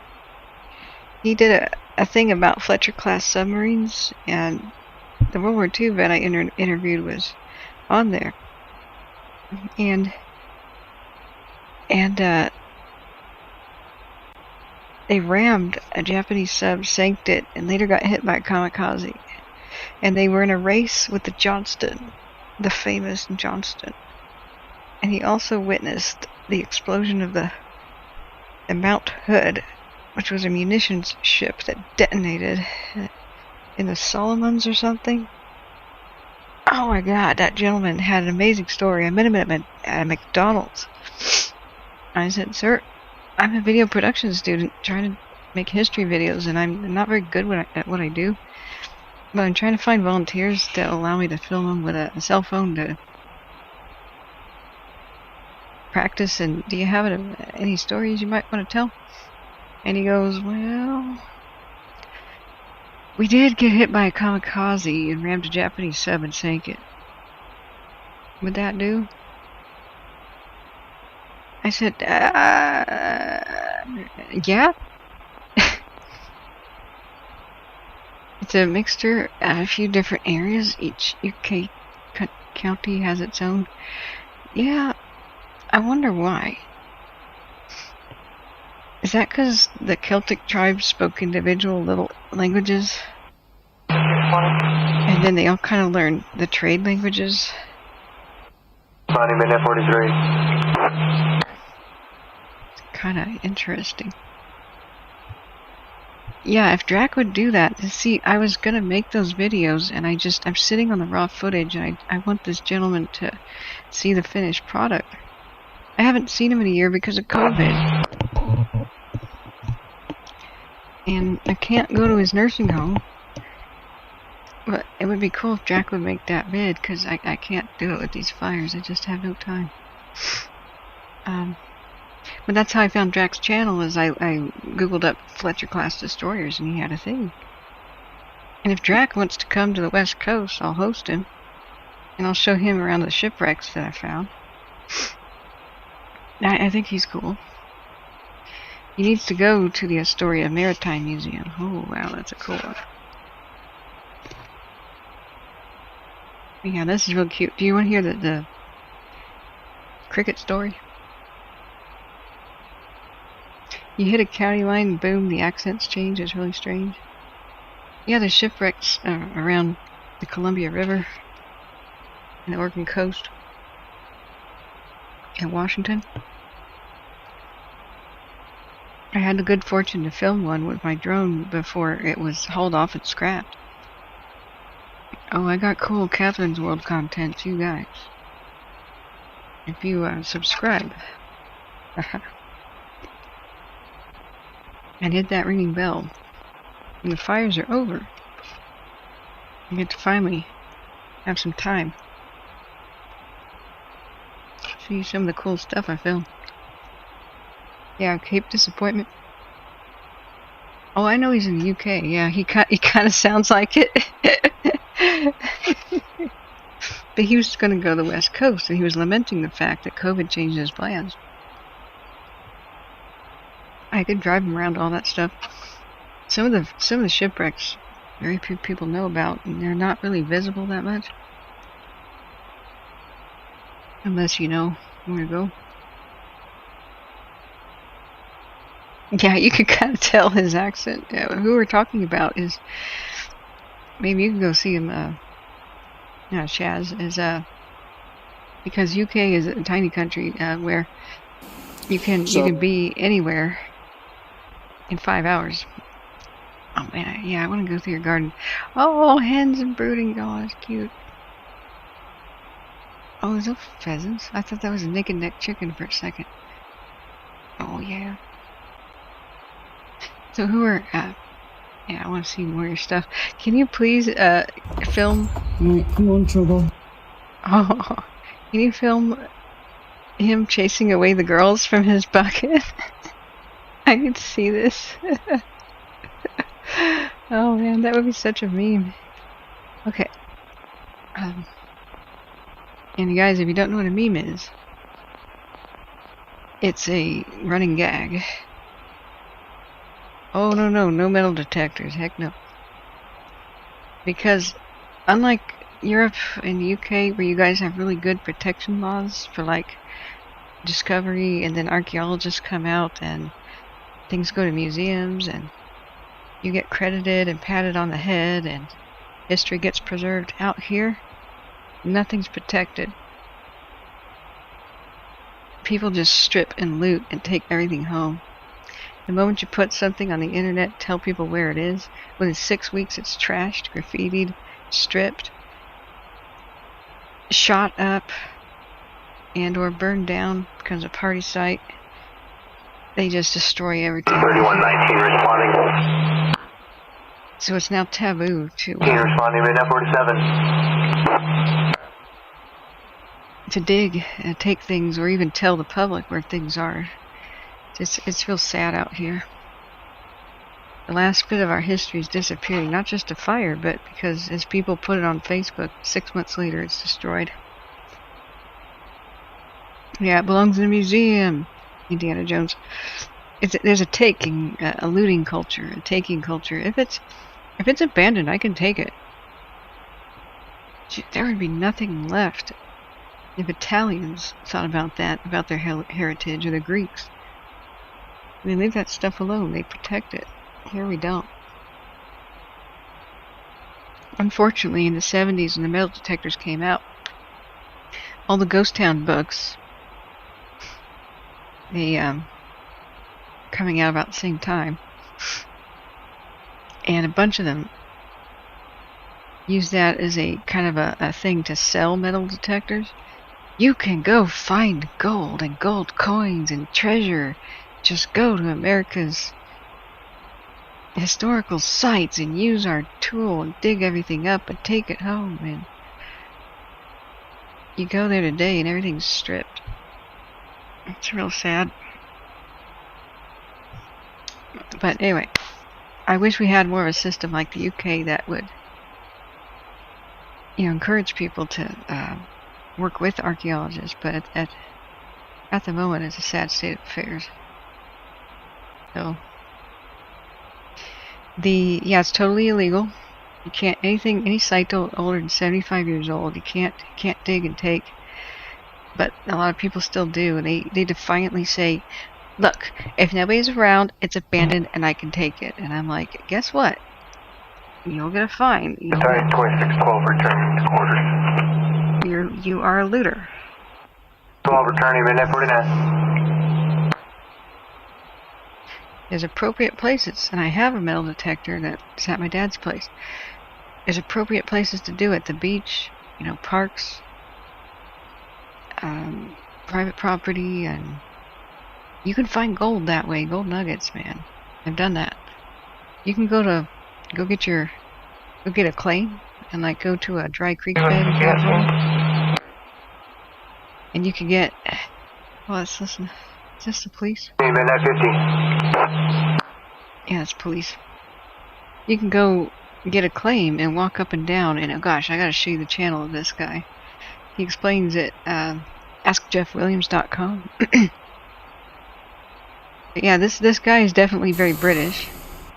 Part of World War II, you're probably lucky to be getting 18 to 20 knots out of them on a bad day.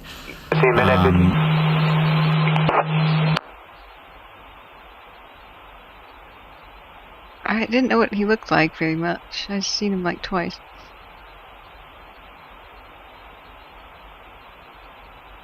But he's an amateur or maybe a pro UK historian on all manners of ships. And he does extremely long live streams and stuff, kind of like I do, called the Drive Doc, where he just answers all your ship questions. So if he came to the United States, I'd be really honored. Yeah, this is what I tell people with a metal detector they should do. Ask Jeff Williams. Oh, that's he's an eccentric guy, and he has a comedy show and explains gold, where to find gold in the United States, and a little bit of history too, some ghost town content, and some of it seems to be aimed at youth to get them into geology and stuff. And I've interacted a few times in his comment channel.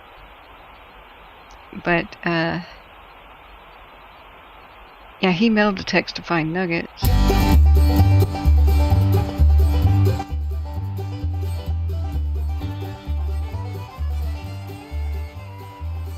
Slim! Where are you, Slim? Where are you, Slim? Slim! Where are you? Over here. Slim! What are you doing over there? You rascal! Come here, get over here! Slim!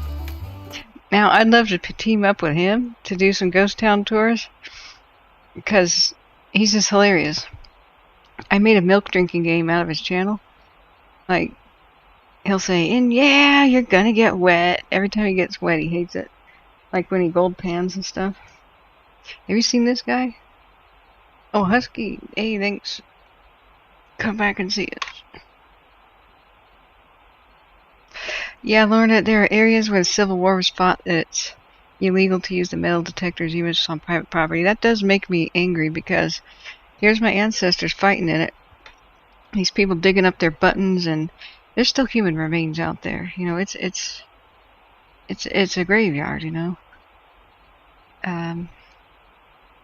It's controversial, you know. There's places, the beach, like what he's doing, you know. But oh, I'm sorry, Bugs. I want to give you a big hug. You found a very old hunting horn? Wow. It's close to the Scottish border, where there's a lot of fighting. Oh, wow. Because the Davidson clan, I think, was allied with William Wallace or something. Which, I don't know how I feel about that, actually. I found out a little bit more about what William Wallace has done, and I thought, oh, that was savage. There's a reason the English drew and quartered him. He was something else. I saw that movie about Robert the Bruce shanking a guy in a church. Now that was medieval. Yeah, anyway. Well, it's all very cool. I want to see Roman stuff in England. I was only in England once. And it's over by London, and I wanted to go everywhere. I wanted to see Roman things, Hadrian's Wall and stuff. You think he's a former Royal Navy? Oh, Dracket? Really? Yeah.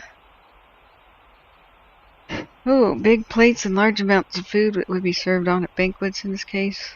All early porcelain. Wow. Whoever buried them never got to go back to collect what they stole. Yeah. Morris says I found 70 cents in my front yard. Oh, hi, Morris.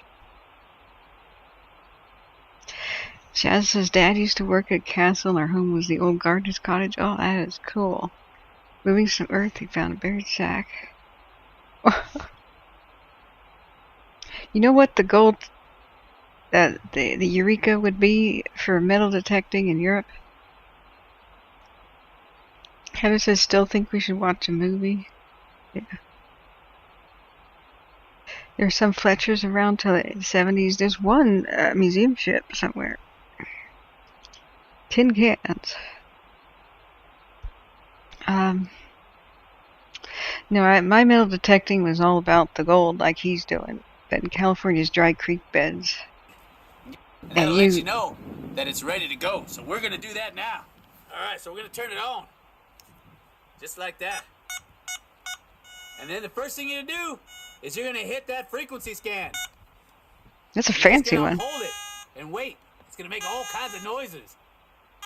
He's cool, but I found his channel because a bunch of my friends wanted to enter a gold mine, and I tried to tell them that's quite dangerous, and they're like, "Look." 4170, Oh my God, that's loud.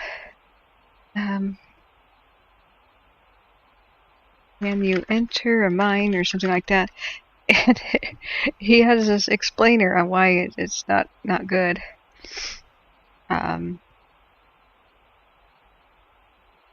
It was so eccentric. I loved it.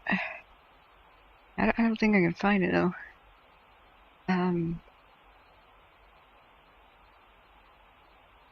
Explore old mines or something like that, and he's like, "Here's why you don't want to do it."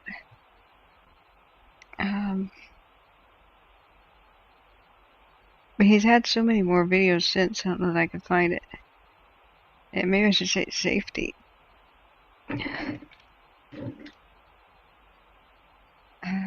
Oh yeah, the top 9 things that can kill you in a mine. This is good.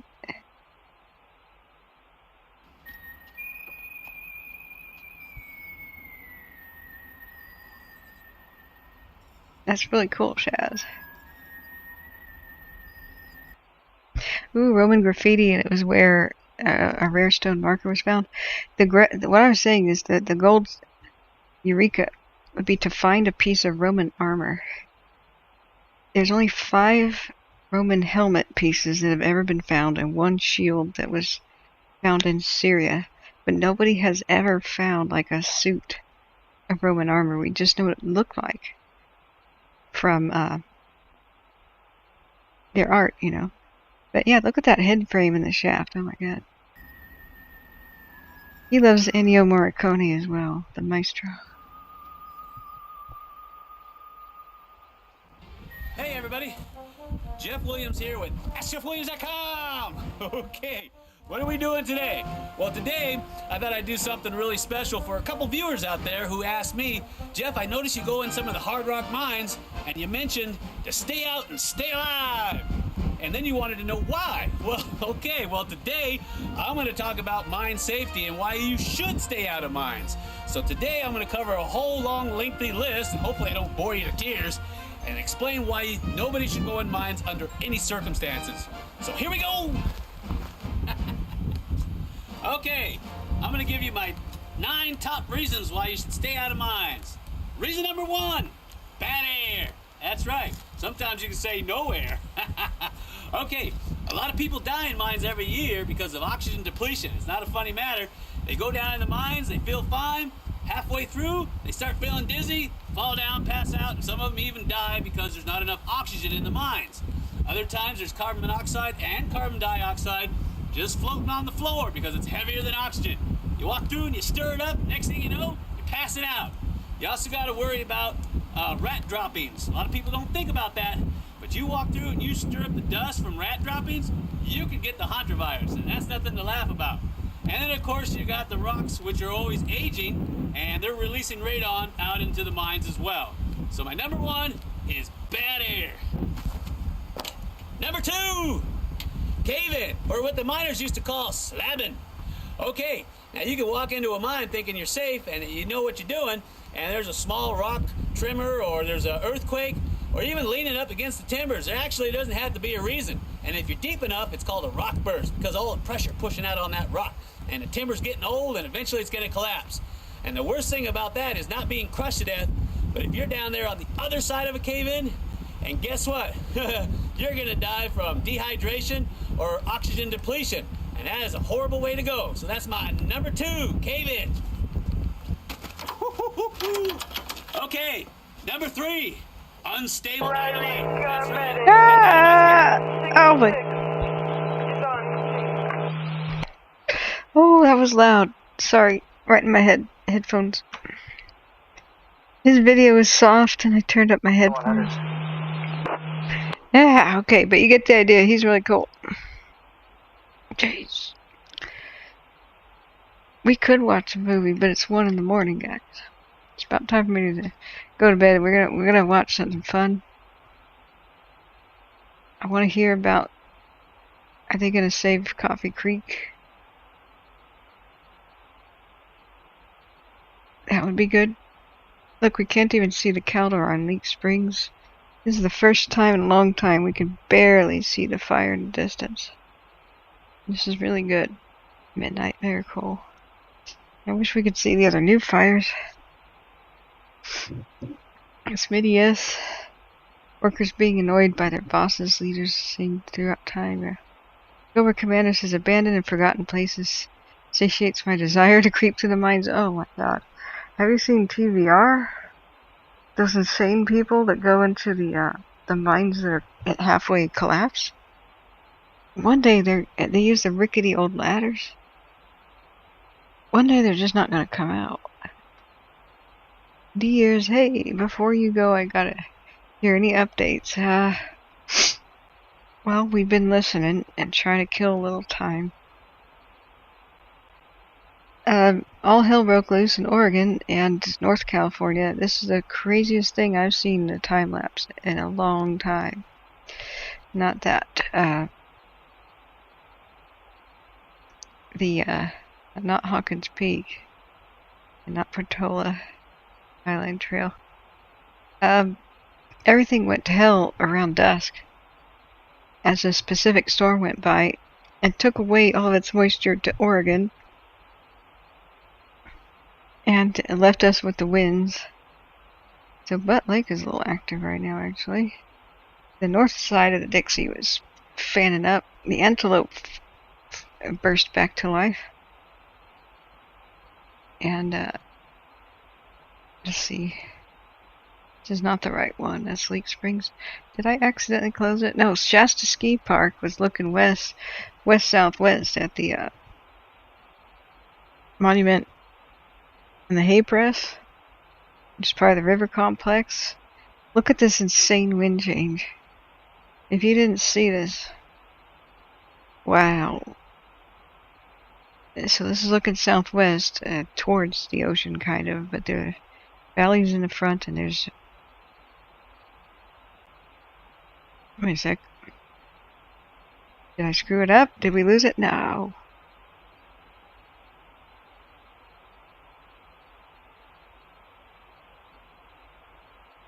I screwed it up. Oh no. Let's do the time lapse earlier. It was insanity.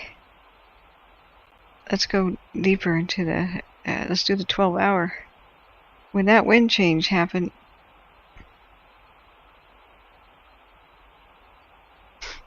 the whole valley filled with smoke, and it was like a Sahara dust storm. I was trying to go to sleep, and I sat up in my chair and went, oh my God. So watch what happens.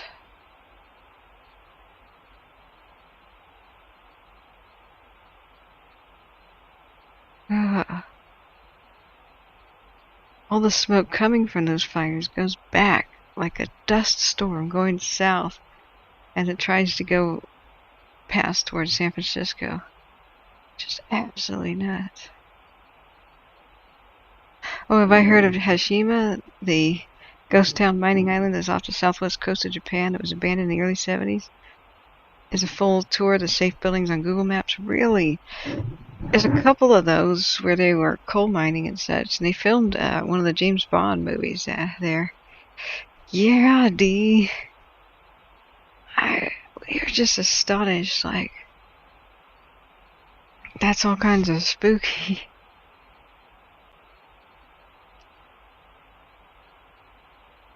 Just, the ocean winds prevent the smoke from going north because it's putting pressure on it, so it fills the valley and goes the only way it can go, which is south towards San Francisco. And they went mandatory evacuation on many of these poor little towns, and we heard all night, and we were listening to Siskiyou County, and we kind of heard Trinity County as well. These poor, 100, 200 men on these fires, like big fires. That means a day crew and a night crew. So there's only 50 guys in the day, 50 guys at night sometimes. Desperately trying to communicate with each other as these fires are creeping around, and they found 2 civilians that got slightly injured, I think. They may have lost a home or something. The structure was lost, but they found the people and got them to a shelter.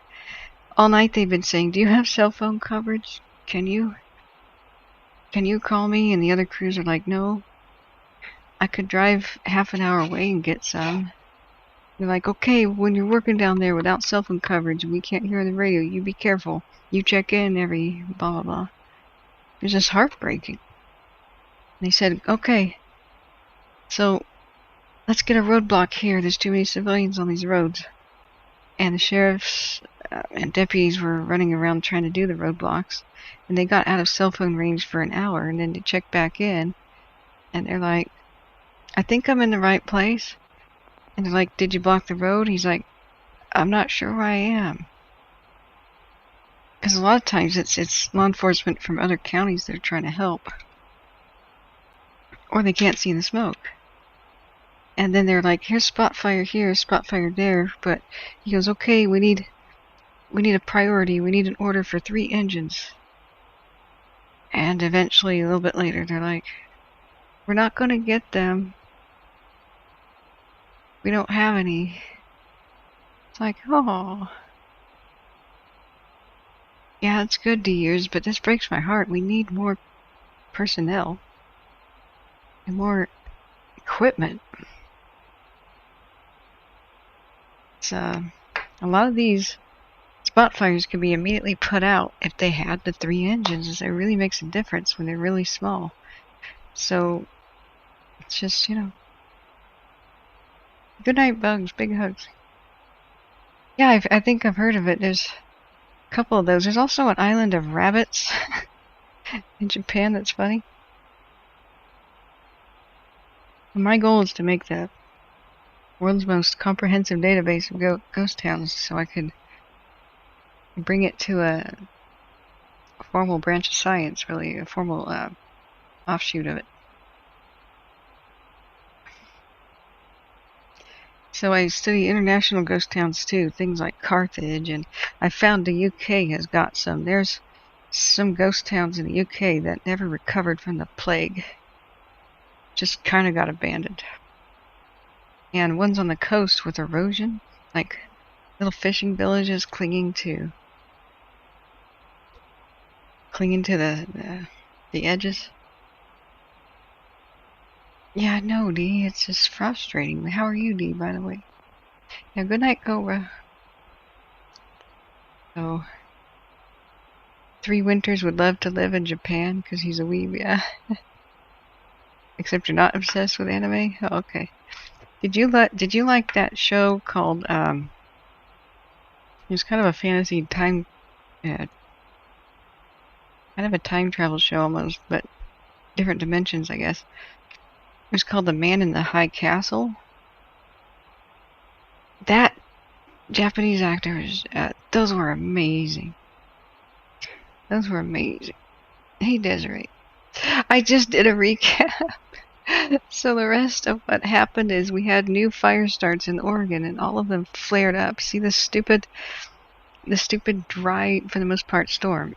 It rained only on the Oregon coast, but it flared up. Every fire from here to here, and here to here, and there's new fires here, and the Rogue River, and also, God, I can't look at this too much. I've wanted to, but my raging headache prevents me from looking at anything bright right now.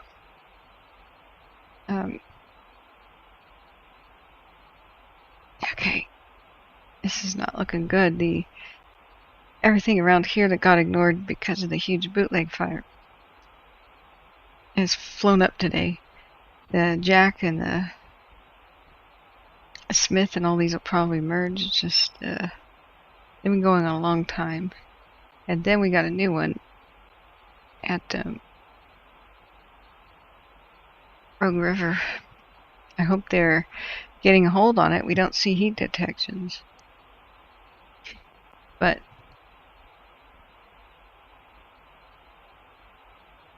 it's rugged, steep terrain. At Fiedler Mountain, or however you pronounce that. That would be nightmarish. And then poor Paisley is in the path of this new thing that just erupted today, and we don't have a cam on it. Paisley has been dodging bullets left and right. It's this tiny town.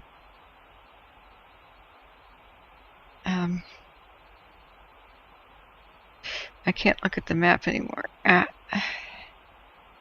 last 3 years we've been rooting for its survival.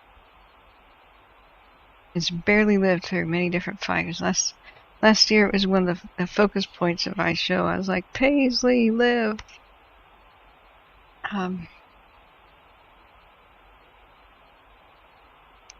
Now much of Oregon is like barely inhabited, very sparsely inhabited.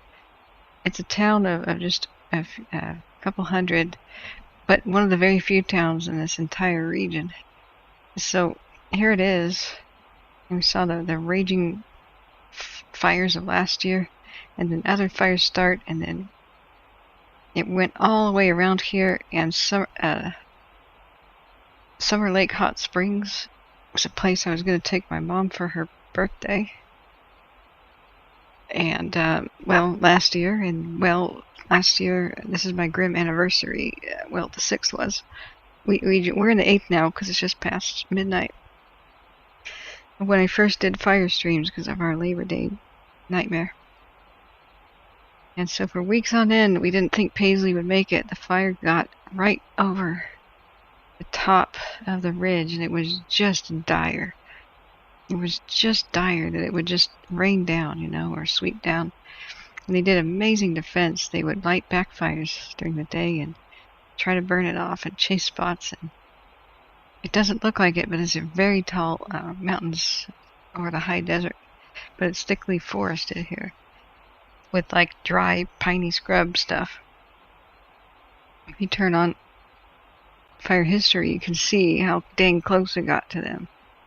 Year after year, here's the Watson Creek and then the Bratton of last year. And now this one just ignited today and is going towards it.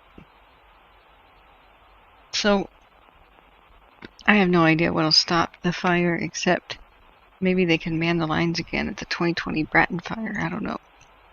But unless they did some serious salvage logging, all those trees are just dead now, ready to burn as huge, dried up, seasoned fuel logs. Burn scars are a double-edged sword.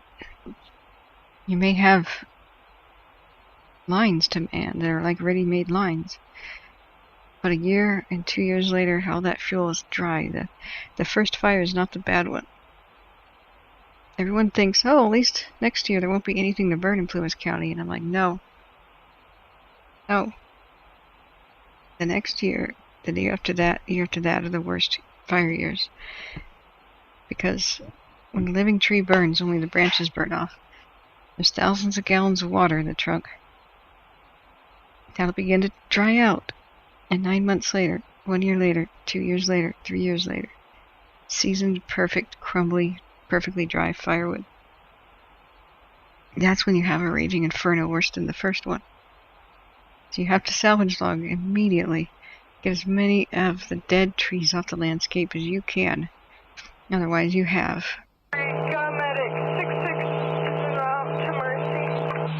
Oh my god. You have a campfire 1 year, you have bonfires the next year. Kern number 7,804.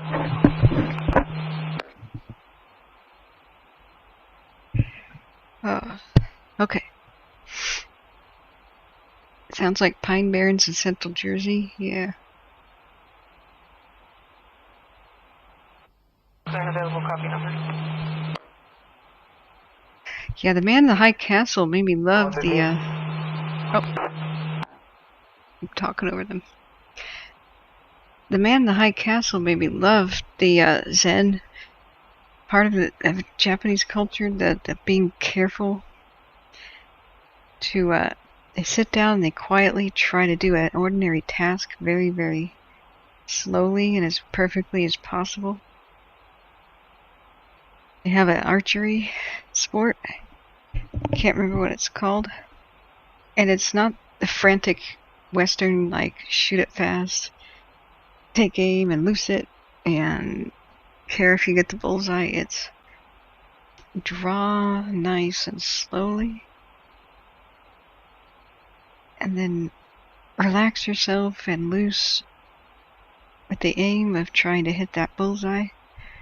And every time that you don't succeed, you know that and remind yourself to relax again. Because each new draw is a completely new chance to do something right again. And that kind of methodical, soothing. They have exercises like take a little rake in a tiny bonsai tree and rake soothing little lines in the sand around the tree and just carefully do it. I really gravitate to that. The frantic Western lifestyle thing is just, whoa. I like their minimal gardening and less is more, and I actually fell in love with moss gardens. I think that the Japanese started it. Moss aquarium garden. I'm a huge lover of moss. I don't know why people don't like moss. They plant this stupid, like, garden. They plant a stupid lawn with foreign grass that belongs in another country, and they hate the moss that grows there. And I'm like, moss is great. It's soft. It's native. It gets rid of pollutants. It's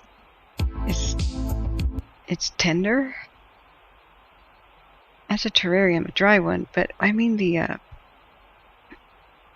ones where you just decide to put moss in a. I should type in Japanese. It's not for fish, really.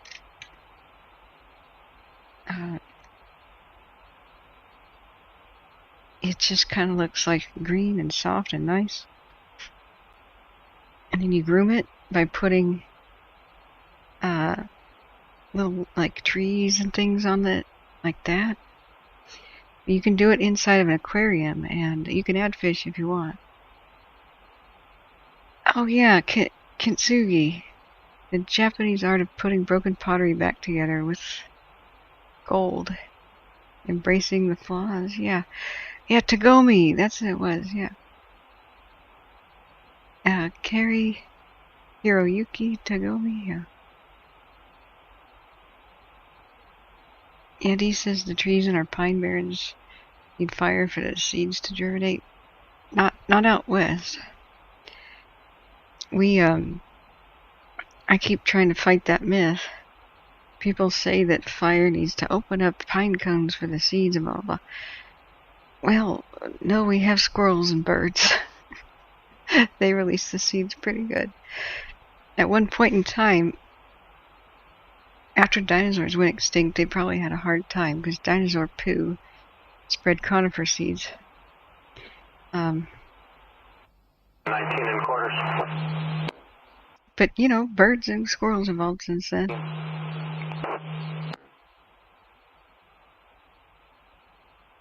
But yeah, he's an amazing underrated actor. Don't forget to... Oh my gosh, bugs. Well, there's a huge conflict in Japanese culture that between the calm Buddhist type stuff and the Bushido type stuff, which is more like the English knight culture, except it's on steroids and rapidly hyper-aggressive. You know, the warrior culture, the aggressive superiority, which is so, you know, destructive.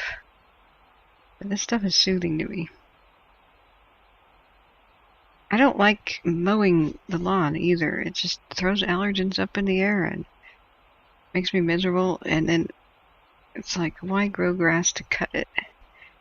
Moss just takes care of itself. And you're not, you know, why have a stupid lawnmower and just like butcher your yard all the time and have to dispose of yard waste and labor and stuff when you could just have that? Like, especially in Oregon and Washington, I would love to make that. Yeah. And they're also fascinating because of the Romans had a way of falling on their swords as a ritual suicide. It was kind of to retain your honor. Like Varus, who led the legions to destruction in Teutoburg Forest, he killed himself by falling on his sword. So did Mark Antony and such. I mean, it's not exactly a parallel, but part of Roman suicide was to keep dignity. And it was a captain goes down with a ship thing sometimes too. But no, weird similarities so far apart, you know. But it's hardcore. It's hardcore. militaristic cultures are just whoa. But not all of Japan is like that, especially not now.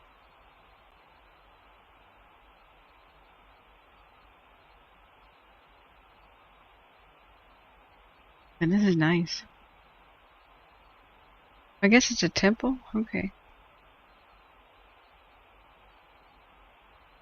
English gardens are pretty cool too, with the dressed stone and the... I really like that. You must have had a fun time when you're living in the garden house, Shaz. Man, that would be a dream. Moss on stone, I love it. Yeah, Desiree, yeah. You know, it's... the whole lawn thing comes from the 50s, when people had some really weird ideas, you know, about you have to get a suntan, and everything was so plastic in the 50s and artificial and atomic. I mean, don't get me wrong, I really love a 1950s, like, moss balls. I love the chrome tables. I always wanted a ruby one with like sparkles in it. In the 50s, like, I'm in love with some of that stuff, don't get me wrong. But, oh yeah, this is some Zen. Draw the little lines. And thing about the sand is if you screw up, you can just smooth your hand over. You just... Japanese and English people love to garden too. Off to bed? Okay, good night, Dee. It's time for me to sleep, guys. I've been awake for more than 36 hours. You know what the problem is? I'm not sleepy anymore. I don't know why that happens. I love the harmony concept. People spend a fortune to kill the moss in their yard. I'm like, why are you doing that? Buying chemicals and stuff. Moss just wants to be green. You're so right, Morris. Yeah. If you search Azu Aquaterium. Oh, that's what it is. Oh, look at this. I just realized it. It's make fish swimming in garden. Yeah. That's cool. Okay, that's what I was looking for. I want it. I found by a dumpster an aquarium and I kind of snatched it up. Azu Aquaterium. I figured that'll be nice. Oh, that's elaborate. Yeah, I watched this. Thank you for showing me the channel again. I didn't find it. He makes he glues driftwood into a tree, and the idea is to make something that moss is going to be the leaves of the tree, right? So he puts his pumice in, and the moss will grow on it. And you can buy moss balls, and they'll come wet, you know. And the idea is it's an aquarium. Puts in the frame. Oh, this is not an aquarium one. This is terrarium. Oh, okay. There's ones that are wet.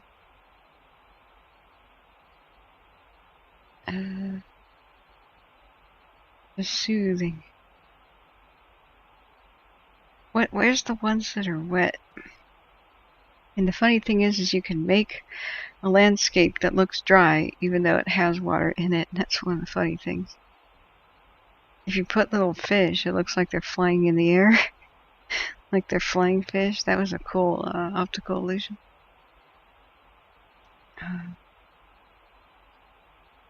Most people want it for their fish. It's like an ecosystem. I just want the moss.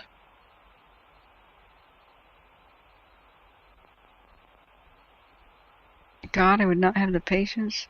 That's the idea. Slows you nice and down, and that's the idea. Mini aquaterium with moss balls. Slow down. Stop the clocks.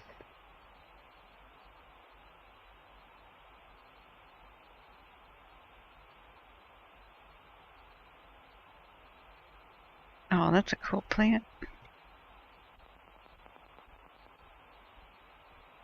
People pay big money for it. That kind of a display. I mean, you would go to New Seasons or something, and that would be $200.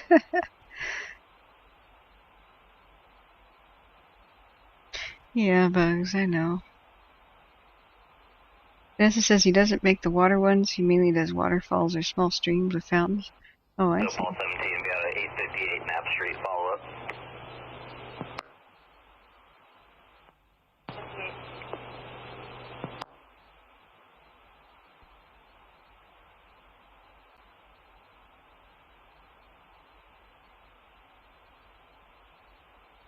Now, unfortunately, I can't have something like that in my room. That trickle. Oh man, I'd be getting up to pee all night. Ew, is that a word? Ew. Oh, it's a caterpillar, okay. This is Philip.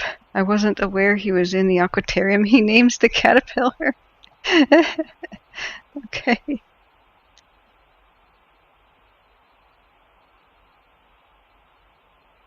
Soft kitty, warm purr purr, yeah.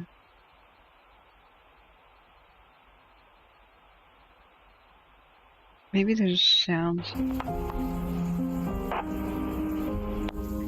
No, I don't like. I just want the water. This is Gary and Gary Jr. He names the snails. Okay.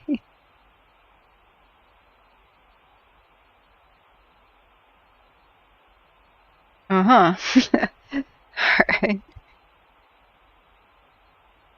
Yeah, Vanessa says, I love the flowing water, but I have chronic migraines and the noises the pumps make drive me crazy. I know. You know what I found out? This guy made a video.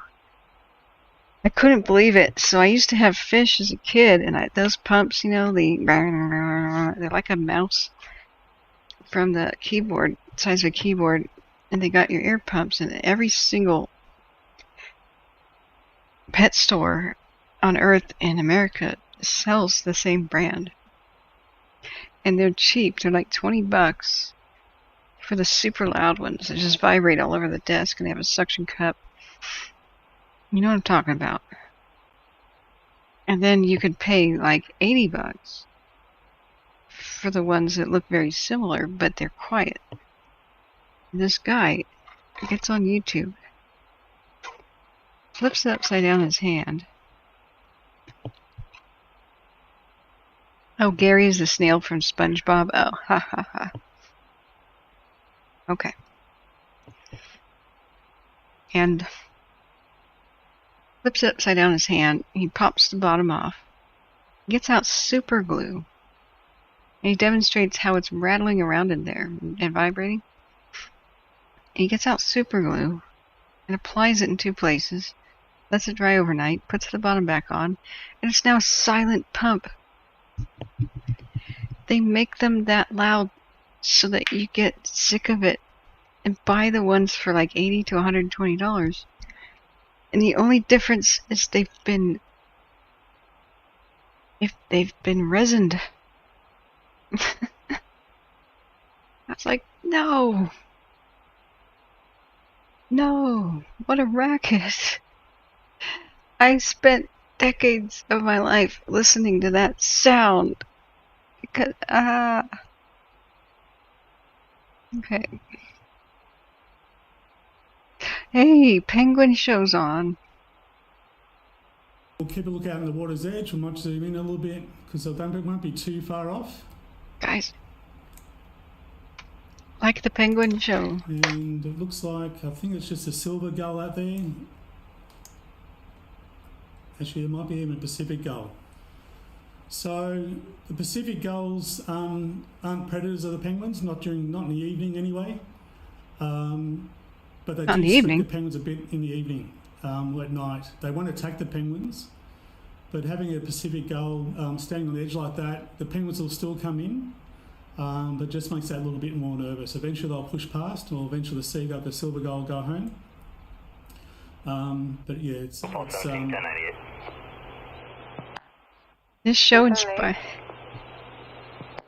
This show helped inspire me to do fire stream. I was like, why don't I talk about fires like this to people who need to know? If they could talk about penguins. Experts standing by. Okay, Bugs. We're still listening to see if we can hear anything about Hayfork or whatnot. Let's look at the Hayfork cam. Oh, I can't, I remember. Oh, Kiwi. Okay. Alright. I'm just going to show you guys and I'm off to bed. We'll just make that a little bit more nervous. You tried? And I didn't say it during my microphone talk, but I did say to a few of the visitors, I said, look, it's all staged. We've got divers out there with cages. The moon's a magic lantern. It's all painted backdrop. You know, it's all staged. So we had a good laugh about it. Sometimes people take... I've got to be careful I tell that story too. So I've had a few people believe me over the years. Uh-oh. So while we're waiting, we'll probably It's start true. a little bit early tonight. It's true. No matter what joke you crack, some people believe you. Some people think I'm a 61-year-old lady and that I'm a lizard person. But we might go to a question while we're waiting. So. Sure. So, Tom, you're talking about the history for a bit there, Yeah. and Jess was wondering how long has the skybox been here for, where we count the penguins from? Good question. Before your time, Tom. Okay, so the skybox that's there at the moment, I was just paying around. The skybox there is where the penguins, the rangers are carrying the penguins, and tonight I think it's Sue, who you would have seen a lot on the streaming. I usually do it a couple of times a fortnight, and Megan does it as well. We've been counting them from that position for over 50 years, since the late 60s. And that skybox is about 8, 9, 10 years old. There was another one there when I first started. But from that position, as I said, since the late 60s. So that way we're comparing apples with apples. Kathleen's on the far stand. She'll be counting the penguins that are crossing further down the beach past the far stand there. And Sue will be counting from the far light tower back to the... I have no idea what they're saying sometimes. I struggle with the accent a little bit and my little ear infection thing going. But I just want to show you guys the penguin show. If you have any trouble getting to sleep, watch the penguin show. It's on every night because it's their evening. But yeah, Shaz, awesome talking to you. It's 1 in the morning now, 1:36. I think I should... Are there any mods in chat? Like, 3 Winters, you gonna be able to man the fort, or do you want me to turn off chat? We're at 5 hours in. And, hey, Tracy. Oh, hey, hello from the UK. Okay, Bugs, I can't open stuff, or I'm gonna not go to sleep, but can you bookmark that for me tomorrow? Yeah, he's in Phillip Island, Australia. And it's they count their penguins. They run up on the beach and run right past this walkway every single night, and they use the clicker to count them. They're the curators and biologists and such, and they answer penguin questions and take donations. Like, it's a live show. It's live right now. Up until then, they could go back in the water once, twice, 20 times, and we only want to count them once. Once the group crosses the beach, halfway, that's when we start counting them. We'll count them for 50 minutes, as I said. Most come in the first hour, regardless of the volume. But they actually come in for about 3 or 4 hours. So regardless of whether it's 200 or 2,000, about 70 or 80% will come in that first half hour or so, 50 minutes. So they're starting to make their move. I'm guessing... Guys, we should place our bets now. Which penguin's going to win the race? Sue won't sort of call the start of the count until they get past these rocks in front of them. It's a little bit of an obstacle course tonight. Technically, at this time of beach, there's nothing on the beach to worry them, but they just feel very nervous with their dark feathers on the open sand. As I said the other night, they could party on the beach all night if they wanted to, but there's nothing to worry them. But as I said, with their dark feathers, their first priority is to get across the beach. No, it's a long story. I haven't been able to sleep when I was about to do it. So in the afternoon, I couldn't get my anti-nausea medication refilled. And my friend's like, dude, it's not ready at the pharmacy. And I'm like, Okay, so I called the pharmacy, call a doctor, call the pharmacy, call my doctor, call the advice nurse line, and they said they'd call me back so that I could quickly get it, and I couldn't go to sleep. I had to wait for them to call me back, and it could have arrived, the phone call could have happened by 8 p.m. So I hung on and hung on and hung on, and I said, okay guys, about ready to go to sleep. And then all hell broke loose around 8 p.m., the fires. And I put down the evacuation warnings. They kept coming. So finally, around midnight, I said, guys, we have the midnight miracle. I'm going to hang out with you guys for about an hour or two to relax, because there's no way I could sleep unless I relax. I got out my good stomach-soothing desserts, and we had a good time. And yeah, hopefully things have died down now. But there's new fires in Oregon that started. It's just really worrisome. They really flared up. So I've been awake. I've been streaming for more than 25 hours. So I'm going to, did I pass the lizard test? No? Jeez. Yeah, look at the penguins go. Once they get into the process pretty quickly. Dang it. I think that's police. If they put little saddle cloths on them and numbers, they would make so much revenue by having donators bet on them, or little wing tags or something.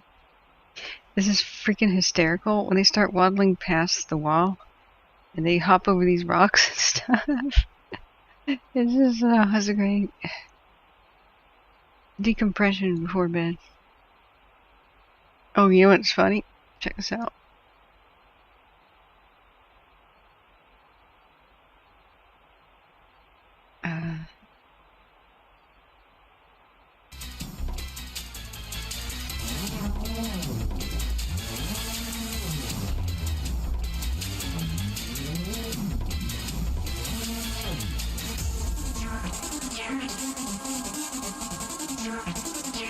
Yeah.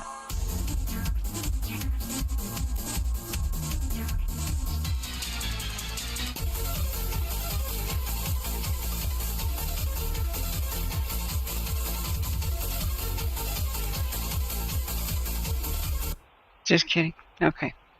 They're not really sprinting yet, so the music's inappropriate. But that's youth humor for you. And they can make a lot of sense. They'll come in. Oh, here they come. Here they come. Here they come. Here they come. All right, let's cue the music. Here it is. Almost. All right, who do you think's gonna win, guys? My money's on the one on the far left.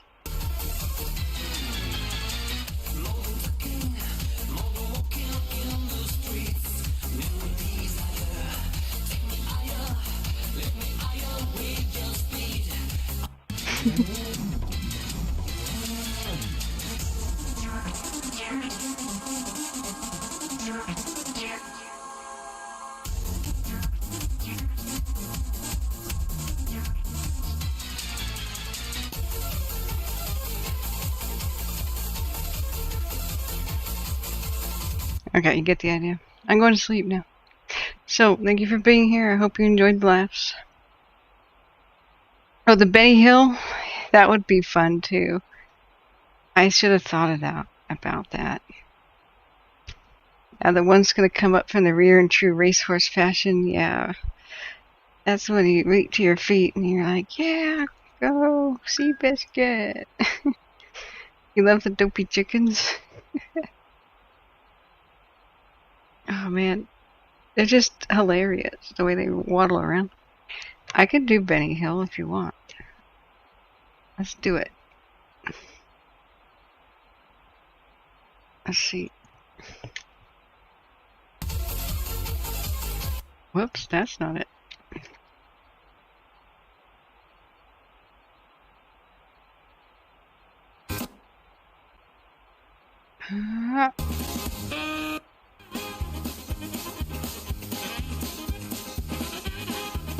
Hey, they're not running yet. We gotta wait. See, some of them are hung up on that. They saw that seagull, and they're like, I don't know about that. I gotta hide. Anyway, guys, I really am deliriously tired. So, do any of the mods want to stay up? Yeah, we'll wait. We'll wait for it. By Tracy's special request. Cool Cookie says, I'll appreciate 24-hour coverage even if the radio, even if radio comms or past live footage. Okay. Yeah. Desiree says, I think it's funny that some get distracted. Well, yeah, you know, I think they're hiding. Some of them get distracted, but that seagull is out to get them. Yeah, so I'll put on some radio. What do you guys think? Smitty, are you tired?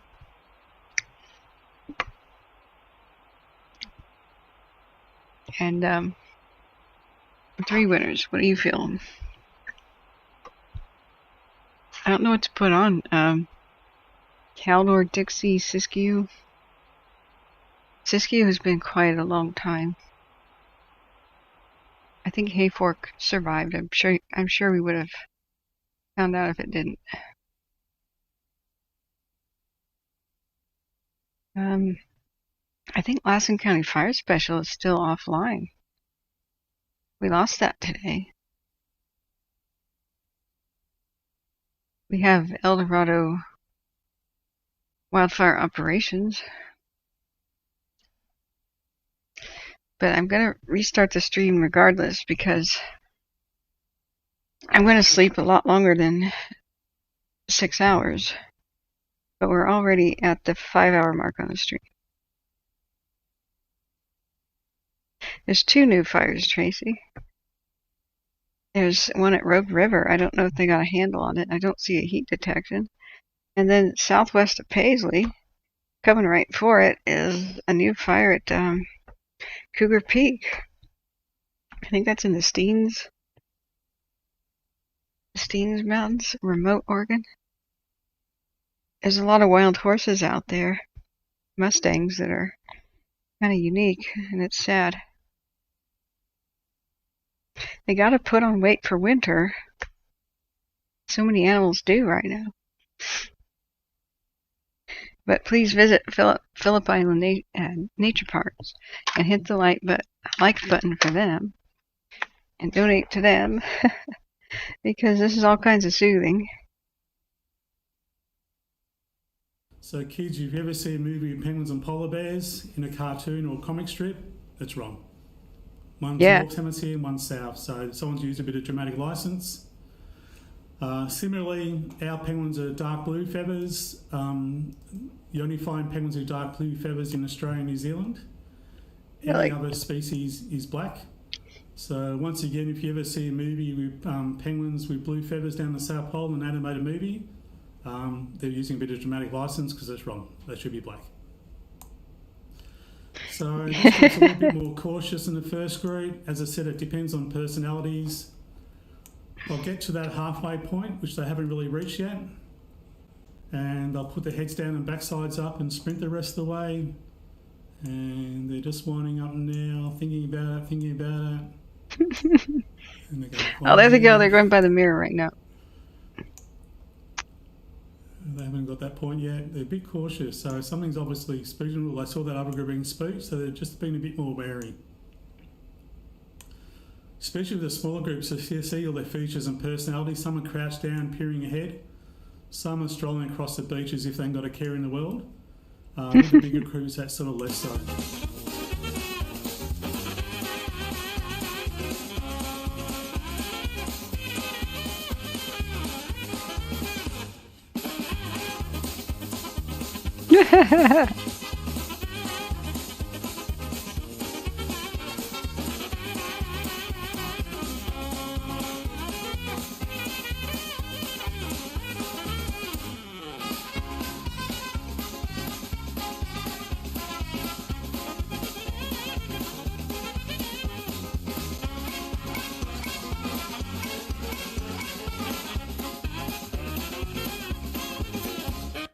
Okay, with that, guys, I'm going to sleep.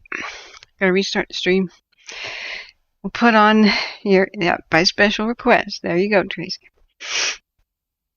That's pretty funny. 3 winters. I need a good laugh too. They're so dang cute, and they actually are blue. So I spent many nights just with a fever during COVID watching them, going, "Are these penguins blue? Are they? No. Are they? No. Yeah. No." Because I was totally hallucinating sometimes with COVID. In a mild way. Oh my god, that one stepped on that guy. Oh, he fell.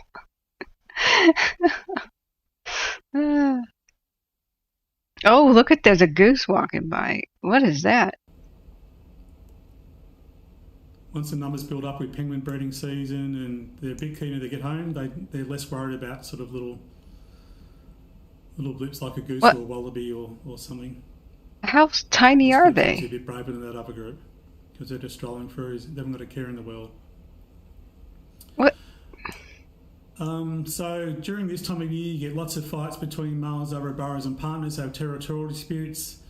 You see lots of mating behaviour going on. These guys aren't bashful. So these guys breed average about 3 or 4 seasons together. There's about 20% divorce rate each year. 20% divorce? Every species is different. 20% divorce rate? What? And as I said, lots of fights over burrows as well. Once they got one for the season, they try and hang on to it. Burrows. But they, as I said, they get very territorial.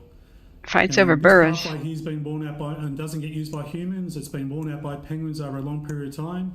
Really? And I'm not going to follow them all the way up, but it goes all the way up to a hill over the road into the old housing estate.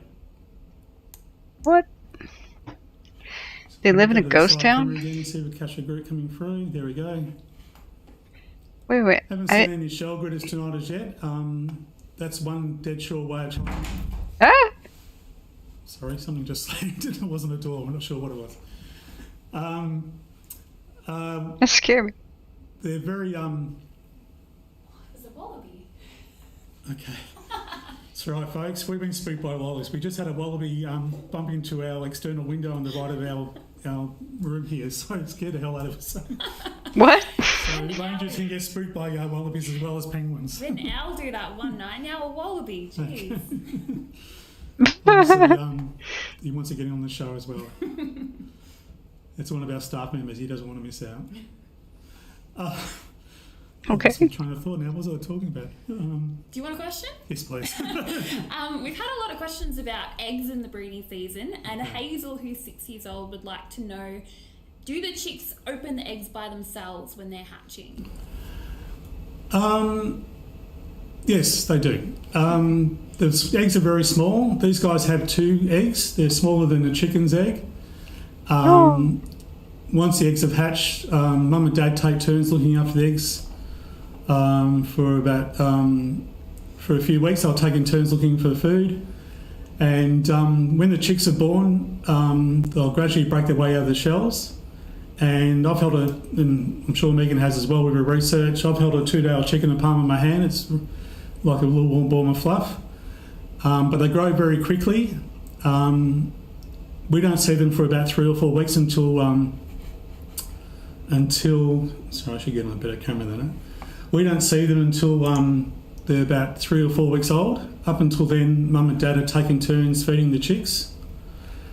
And once they're about 3, 4, 5 weeks old, mum and dad say enough's they'll start going in the ocean, and looking for food to bring back for their chicks. And that's when we start seeing the chicks outside the burrows, waiting for mum and dad to come home. All right. And by that stage, they're often bigger and fat and downy. They're often bigger and fatter than the parents.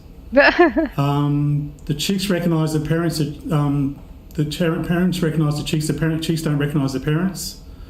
So if the chicks are hungry, and I thought I saw a group coming through and I've missed it. Chicks don't recognise the parents? Sorry, folks.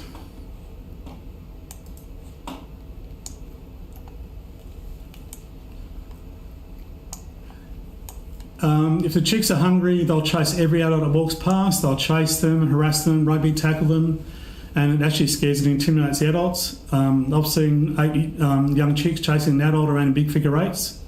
Often when the parents come and feed the chicks, they'll feed them and then disappear a couple of metres away and hide because they're sick of being harassed.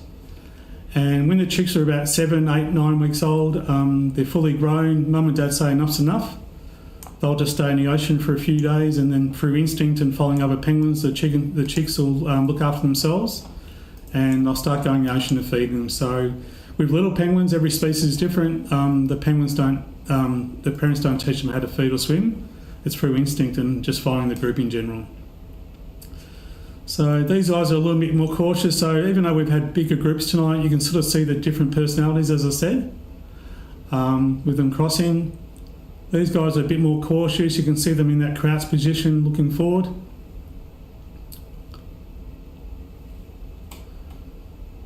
I've been in lockdown for a few nights, so I'm not sure what the moon's doing. I'm not sure there's much moonlight out there tonight, but that can sort of make them a little bit more nervous.